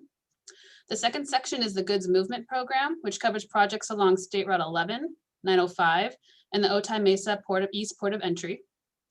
The third component is the Bikeway Program, and this program contains bikeway projects throughout the San Diego region to help create a more continuous bike network and make streets safer and more comfortable for everyone to use. The final component is the Comprehensive Multimodal Corridor Plans, or CMCP program. This new program was approved by the board in September of 2019 to study various modes of transportation within the various corridors throughout data-driven plans that offer solutions for reducing congestion, support climate change action, and provide various transportation choices. So how did we all get this started? So although actual Transnet collection did not start until 2008, the Sandag board made a strategic decision in 2005 to launch an early action program. This program contained a list of projects to be accelerated within these 11 major corridors throughout the San Diego region. These projects were selected due to their readiness and impact for the entire region as a whole. This program allowed Sandag to begin work on this list of high priority projects first, before starting on any other projects. Through the early action program, Transnet advanced completion of projects in the San Diego region, even during the depths of the Great Recession. And over the years, Sandag and our partner agencies were able to capitalize on lower construction and financing costs to finish projects and open them to users while saving taxpayer money. These construction projects help fuel our regional economy. In 2013, we also developed a bike early action program to set priorities on bike projects throughout the region. Approved by the board at that time, these projects listed were seen as the highest priority within the region. This $200 million initiative to expand the bike network countywide and finish high priority projects involving 38 projects totaling 62 miles of new bikeway. So what was the point of the early action program? First, as I stated in the previous slide, the early action program of projects are a subset of the overall Transnet program of projects. It also prioritized projects for early delivery in order to complete them ahead of time, which saved money and time. We also prioritize the environmental design phases so that we will have projects ready when funding becomes available. We then program the funding based on project readiness, which allows Sandag to remain competitive and attract outside funding. You as board members decide which projects will be prioritized and will move Sandag into the future. So I know what you're thinking. Where can I find the projects that are in my area? Well, we have two main online resources. Can you click once? Thank you. The web links are provided at the end of this presentation. The first is the website Keep San Diego Moving. This website provides information on all the projects within the Transnet program. As you can see here, there are many different options you can view. Along the left, you can choose to learn more about the overall program or choose projects within the different various programs. There's also a link to the Transnet dashboard, which I will talk about a little later. And to the right, you are able to access the Transnet Story Map. The Transnet Story Map provides overall information regarding the Transnet program, as shown in the intro video, and also provides individual project information from the highways, transit, bikeways, local streets, environmental, and various grant programs. So what have we done and what projects are currently in progress? Several projects have lumped into each corridor as shown here. The first list shows which major projects have already been completed. The second list provides an update on what major projects are currently in progress.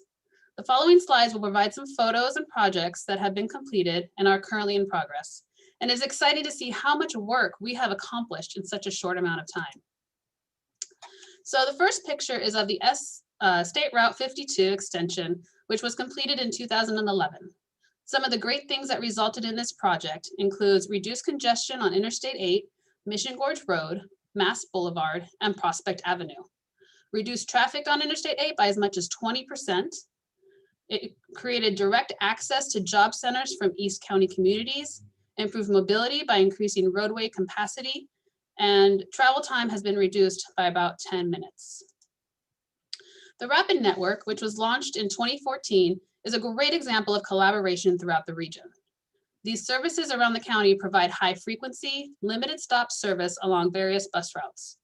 One of the most successful are the rapid routes along I-15, which have taken many commuters off the road and onto transit.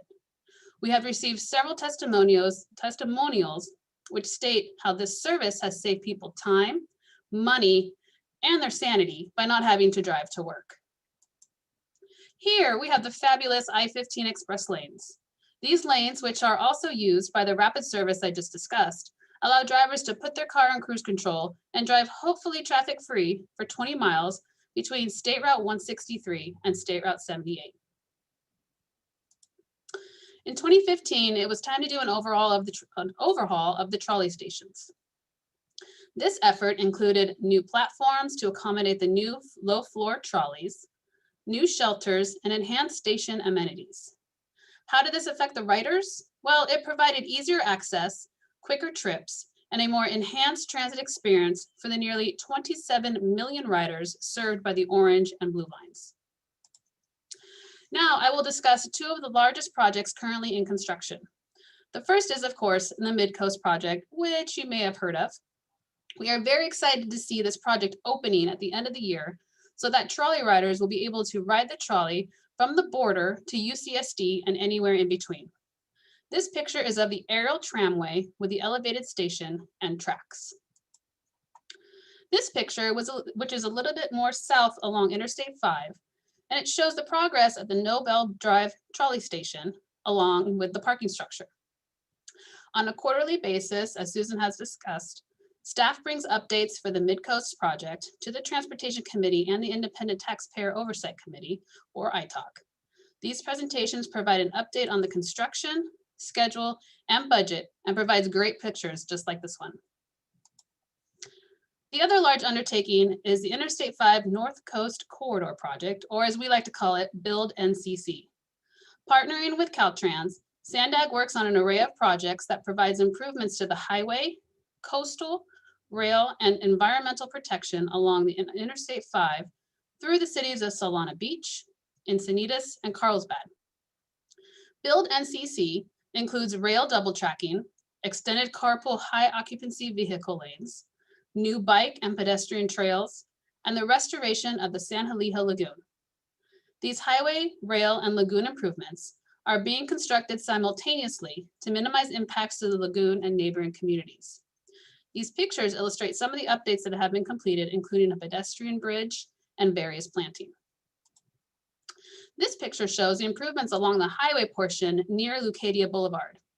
Upon completion, this project will help relieve congestion through the addition of high occupancy vehicle lanes and will allow for a more stress-free drive between La Jolla Village Drive in San Diego to Harbor Drive in Oceanside. Just last week, the California Transportation Commission allocated $10 million of state funding to begin work on the Carlsbad section, which is between Palomar Airport Road to State Route 78. So what does the future hold for Sandag at this point? Well, so far, I'm sure you've heard of the 5 big moves. This listing here are the projects that have not yet been started that are part of the Transnet ordinance. However, we do understand that needs change over the years, and the need of our region moving forward into the future may not align with the needs that were back in 2002.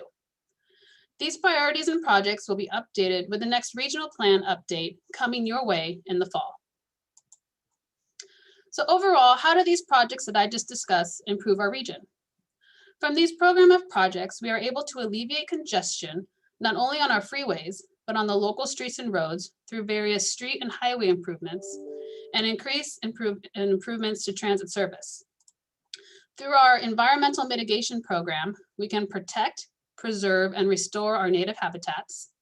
Through our bike and smart growth programs, we provide a safer multimodal community. And through the Transnet program, we can provide you with an efficient, reliable, and dependable data regarding on how Transnet is utilized. One of the resources to see how Transnet funds are being spent is in the Transnet dashboard. This screenshot provides a snapshot of any project in the Transnet Extension program of projects and provides information on budget, schedule, scope, location, and any major updates. Through this tool, you are able to review the cash flow, schedule, and budget history as up to date as the last change request. It'll make you feel like you are the project manager alongside us. This tool also provides additional resources that can tell us anything we would like to know about the project. These reports are extra exciting in that they provide data to staff for us to present to you, the board, on a quarterly basis. We're able to share with you how much budget has been spent, if the project is on schedule, and help us identify any issues or provide you with some good news.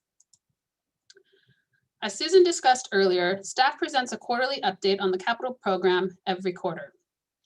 In order for the board to be informed, we provide a number of metrics in your report. Here's an example of the quarterly capital program report that you will see at your February 26th meeting. This report shows the fiscal year 21 capital budget summary through December 2020. This provides a snapshot of how much has been spent and what is remaining.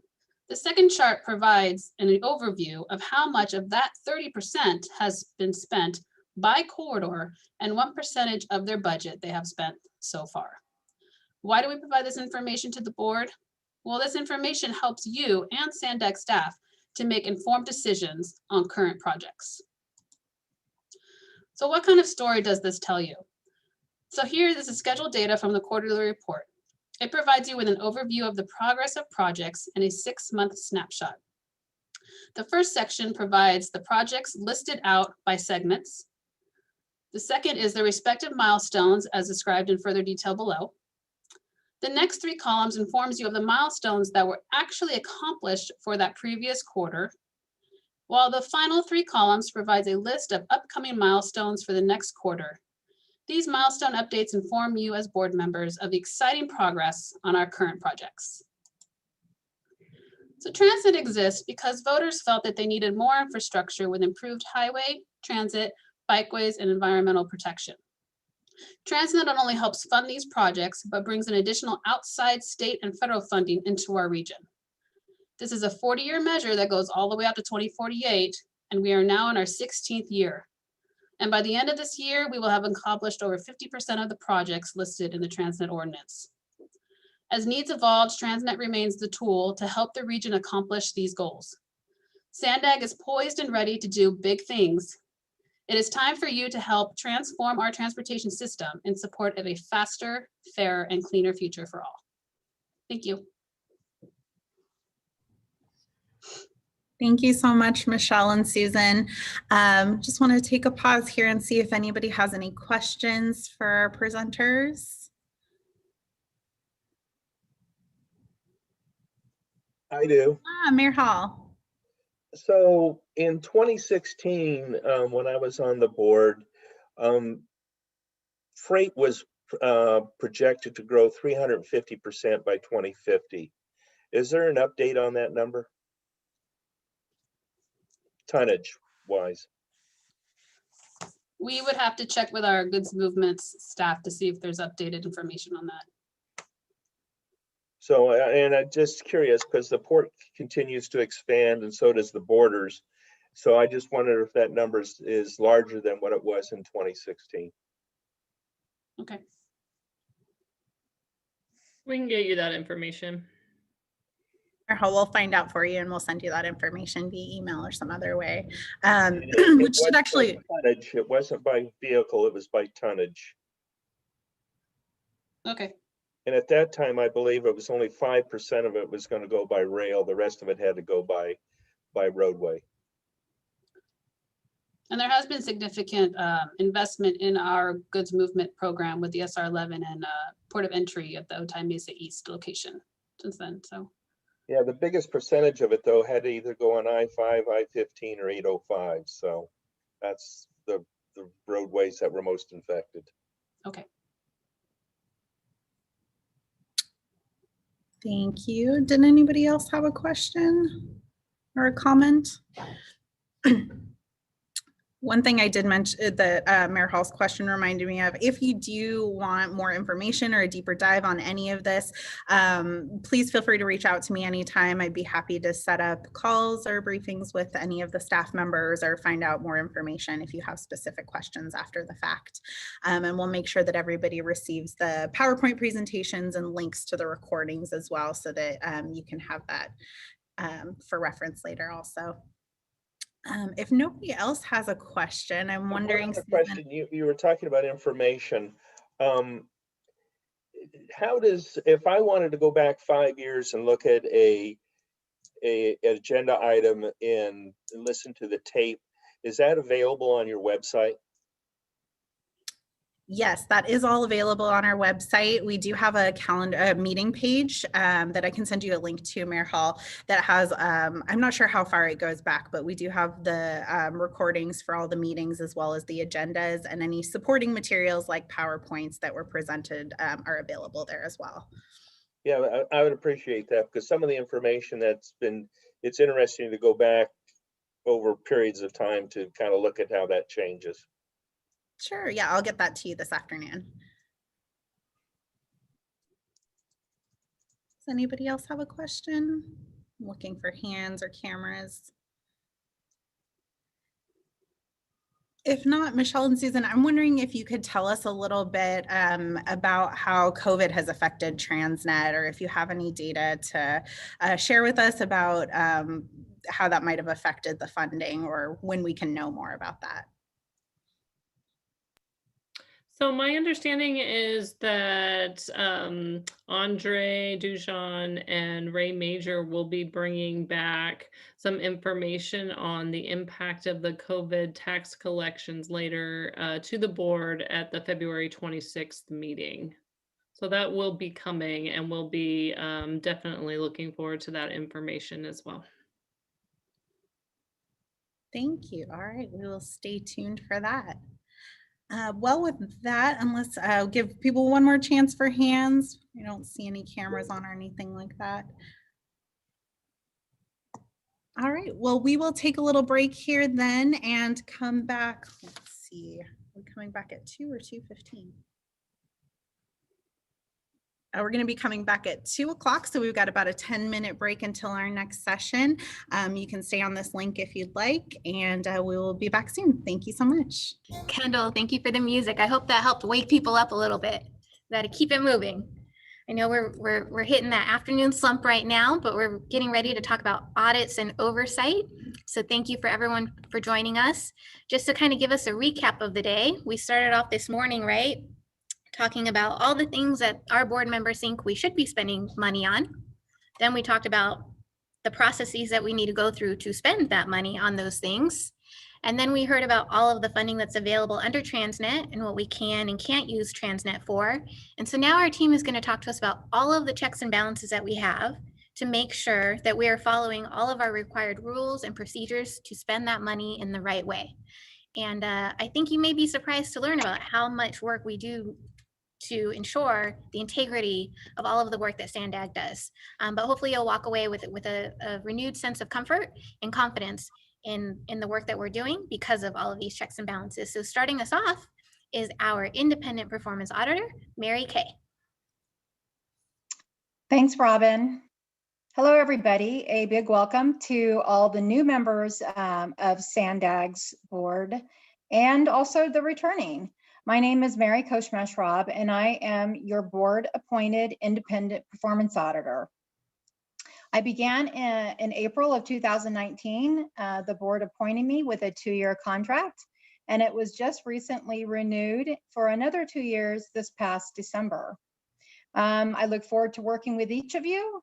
As I said, I am the board's auditor, so please feel free to always reach out to me and have that one-on-one discussion or any questions relative to auditing, of course. And I'd be glad to be there to answer those for you. So this breakout session might seem to most like possibly the most boring part of it. Not many people find audits exciting, which, you know, I liked the beginning of the start off song. It was perfect for us. We kind of need a little boost. And for us auditors, though, we get really excited about our audits and our oversight work, and we'll try to make this as exciting as possible for everybody else. Next slide, please.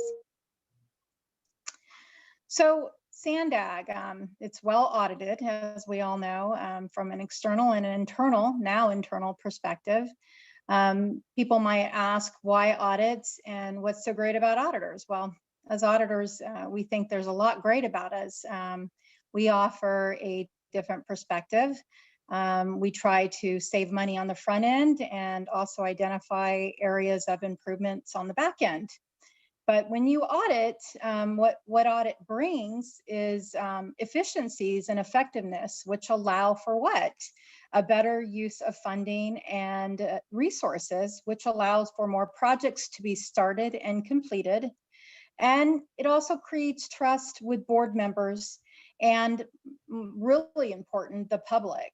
It brings transparency, and most importantly, it brings accountability. Next slide, please. As a result of Assembly Bill 805, we all know about that bill, the Public Utilities Code was amended and supports the creation of Sandag's Audit Committee and the position of the Independent Performance Auditor. Further, Board Policy 39 provides policies and procedures that will kind of help carry out, how do we carry out that AB 805? Specifically, Section 15 really kind of summarizes what the Audit Committee and the expectations of the Independent Performance Auditors are. And that is, the audit committee is really there to recommend and hire an appointment for the board. It's an independent performance auditor. It's given the authority basically to conduct anything and everything Sandag. That includes any departments, offices, board, any activity, any agency, any money related to agencies that receive funding from Sandag. I, as the IPA, am required to prepare an annual audit plan, and very important, we must follow generally accepted government auditing standards. We have unrestricted access to Sandag's employees, contractors, and vendors. And based on board approval, I appoint or hire staff to help support this effort. If you want to have more understanding of AB 805, because there is a lot of information in there, the link is provided. And then, of course, Board Policy 39 provides, again, the layout, the how do we do or how do we implement AB 805, how that's carried out from a board policy perspective. Next slide, please. So the role of the audit committee is really to assist the board in fulfilling its oversight responsibilities and provides a forum for pursuing the opportunities for improvements in operations, financial reporting, and internal controls identified through the agency's audit products. Here, I want to remind you that it's not just the independent performance auditor's office, that we are more the internal, external auditors for the agency. You might find that we work closely with the ITOC auditors, which is the Independent Taxpayers Oversight Committee's auditors. And they'll be discussing their role a little bit later here. And then we also work closely with the external financial and compliance auditors.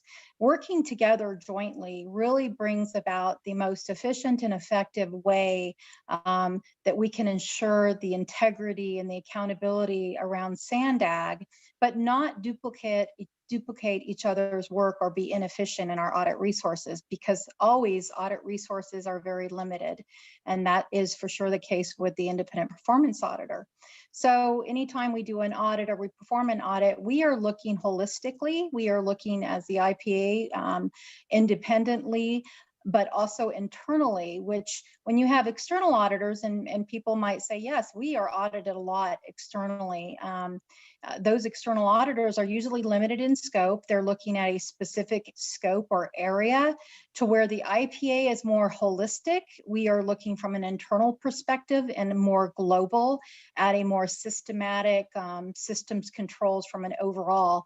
And really, we are the first line of defense for auditors. External auditors will work with us and reach out and contact us to help assure that there are no weaknesses in controls from an overall perspective, or any areas that they need to be concerned about that would make them look in specific areas. So really, when you say, well, we have 19 external audits done every year, it is very much a different type of audit that we, as the independent performance auditors, perform versus the external auditors. Again, very limited in scope and a different type of audit. But working jointly and doing this together really provides an overall holistic sort of oversight perspective for Sandag, which is really a good thing. And more importantly, we work jointly and cooperatively and proactively with Hassan, the executive director, and Sandag's management, which really should bring a lot of comfort to the board as well. Next slide, please. So the membership of the audit committee consists of 2 board members.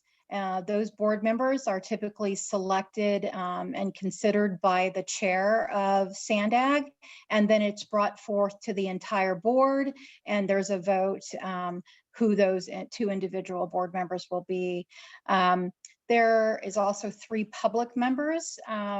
Currently, these are all positions that are in the process of either being appointed or reappointed, so I don't have their names to provide at this time, but that is a process that we are currently going through.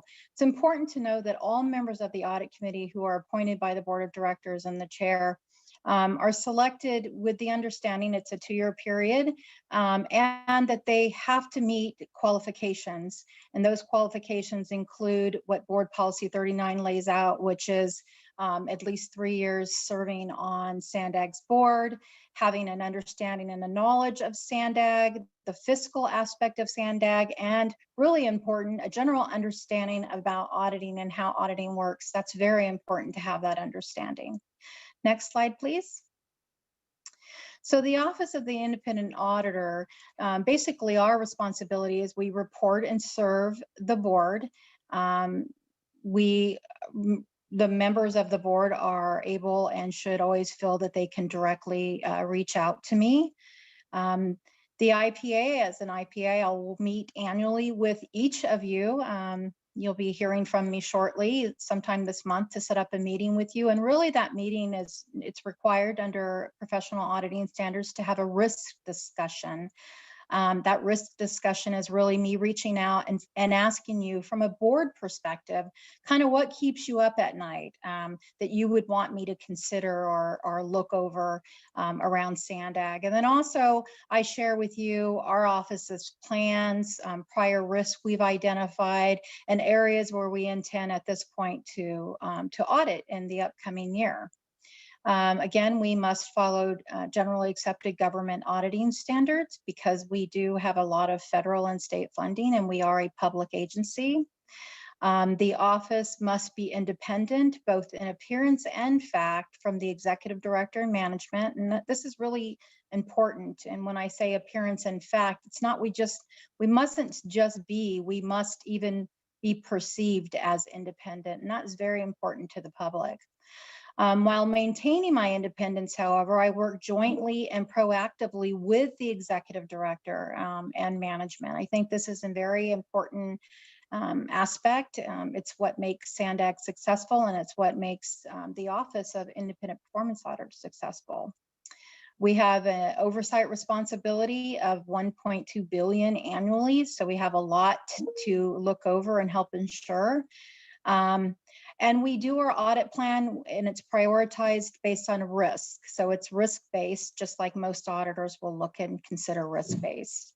The IPA will update the plan in this April, and it will be brought to the board for discussion. Next slide, please. So briefly, to introduce my staff, myself as the independent performance auditor, I have 2 auditors currently, Lloyd Carter and Michelle Ludwig, and I have an intern, Mike, and 1 vacancy, and we will be adding another auditor to the team, so that will be really helpful. Next slide, please. So this is our audit committee liaison, Lloyd. You're welcome to reach out to him, or as I said, to me directly. And with that, welcome aboard, and I will turn it over next to Ariana, who will talk to you about the Independent Taxpayer Oversight Committee, or ITOC. Thank you so much. Thanks, Mary Kay. I'm just going to pop in here real quick, let everyone take a breath and see if there's any clarifying questions for Mary before we move on to the next 2 portions of this presentation. Clarifying questions on the work of our independent performance auditor. Giving you a moment. I see a hand from Councilmember Shu. I just have a quick question for Mary. In terms of a performance audit and efficiency, would something like Sandag board electing to spend money on, let's say, EIR for a project that we cannot do because either there's not funding for it or the state would prohibit that money, would that come into the audit's evaluation? Thank you. Yes, it could. It would be at the board's discretion. Pretty much anything the board felt necessary for me to look at from a risk-based perspective. And, you know, if that's something that's considered risky, and of course it is, it's a lot of money to be spent if down the road, it ends up not even being for anything. So again, definitely if it's board directed, I can look at it from a risk perspective and give a recommendation. However, I think it's really important to understand that as an auditor, we can only provide a recommendation and a finding. And it's really ultimately in the end up to management to determine the risk associated with either accepting that recommendation or ignoring it, or choosing to take a whole different path. And then ultimately on top of that, it would be at the board's discretion to determine based on that audit to accept a recommendation or not. Thank you. You're welcome. Thanks, Mary. Thanks, council member. All right, Mary's going to stick around. We'll have more time for questions and comments at the very end, but now we'll move on to Ariana. Ariana, can you do me a favor? Just start off your presentation by telling us up front, what's the difference between the work that the ITOC, or the Independent Taxpayer Oversight Committee, does and the work that Mary just described? Yeah, that's a great question. Great way to start it off. So in terms of the Office of the Independent Performance Auditor, as you heard Mary state, their purview is kind of the whole shebang, right? It's the entire Sandag agency. And in terms of ITOC's purview, it is limited to Transnet and providing oversight for the expenditure of funds, for example. So that's the main difference between the two. So I'll go ahead and get started. It's really great to be here today and see new faces as well as longer standing members of our board and policy advisory committees. My name is Ariana Zerneden, and I'm a senior financial programming and project control analyst in the finance department. And this Friday will be my 13th anniversary working at Sandag. It's a privilege to be able to share with you the important work that our Transnet Independent Taxpayer Oversight Committee does. We call them ITOC for short.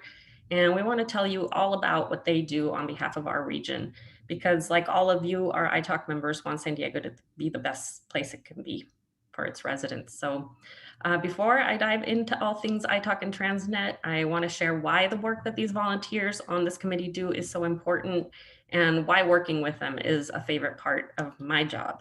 So if I could ask you to change slides, please.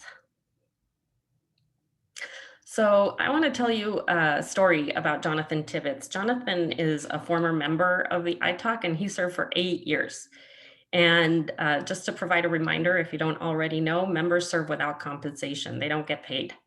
And like all of you, he cares very deeply for his community. In fact, during his time on the ITOC, his passion was making sure that our local streets and roads were the best that they could be. And he took it upon himself to create a subcommittee. He focused his efforts on working with our largest city to streamline their capital improvement program. And he did that so that Transnet funds could be put to best use on improving our local streets by fixing things like potholes. And he worked with our Sandag staff, our public works folks, with city council members at the time to make a difference. And even to this day, city staff continue working very closely with our ITOC members to improve the region's local streets and roads program under Transnet. And it's stories like these that make my job most rewarding because of ITOC members like Jonathan that are able to influence positive outcomes. The city has made significant progress fixing a majority of its streets, and it turned its program into a real success story. So Jonathan helped showcase what the public is getting in return for their investment in Transnet. Next slide, please. Thank you. So now that you've heard about Jonathan and why I truly admire him and about one of the things that he did during his tenure to make a difference on the ITOC, I'd like to now talk about how it is that ITOC members do what they do. What is their role in providing oversight for how funds are spent? What are some of the ways that they go about making sure that what voters approved is carried out? And how do they help make improvements to the Transnet program? Next slide, please. So first, I'd like to talk about how ITOC oversees accountability for expenditures. And one of the main ways that they do this is by conducting an annual fiscal audit of all Transnet funded activities. And they use the services of an independent fiscal auditor, which they hire directly. And their audit covers all Transnet recipients, and that includes all the local cities, the county, transit operators, Sandag, Caltrans, as well as ITOC itself. And our transportation committee and the board will see the results of this year's audits as they do every year in the springtime. And then another way that the ITOC provides accountability for expenditures is by reviewing all the projects that are proposed for funding And this provides them an opportunity to raise any concerns regarding the eligibility of projects before any expenditures are made. And then another thing the ITALC members do is they also review proposed borrowings to ensure benefits of accelerating project delivery through financing exceed interest costs. ITALC also prepares an annual report to the Sandag board and the public, and they use that to present the results of their audits and any recommendations for improving the financial operation of the program. Next slide, please. So another area of responsibility I mentioned was ensuring that voter mandates are carried out. And when the ordinance was passed, voters approved distinct areas within the overall program to fund a variety of improvements, not only to things like transit, highway, local streets and roads, but also bicycle and pedestrian neighborhood safety program and an environmental mitigation program for habitat and species conservation, for instance, which you heard about earlier today. And consistent with these mandates, the committee's membership includes a group of professionals who collectively can offer Sandag the benefit of their experience in accomplishing these responsibilities.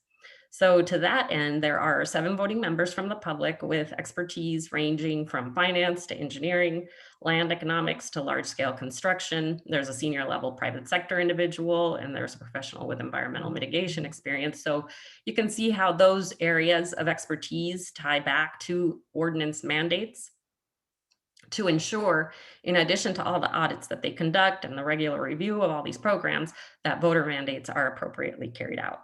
Next slide, please. So third area the ITALC is responsible for is providing recommendations to improve performance of the program. And the way ITALC does this is by conducting triennial performance audits of Sandag and other agencies involved in implementation. And these audits review things like project delivery, cost control, schedule adherence, and other related types of activities. The performance audits are conducted with the help of an independent performance auditor. Similar to the fiscal audits, the results of these performance audits also are shared with the Transportation Committee, the board, and the public. And then in addition, the ITALC provides recommendations as part of what is known as the 10-year review process, which is an opportunity for the board to undertake a comprehensive review of the entire program every 10 years and make recommendations for improving it over the subsequent 10 years. So the most recent 10-year review that was conducted in 2019. So we're going to be looking to conduct the next one in 2029. Next slide, please. And then just to reiterate a point that Mary touched on and to clarify the distinction again between the audit committee and the ITALC. Board policy provides the scope and authority of the audit committee and the independent performance auditor. And while the performance auditor's scope includes all of Sandag, there is the specification of not duplicating efforts of the ITALC's audits. So as we, as staff, assist the ITALC in drafting their scopes of work for their audits, we keep this non-duplication of efforts in mind so as to meet this requirement. Next slide, please. So we talked about ITALC audits and their responsibilities in general, but I thought it might be good to provide you just with some of the key highlights from the most recent performance audit that was conducted back in fiscal year 2018.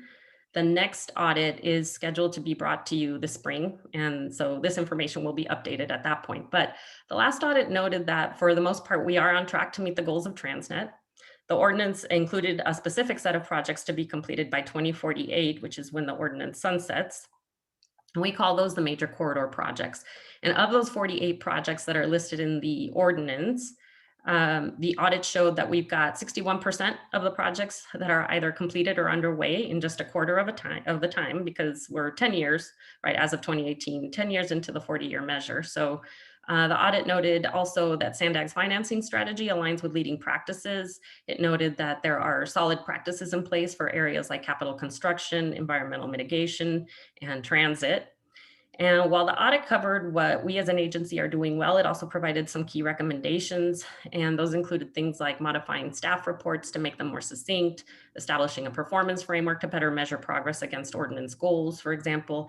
And all of these recommendations, they're either in progress or have been completed. And we do provide regular updates to the ITALC on implementation progress. Next slide, please. So finally, I thought it would also maybe be helpful in terms of the annual fiscal audits to give you a summary as well of the results. So these are also conducted by ITALC.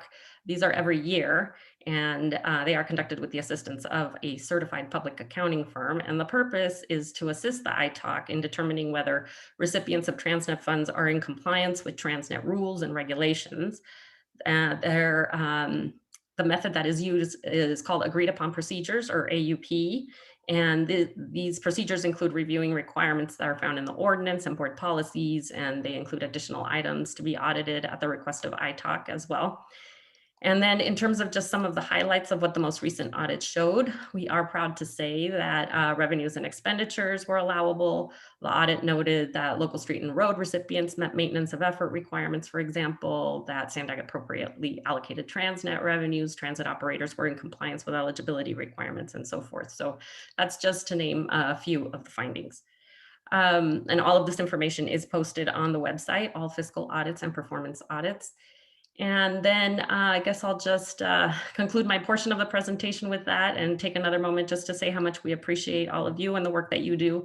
And if you do happen to bump into Jonathan or another esteemed ITALC member in the hallway someday when we're all back in the office, hopefully we can take a moment to show some appreciation and thank those ITALC members for all they do. And thank you, and I will hand it over to Leanne.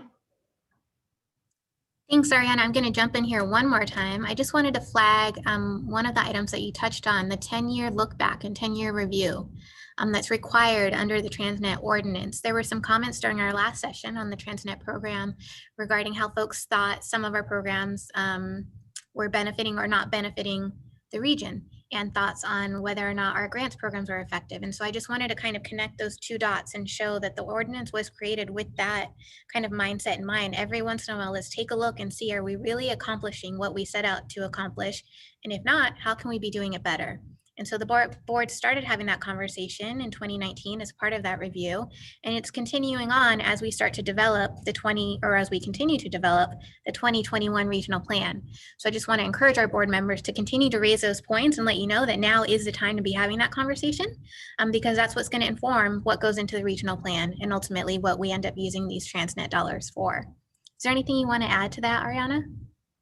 No, I think you pretty much covered it. Okay.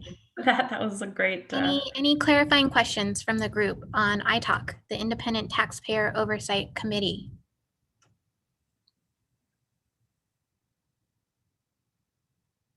Okay, then we will move on to the final portion of this session. Am I handing it to Leanne or Kathy? Hello. Yeah, I'll start off. Let me see. Hello, everyone. I'm Leanne Wallace. I'm the finance manager of Sandag. Good to see everybody. Let's continue to talk a little bit more about audit. So as you all know, Sandag has to go through various audits conducted by the internal and external auditors and the funding agencies each year.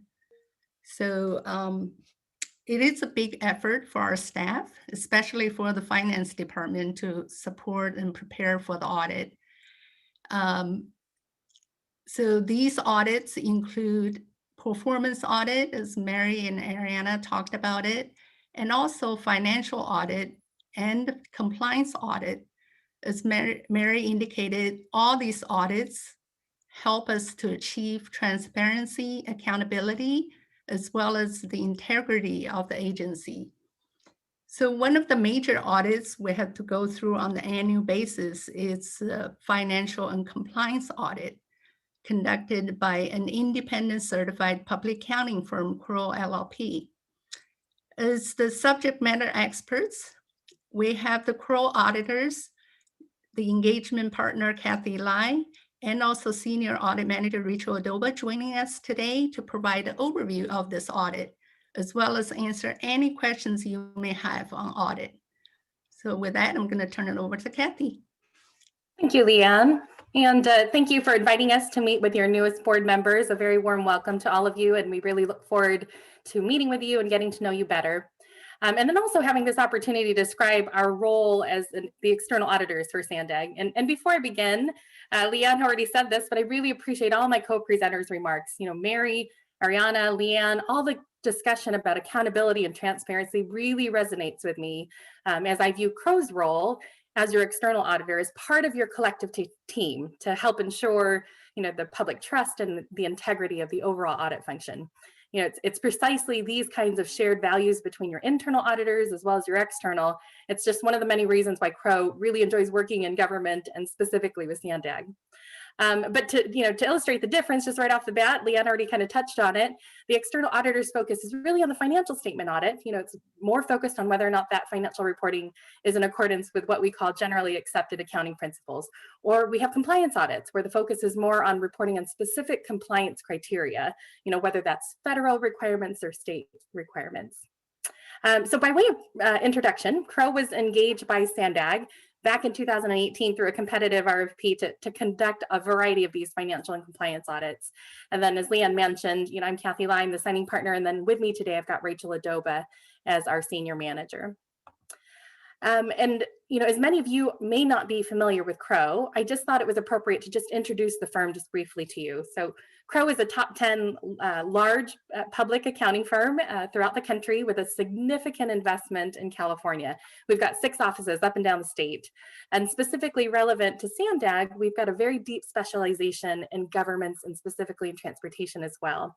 So we've assembled a team that dedicates 100% of their time auditing your relative peers. So for example, Rachel and I co-lead entities such as LA Metro or Metropolitan Transportation Commission in the Bay Area, or Orange County Transportation Authority or San Bernardino County Transportation Authority. So you've got a large team of experts at your disposal. For today's presentation here, just really quickly, we're going to cover over 5 areas. Rachel in a minute is going to go over the audit reports that we issue. Secondly, I'll just again reiterate what the audit objectives are. We'll talk about the different roles and responsibilities in the audit, whether it's the auditor, management, and then likewise the governing body. We'll talk about concepts like materiality, which might not be as familiar to you, but probably necessary to just understand our audit opinion a little bit better. And then we'll go over our audit strategy map and then wrap it up with the timeline for the services. So with that, I'll turn it over to Rachel. Thank you, Kathy. And could we please go to the next slide? So like Kathy mentioned, I'm the senior audit manager, and we've been working with Sandag since 2018 on this specific scope of work that you have listed here. And it truly is a very large scope of work. Approximately 2,000 hours go into performing these audits. And that's just on our side as the auditors, not including the efforts put forth by management and specifically the finance department. So specifically the reports we have listed here, the first one in the financial audit section, which is by far the largest financial report, is the Sandag Comprehensive Annual Financial Report.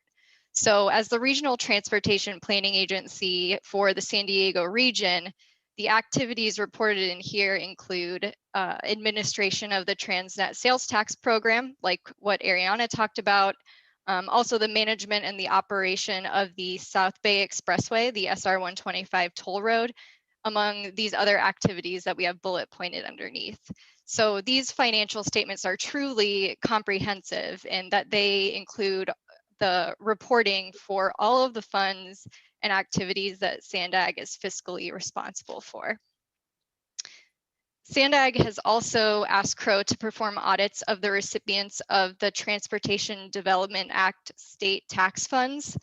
And so one of the complexities of these audits is that we are auditing the recipients of these funds, so which includes, all of the cities within the San Diego region as well as San Diego County. So very multi-locational audit involving many different recipients and working with a lot of different teams to ensure that the reporting of those state funding sources is complete and accurate. And then of the remaining items listed here, the remaining level of effort is really put into the single audit, which covers the expenditures on projects that have been funded with federal dollars. So the federal government requires that projects that are being funded with federal money to be subjected to a compliance audit. And currently, the largest project that Sandag has that is receiving that federal money is the Mid-Coast Corridor project with at least $100 million of federal money spent each year.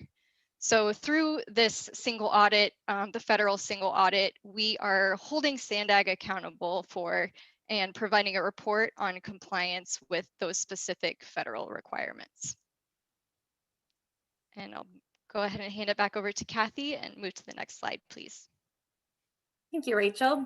So we already touched upon this just a little bit, but the objective of the financial statement audit is for CRO to express an opinion on whether or not the financial statements of Sandag are fairly presented in all material respects, and we'll talk about that materiality term in just a second, in accordance with what's called generally accepted accounting principles. So on the next slide here, you'll see that we've illustrated kind of 3 different roles and responsibilities. You know, in a financial statement audit, there's certainly a division of responsibilities. Management is responsible for that fair presentation of those financial statements, all the disclosures included, including all the internal controls that are in place to safeguard assets, and then also to ensure completeness and accuracy of the financial reporting. You know, conversely, the auditors are responsible to conduct the audit in accordance with generally accepted auditing standards as well as government auditing standards. And so those standards require that the auditors plan and we perform audit procedures to obtain reasonable assurance that those financial statements are free of material misstatement.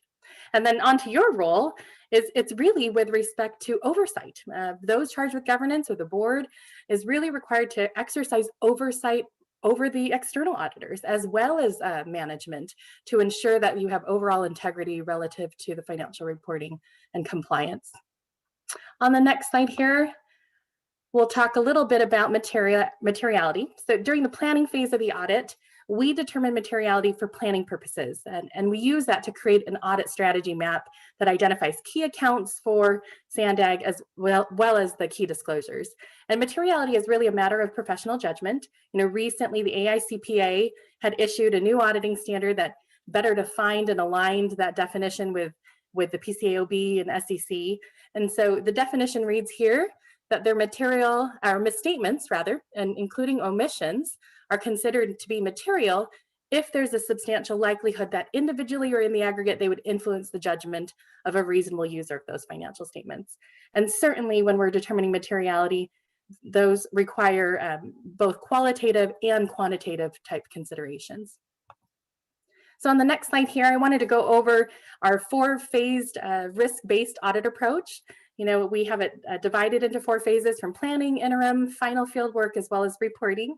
And during each one of those phases, there's different focuses. So for example, in the planning, you know, that's the time in which we take time to create that audit strategy map that I just talked about, identify any of those key accounts and disclosures. And then as we move to the interim phase, so our on-site field work, we would focus more so with respect to internal controls. You know, and that's really from 3 different perspectives, you know, entity-wide controls, IT type general controls, or even application controls, as well as key account level controls.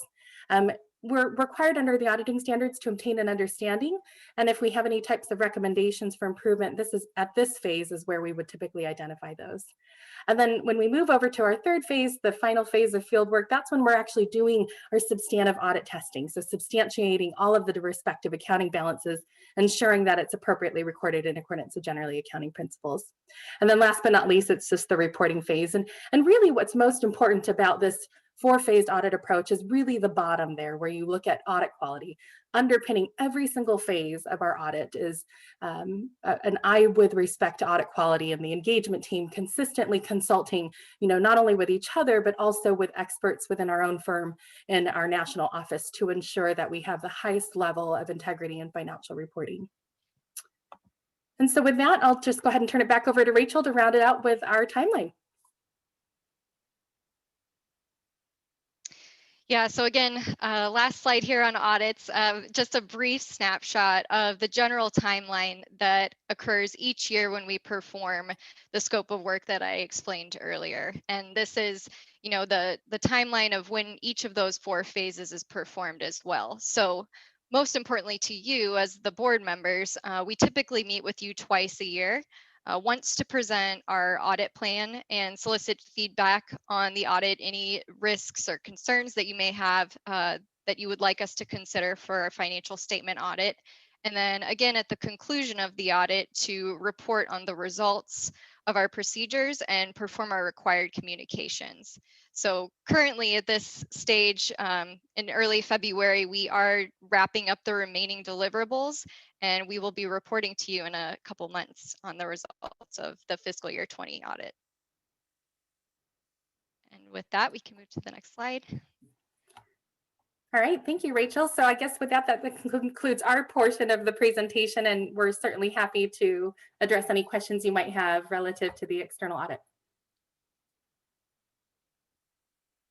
Thank you, Kathy, Rachel, Leanne, Ariana, Mary. There's a whole lot of information in there. So we do want to give some time to our members, see if there's any questions. I'll get us started while we're waiting for some hands to be raised. If I'm a board member, who do I go to if I think there's something that should be looked into? Probably me. Is that you, Mary?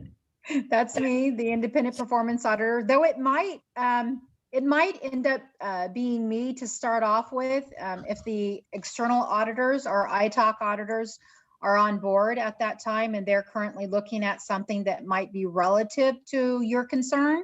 You might bring it to their attention and again, preventing us from, not doing duplicate efforts. It might be something already in their preview and then you would take it up with them. But probably a good starting point would be myself. Yeah, and I'll only add that to that, Mary, that you also have an open line to the external auditors, as Mary alluded to. And when we conduct our financial statement audit, at the conclusion, we have management complete what's called a management representation letter. And one of those representations is that they've made us aware with respect to any concerns with illegal activity or fraud and non-compliance. And so it's always a good start to start with Mary, but certainly we would encourage you to also contact the auditors to the extent that it relates to the financial statement audit too. Great question, Robin.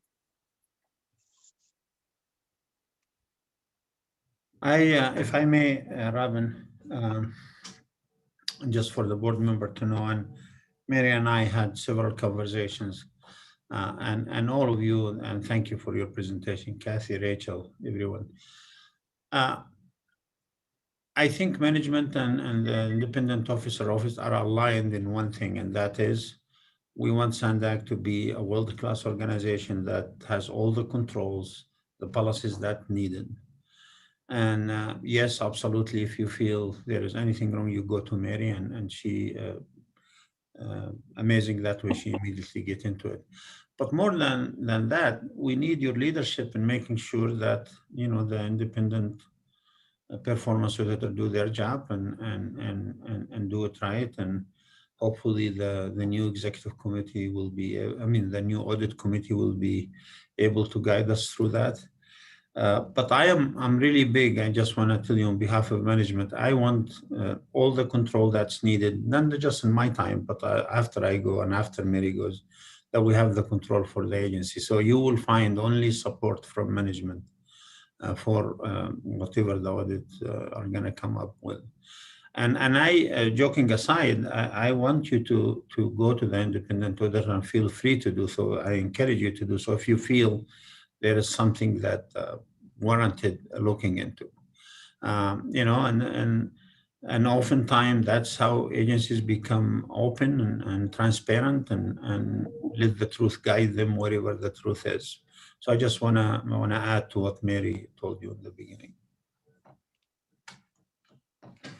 Lisa, hold on a second. Hold on a second.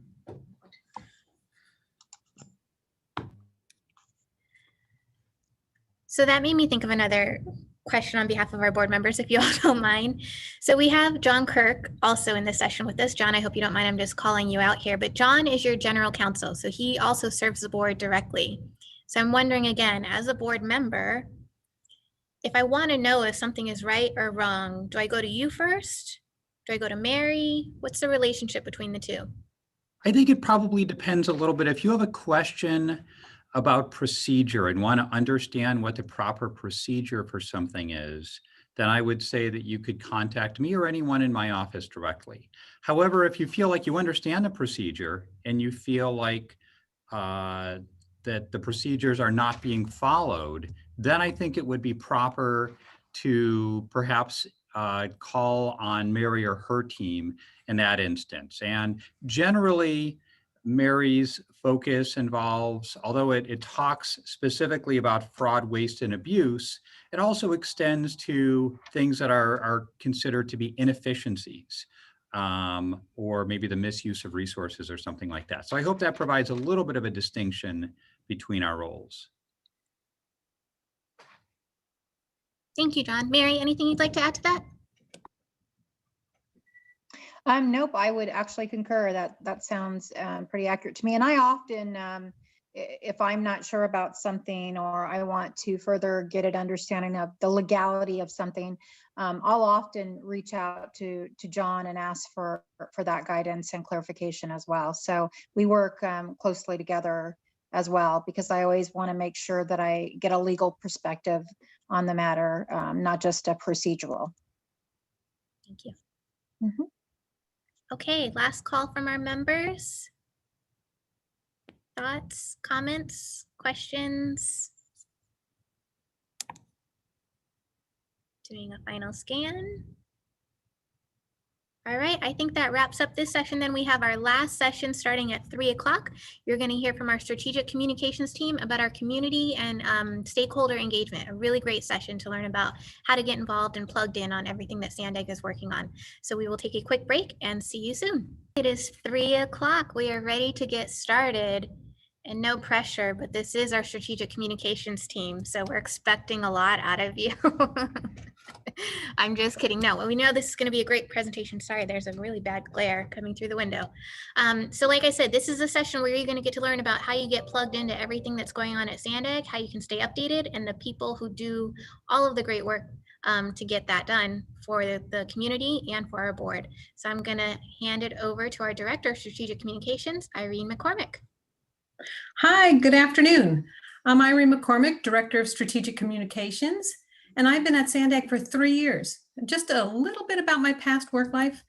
I was a journalist for more than 25 years at the Union Tribune. I spent a decade at the Board of San Diego overseeing communications and government relations. Then I spent a brief time working the City of San Diego's mayor's office, and I just got to tell you, I'm really grateful to be here. Next slide. The Strategic Communications Department has 5 core teams that we use to get the agency's message out. And I just have to say that I don't know why, but my neighbor is suddenly having the gardeners here, so it's a little loud. I apologize for that. So those 5 core teams are outreach. They get the neighborhoods prepped for and get the neighborhoods through big or complicated projects. Marketing, they spread the word. Public information, media, and social media, they answer questions and explain all of our work. Visual communications, where there are 1,000 words in just one design. And editorial strategy, the copy editors who make the meaning clear. All Sandag communications is governed by Board Policy 25, which, and I quote, establishes a process for obtaining input from and providing information to the public concerning agency programs, projects, and program funding in order to ensure the public is informed and has the opportunity to provide Sandag with input so that plans can reflect the public's desire. Some projects have their own public involvement program, or PIP. One such is a 2021 Regional Transportation Plan. As communicators, it's our job to use as many events, tools, and mediums to talk to and gather input from our stakeholders and all our different audiences. We need to ensure that the information is accurate, timely, representative, and inclusive of our diverse regional population. One of our most important tools is the Sandag website, sandag.org. Now, right now, we're in the middle of a website redesign because the site is 15 years old and it really looks like it. And we are looking forward to launching this coming spring. Our team is going to give you more details about the how of communications. Here's Teddy Jackson to talk about our outreach program. Next slide, please. Teddy? Thank you, Irene. Good afternoon, honorable board and esteemed guests. My name is Teddy Jackson, and I'm a senior public affairs representative at Sandag, where I currently manage the public outreach team. I've worked in the public and private sectors for 35 years, and launched my career at Sandag as a planning intern in 1986. Outside of Sandag, I'm on the board of directors of the San Diego chapter of the American Public Works Association, and I serve on their National Committee for Diversity and Inclusion. The public outreach team seen on this slide is a seasoned and solid team of communications professionals, experienced in public outreach, stakeholder engagement, and community relations. We are dedicated to providing clear and transparent information to the public. Next slide, please. The Sandag Public Outreach Team serves as ambassadors in the region, building strategic partnerships with key partners to ensure equitable outreach strategies are developed and implemented for all of the agency's projects. Our team coordinates and communicates with not only our stakeholders, but Sandag's member agencies, transportation partners, including Caltrans, MTS, and NCTD, the region's tribal governments, the government of Mexico, the military, and our state and federal partners. These strategic partnerships serve as Sandag's goal of ensuring every stakeholder has a voice when it comes to regional planning and receives timely, accurate, and consistent information regarding our projects in San Diego County. Next slide, please. The Sandag Public Outreach Team supports nearly 60 capital projects. Yes, 60, from planning through design and construction. You see some of the logos that have been developed over the years for them. And you've heard so many people throughout the last 2 days talk about all of our projects, whether they're the priority projects or our ongoing capital projects. And I just want to encourage the board members and the public and remind you that you're always invited to sign up to receive project updates and construction notices if you go to keepsandiegomoving.com. And all of the capital information, our Transnet projects, that's the site where you can find information about the status of them and what's happening, construction notices, photo libraries, newsrooms. Next slide, please. In supporting these projects, our team uses many different tactics, and strategic communications is at the core of what we do. For each project, we develop a tailored communication plan that identifies the most effective means for communicating and engaging with our audiences. Our plans embrace social equity, and we translate all of our materials into Spanish and other languages as needed. And you can see in this word cloud all of the different tactics that we employ. Our team is currently developing virtual tours, which offer the public another way to be connected to our advancing capital projects during the pandemic. We also leverage relationships with partner agencies, the business community, and community-based organizations to ensure our message is carried throughout the community and that everyone has the opportunity to participate. Next slide, please. While the pandemic impedes hosting in-person events, Sandag and our partners value the opportunity to be out in the community, whether it's celebrating project milestones or having one-on-one conversations with community members at street fairs. We look forward to the time when we can resume community events and meetings with the public. I know it's something we all enjoy, connecting with everyone, so we really look forward to that. Next slide, please. As you may know, the construction is deemed an essential service and has not slowed down during the pandemic. And as such, 2020 proved to be a banner year in the sheer magnitude of work. Annually, our team typically responds to more than 2,600 stakeholder inquiries, distributes more than 300 project updates, and hosts more than 100 public events. Of course, many of those virtual now. Next slide, please. We take great pride in delivering an opportunity for the public to be involved in planning for the region's future by enabling public awareness of current or upcoming construction activities. This awareness reduces the potential impact to people's lives caused by construction projects. Our team plans to always be at the forefront of these projects, ready to communicate directly with our region's 3 million plus stakeholders. It's not surprising that we often hear from the public that they appreciate our service, as shown in these testimonials on the slide. And with that, I will pass it over to my colleague, Andrea Villard.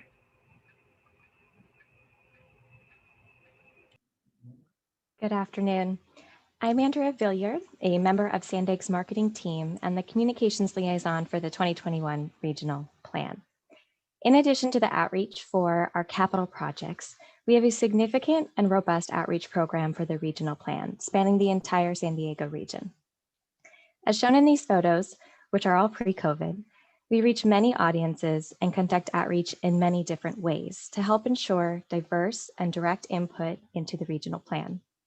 The foundation for these outreach efforts is laid out in a document called the Regional Plan Public Involvement Program, or PIP as we often say, which builds from Board Policy 25, is required by law and specific to the regional plan. The PIP was created through a public involvement process and essentially provides a toolbox of ways to conduct this broad-based community effort.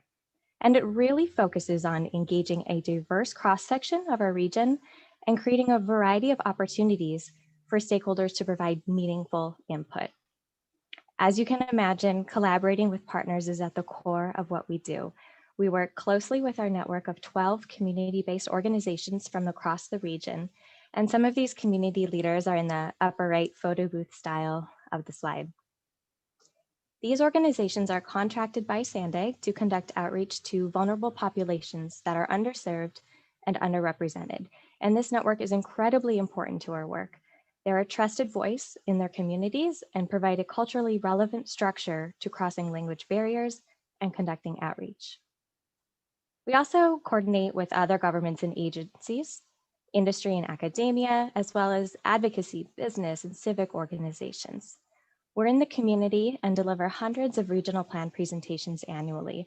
And although our office is currently closed to the public, we keep our proverbial door open with weekly Vision Lab sessions online.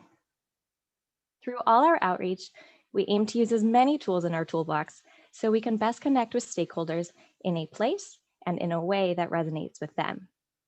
This just starts to scratch the surface of the Regional Plan Outreach Program, and in some of your sessions tomorrow, you'll hear more about the PIP in action. Now I'll turn things over to my teammate, Phoenix Smith, to share more about our marketing team. Next slide.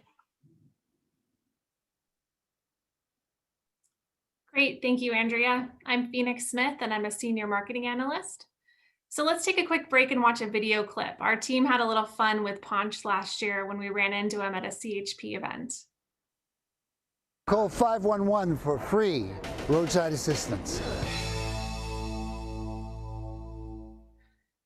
Next slide, please. Call So our team of 3 is focused on helping the agency to promote our regional plan and regional services to stakeholders. We deploy multi-phased multimedia campaigns using segmentation for tailored messaging based on our audiences. We're tackling issues like social equity and how to engage with communities during the COVID pandemic. Video content is shaping our digital engagement along with webinars and virtual events. We plan and execute a variety of events that spark behavior change. We're not just looking to drive participation on Bike to Work Day, for example. We're looking to create a memorable experience that builds confidence to get people back on their bikes and commute to the office a couple days a week. We engage member agencies to help us connect with communities. We develop e-toolkits for you to use that include digital graphics, social media posts, email newsletter articles, promotional videos, and other resources to make it easy to share and support our campaigns. We'll be calling on you soon to help us promote Bike Month this May. Next slide. So as Andrea mentioned, we're responsible for developing and executing a responsive communication strategy for the regional plan, including marketing, outreach, events, briefings, and roadshow presentations. We're working not only to build relationships with partners and communities, but to build from the regional plan vision to position Sandag as a thought leader in data-driven planning. Our team is responsible for staging annual events like Bike to Work Day and Rideshare Week, the iCommute Diamond Awards reception, and marketing commuter programs like the Sandag Vanpool program and the new Telework Assistance program. We assist the Toll Operations Center with marketing and communications for the I-15 Express lanes and South Bay Expressway. And we're working to develop a new regional brand to align all current and future managed lanes and toll facilities in our region. We also market commuter services like 511 and the Freeway Service Patrol through expanded multi-year campaigns. So whether it's virtually or in person, we hope to partner with your city soon on an upcoming campaign. And now I'll hand it over to my colleague, Jessica. Good afternoon. My name is Jessica Gonzalez. I'm the public information officer here at Sandag, and I'm often the first point of contact with reporters and members of the media. You might even recognize my name from the weekly news clips that we send to you every Thursday. That list includes any news clip that mentions our agency, including the reports that we do here in the office and publications that have been distributed over the week. Our PIO team is responsible for generating organic press, which means sharing the good news what the agency does with members of the media. Next slide. We do that through writing press releases, hosting media events, and we average about 60 to 80 press releases a year, and we're mentioned in the news at least 30 to 40 times a week. Whether in person or virtual, we are also responsible for hosting press conferences, and we coordinate the event with our other team members that you've just met. We invite the press and we support you. We provide speaking points, we offer briefings, and we are the communication support on site, or I guess virtually, before and on the day of the event. The PIO team is also often the first point of contact for the public. We receive a wide range of inquiries through email, phone, and in a regular year, even walk-ins. Our office prides itself in being responsive, and if we can't find the answer, we will find the agency or partner who can. If a comment is addressed to one of you or the board as a whole, we will pass that inquiry along to our clerk, and she'll either be in touch with you directly or you will see that inquiry in your next board packet. We are also responsible for managing the agency's social media platforms and social engagement. My colleague Lindsay will share more about how that is accomplished. Thank you for your time. Right, thank you, Jessica. Can we go to the next slide, please?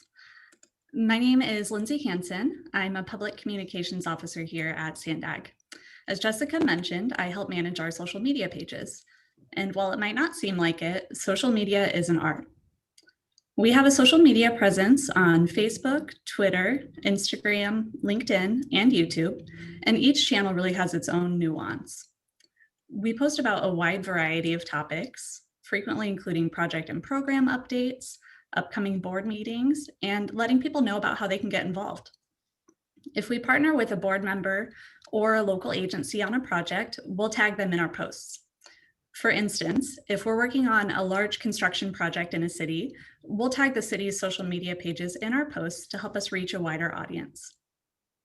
In the last year or two, we've revamped our social media presence to be more engaging, to share more information with the public. Our following is up across all of our channels. We've seen about a 10% increase in total followers since last May. We're trying to find more opportunities to highlight a variety of departments on social media to help our followers get a better idea for all of the wide breadth of work that we do. And one way that we're doing this is through video. If you follow us, you may have seen our Sandag Spotlight video series. This strategy helps humanize Sandag by putting a face on our work, and it helps us tap into the power of video, which is one of the most engaging tactics across all of our social media channels. So if you don't already, I encourage you to follow us and like or share our posts when they're relevant to your work. Before I close, I want to note that without the hard work and expertise of our visual communications team, none of our recent social media success would be possible. So with that, I think we can move to the next slide, and I'll hand it back to Irene to tell you a little more about visual communications. Thank you, Lindsay. Lisa Strachey, who is the visual communications supervisor, couldn't be here today, so I'm going to do the honors for her team. Visual communications is the way we take words and put them into pictures. Next slide, please. The graphic and visual designers take ideas and turn them into visually educational materials, and they take a holistic approach to design. Next slide. Concepts that take multiple wordy paragraphs to explain are composed into a single graphic that breaks down complexity into an understandable visual. Next slide. The team directs, develops, and maintains a clear visual brand for the agency. All the PowerPoint designs that you've seen during this orientation are similar to let viewers and readers know this is the Sandag brand. Next slide. Ever wonder how all those maps are made that we do? The talented graphic designers map the data using typography, animation, photography, and illustration, all in one map. Next slide. We also ensure that our image choice reflects the region's diversity and our commitment to social equity. Next slide.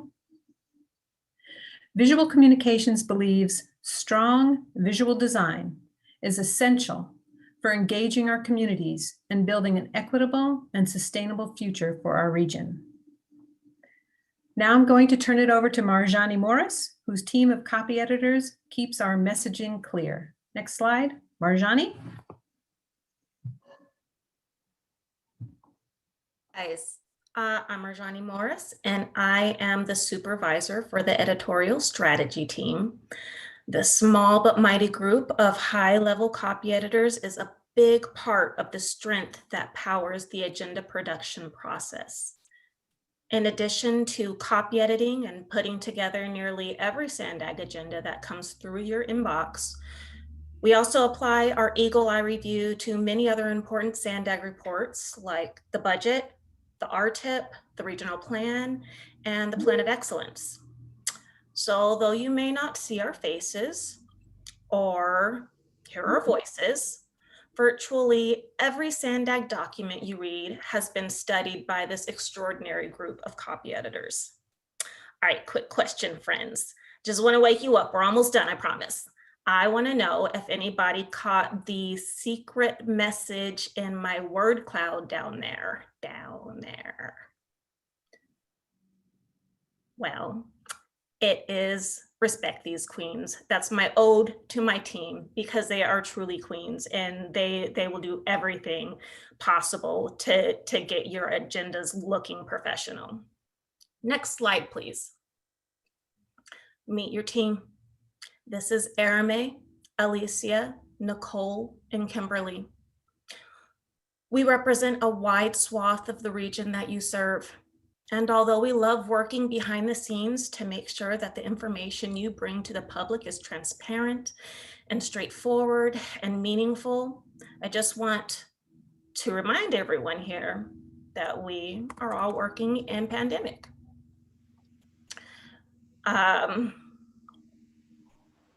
We're all working in pandemic. Some of us have new babies to raise. Some of us have children to homeschool or parents and grandparents to take care of, or maybe none of these things. Working through pandemic is just hard, period. So please be empathetic to this little team working behind the scenes, to everyone you've heard from today, to the diverse public that we serve, and to yourselves. We have much work to do, and we are so much stronger together.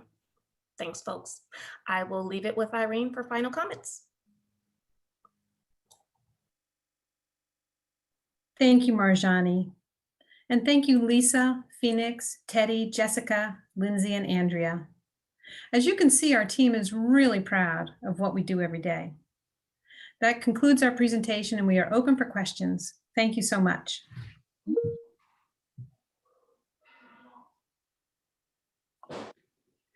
Thank you so much, communications team. Does anybody have any questions for the team? I will say the editorial team is where I started at the agency, so they definitely have a special place in my heart, and I really miss all of our conversations and discussions about whether that comma goes there. So it's nice to see them. Francesca, if I may, this is Hassan.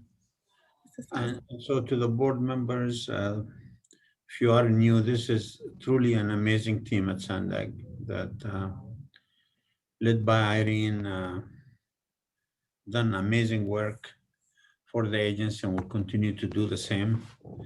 You know, COVID-19 or not, they didn't miss a beat. But you also need to know them because, you know, in your work, you're gonna be speaking to the media or wanting to speak to the media or have an issue you want to raise. I think I will suggest, you know, Irene, you can call her directly and she can direct you to the right person of the team. But from my own experience, I thought I knew media, you always need an Irene to keep you straight. So that's my advice to you. And the question I have for Irene and her team is, COVID is difficult, but you managed to actually give the agency a lot of exposure. Can you address just what was the major difference between COVID and pre-COVID when it comes to communication? Pre-COVID was a lot of, not a lot, but we always seek to have one-on-one contact, whether it's through events or meetings with a lot of our stakeholders.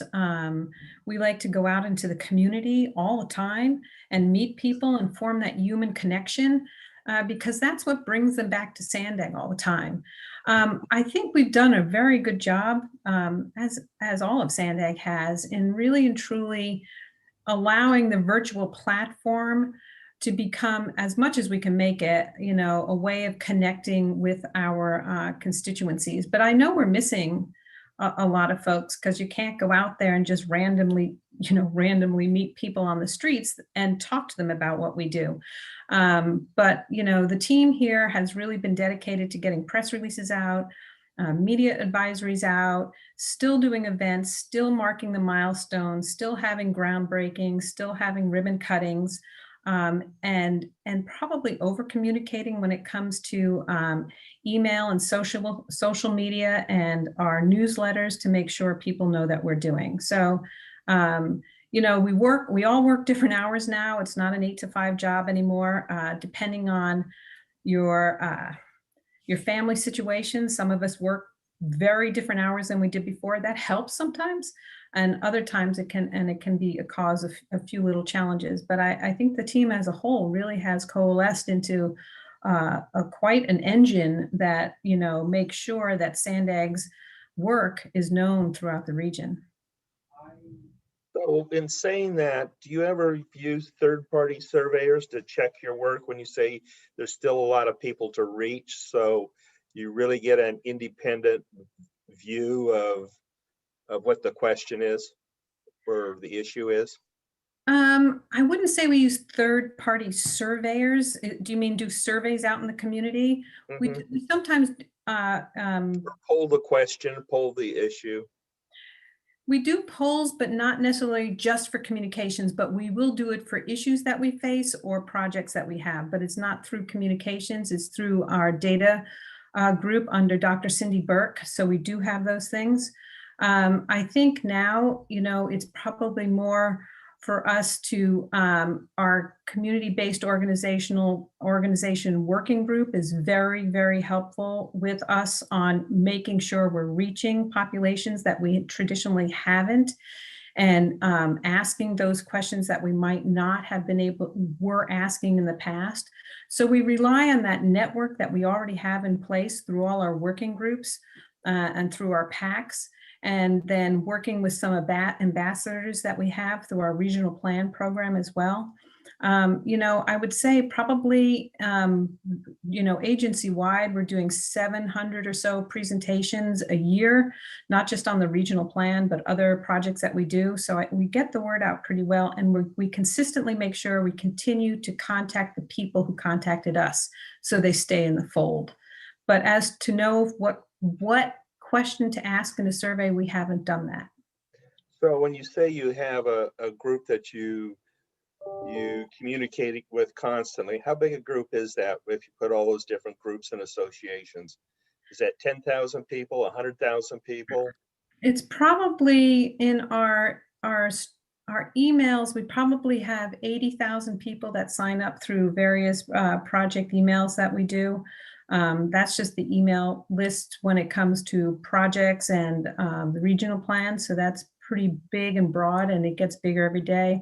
Social media, our reach, depending on the likes, is upwards of 100,000 or so. But as far as the people following us, it's much smaller than that. But the reach is much further. So when you talk about your 80,000, how many of those 80,000 represent special interest? I don't know what you mean by that question, but you mean how many are just sign up because they're special interest for that project? Well, when I say special interest, there's a lot of special interest groups. that are looking to accomplish something through Sandag, which might not give the overall view of the region or the community. So when you're looking for a broad perspective versus a specific or at a specific group, I just want to make sure that when we're looking for information, we get a broader view than just what might be represented by whatever that special interest group might be.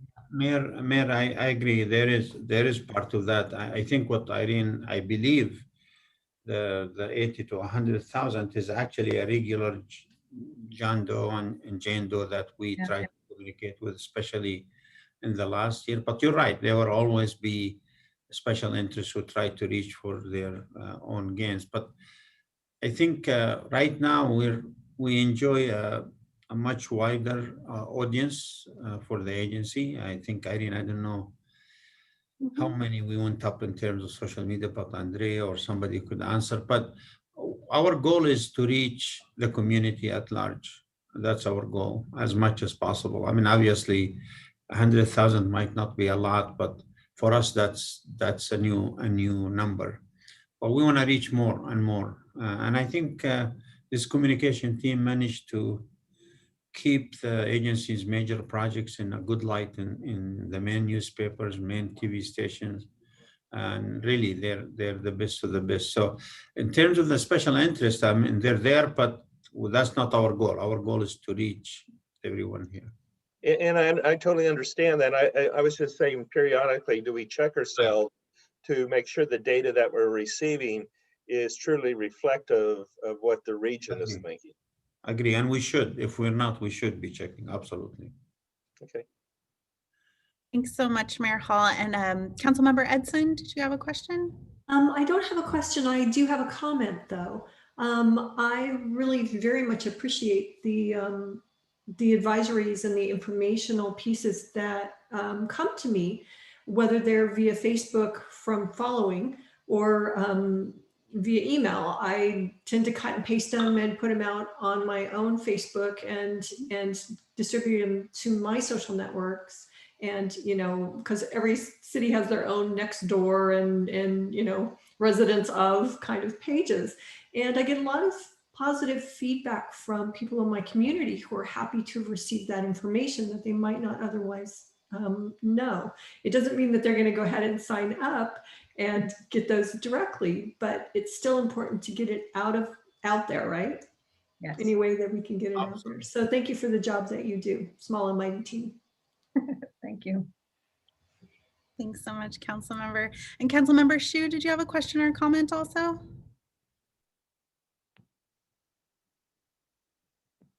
I just have a comment and then maybe a question. First, my comment is I'm wearing this hat because I admired the logo and the marketing strategy that was employed for San Diego Forward so much. Of course, when I was objecting to it, I wore it backwards, so we're moving backwards. But in any case, I've always admired Sandag's graphic artists and marketing people. And now I know why I can't find any errors in the literature I get from Sandag. I look at everything from the charts to maps, and the charts and maps is of course what even your opponents use all the time to get back at Sandag, is because they're so good. My question, Irene, is I've been taught by Duncan McFredericks, my mentor, we have to use the right words and naming of things so that we can get information across. And I know that Sandag cannot be an advocacy agency because it's a public agency, but often nowadays we're so into providing full information, correct information, and not promoting false news and putting information out correctly. And in that light, giving the full picture of what we have to do. So how far can we go would be the question in terms of giving San Diegans a better picture of the crisis we're in with regards to transportation movement and what we need to do. Because often I hear the positive stuff, and I understand Sandag has, you want a good public image, but You know, when we look at the despair that so many people have with respects to transportation, lack of transportation options, I don't know if we can show that well enough, or the people who are ill because of our transportation system, the pollution they get. It's a negative side of what exists in our region. But sometimes I get the feeling that if you show too many good stuff and not show the bad stuff, we won't be able to change things to the way we need. So, I mean, how far can we go in terms of showing that side? It's a interesting communications challenge to go out into the community and interview like somebody who doesn't have the support necessary or the job necessary to take the trolley, for example, and so needs to walk, 7 miles to get to a job. I don't know if that's something that Sandag should be doing, the social constraints of how our transportation system doesn't work for others. But it's not something I've thought about. I always think about Sandag's programs and how we communicate them to our community about how we want it to be better, how we expect it to be better, how we're working on it to be better. I think I'd take it under advisement, Councilman Shu, to really, sorry, so used to calling you Jack, so that we could have a better understanding of what that is. I think right now, I know MTS, our partner, our transportation partner, has taken some time to do vignettes like that. And maybe it's time that Sandag looked at different opportunities to show the economic diversity, whether it's, in our region that a lot of people don't often see. So, I'll take that as something that maybe we could look at, kind of an educational campaign. Councilmember Schutt, just to add to what Irene said, to be very frank about it, we don't, because there'll probably be a lot of upset people if we start talking truly about the ills of the transportation system, and there is a lot of ills. Should we be doing it? Absolutely. I think we should talk about the good and the bad and the ugly in the process, and I think we should. Right now, with the social equity discussion, I think once with the criteria is in place, and once this becomes a way to impact which projects move fairest and which one don't move at all, then that by itself has to come out, and we have to answer the question why, which is in line with what you said. But as our leaders, I expect you to demand that we go there. We go to places where we weren't before, and not to just make news. That's not the goal here. The goal here is to truly have a decent and honest public policy debate around transportation issues. And you cannot have that honest debate without putting everything out there. So I think that's a great question. And I think Irene truthfully answered it. And we as an agency need to think, if we get direction from our board, how to move forward with that in mind. Thank you, Hassan. And I just want to say, I think the other board members will appreciate the challenges that Sandag has to going forward with the new RTP. It's a huge challenge, and because much of what we have to reveal to the public is not pretty. And our challenge is tremendous. And to find funding for it is going to be even further challenge. So I think our work is really huge. Our job is really huge. But I think what can also harm us is if we put out just a too good of an image, too flowery of an image, and then unfortunately we'll be accused of just having pretty paper with no substance. So I think that's what I'm worried about. We have to show the full impact of what we're not doing well enough, and showing the mistakes of the past as we go forward, and show that we're really going to do better. and that we're going to have a plan, and we're going to build infrastructure that's really going to help our communities be in a much better place. So I think that's the real challenge. I'll give you one quick example of, pet peeve of mine. We deal with first mile, last mile, and we end up doing what planners like to do, just draw a circle of a half mile and say that's what we have to deal with. We're so much better than that now. We shouldn't be using distance, we should be using time, a 15, 20-minute walk. And the reason for that is then we start dealing with the impediments of that trolley station, the barriers of that bus station, so that people can't get to it. And we have the ability and skills to do that kind of planning. And that's that kind of verbiage change, terminology change, that I think is going to help us build the transportation system that we need. So we don't talk about a half mile or 1 mile radius from a transit center, but we talk about a 15-minute or 20-minute walk, or maybe 30-minute bike ride. Because then we start dealing with the fences that often MTS builds to try to make their sites different or protect something, rather than dealing with just the distance issue. So I hope we can move that in that direction to really solve many of our problems. Thank you. Thank you. Thank you. Thanks so much, Councilmember Shu.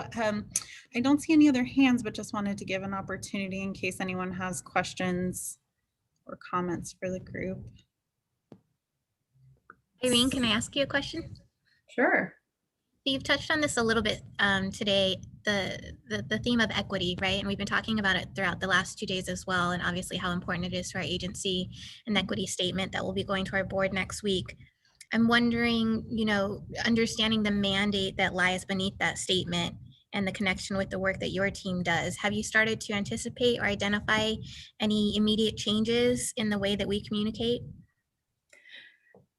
I wouldn't say it's immediate, because I really do think that we've been thinking about it for quite some time when it comes especially during the pandemic. So all of a sudden we just aren't shifting. I think you'll see that in our visual design more than anything, because it's the most impactful thing that you see that we do. And then I think you'll also see it in the social media posts that we put out already. We talk about it every single day. Is this really reflective of the community that we serve here in this particular project area? Are these pictures really relative to this, or are you grabbing a Getty image that's from, I don't know, Brooklyn, New York? So, I mean, we really make sure that the images that we use, the language that we use meets our criteria that I set up for the team. So it's not an immediate thing. It's been going on for quite some time. I mean, the regional plan has a lot of equity mandates, for lack of a better word, that's a crappy word, but equity mandates in it already that we've always been aware of. So it's something that I know since I've been here, and the team has pushed me this way too, to really look at the inclusivity of everything that we put out there. And there are times when, things get out and I'm like, I don't know, that's probably not the best. But, we work on it every day. Thank you. And then last question, if our board members want to make sure that their staff is connected with your team to help, push out all of this information that we've been talking about, what's the best way for us to facilitate that? They can contact me personally, and I'll get it to the right team member if they want, or Jessica Gonzalez, there's my name, but Jessica Gonzalez is also our public information officer, and she handles a ton of relationships with other communities, and also with city councils and city mayor's office and stuff. See, there's Jessica. Wave, Jessica. So, so she's a good person too, but I will get it to anybody, so it's not a problem. That's the best way to get in touch. Anything else? I just want to throw myself in there as a resource as well. If you have a particular issue, please, I know I'm a broken record at this point, but please don't hesitate to reach out to me and I'll make sure you get to the right person. Right. Well, I think that we're ready to go ahead and give the public an opportunity here. If anybody that's attending has a comment about something or a question about something that was on the agenda today, or I apologize, we're doing non-agenda public comments first. So if you have a comment or a question about something that was not on the agenda today and you'd like to raise your hand, we can give you an opportunity to speak to the group.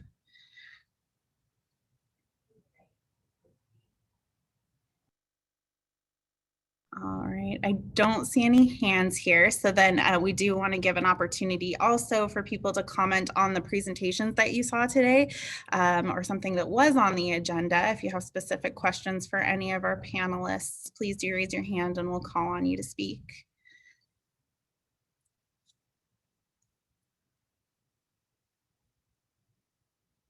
All right, well, seeing none, then I think we will go ahead and adjourn for today. We're going to be picking things up back up at 9 o'clock tomorrow morning with our regional plan presentation. This is one that we're all very excited about, so hope you're able to join us tomorrow morning. And thank you so much for your time and your attention today. It's been some really good conversation and we're very pleased that you were able to join us. So thanks so much and we'll see you tomorrow.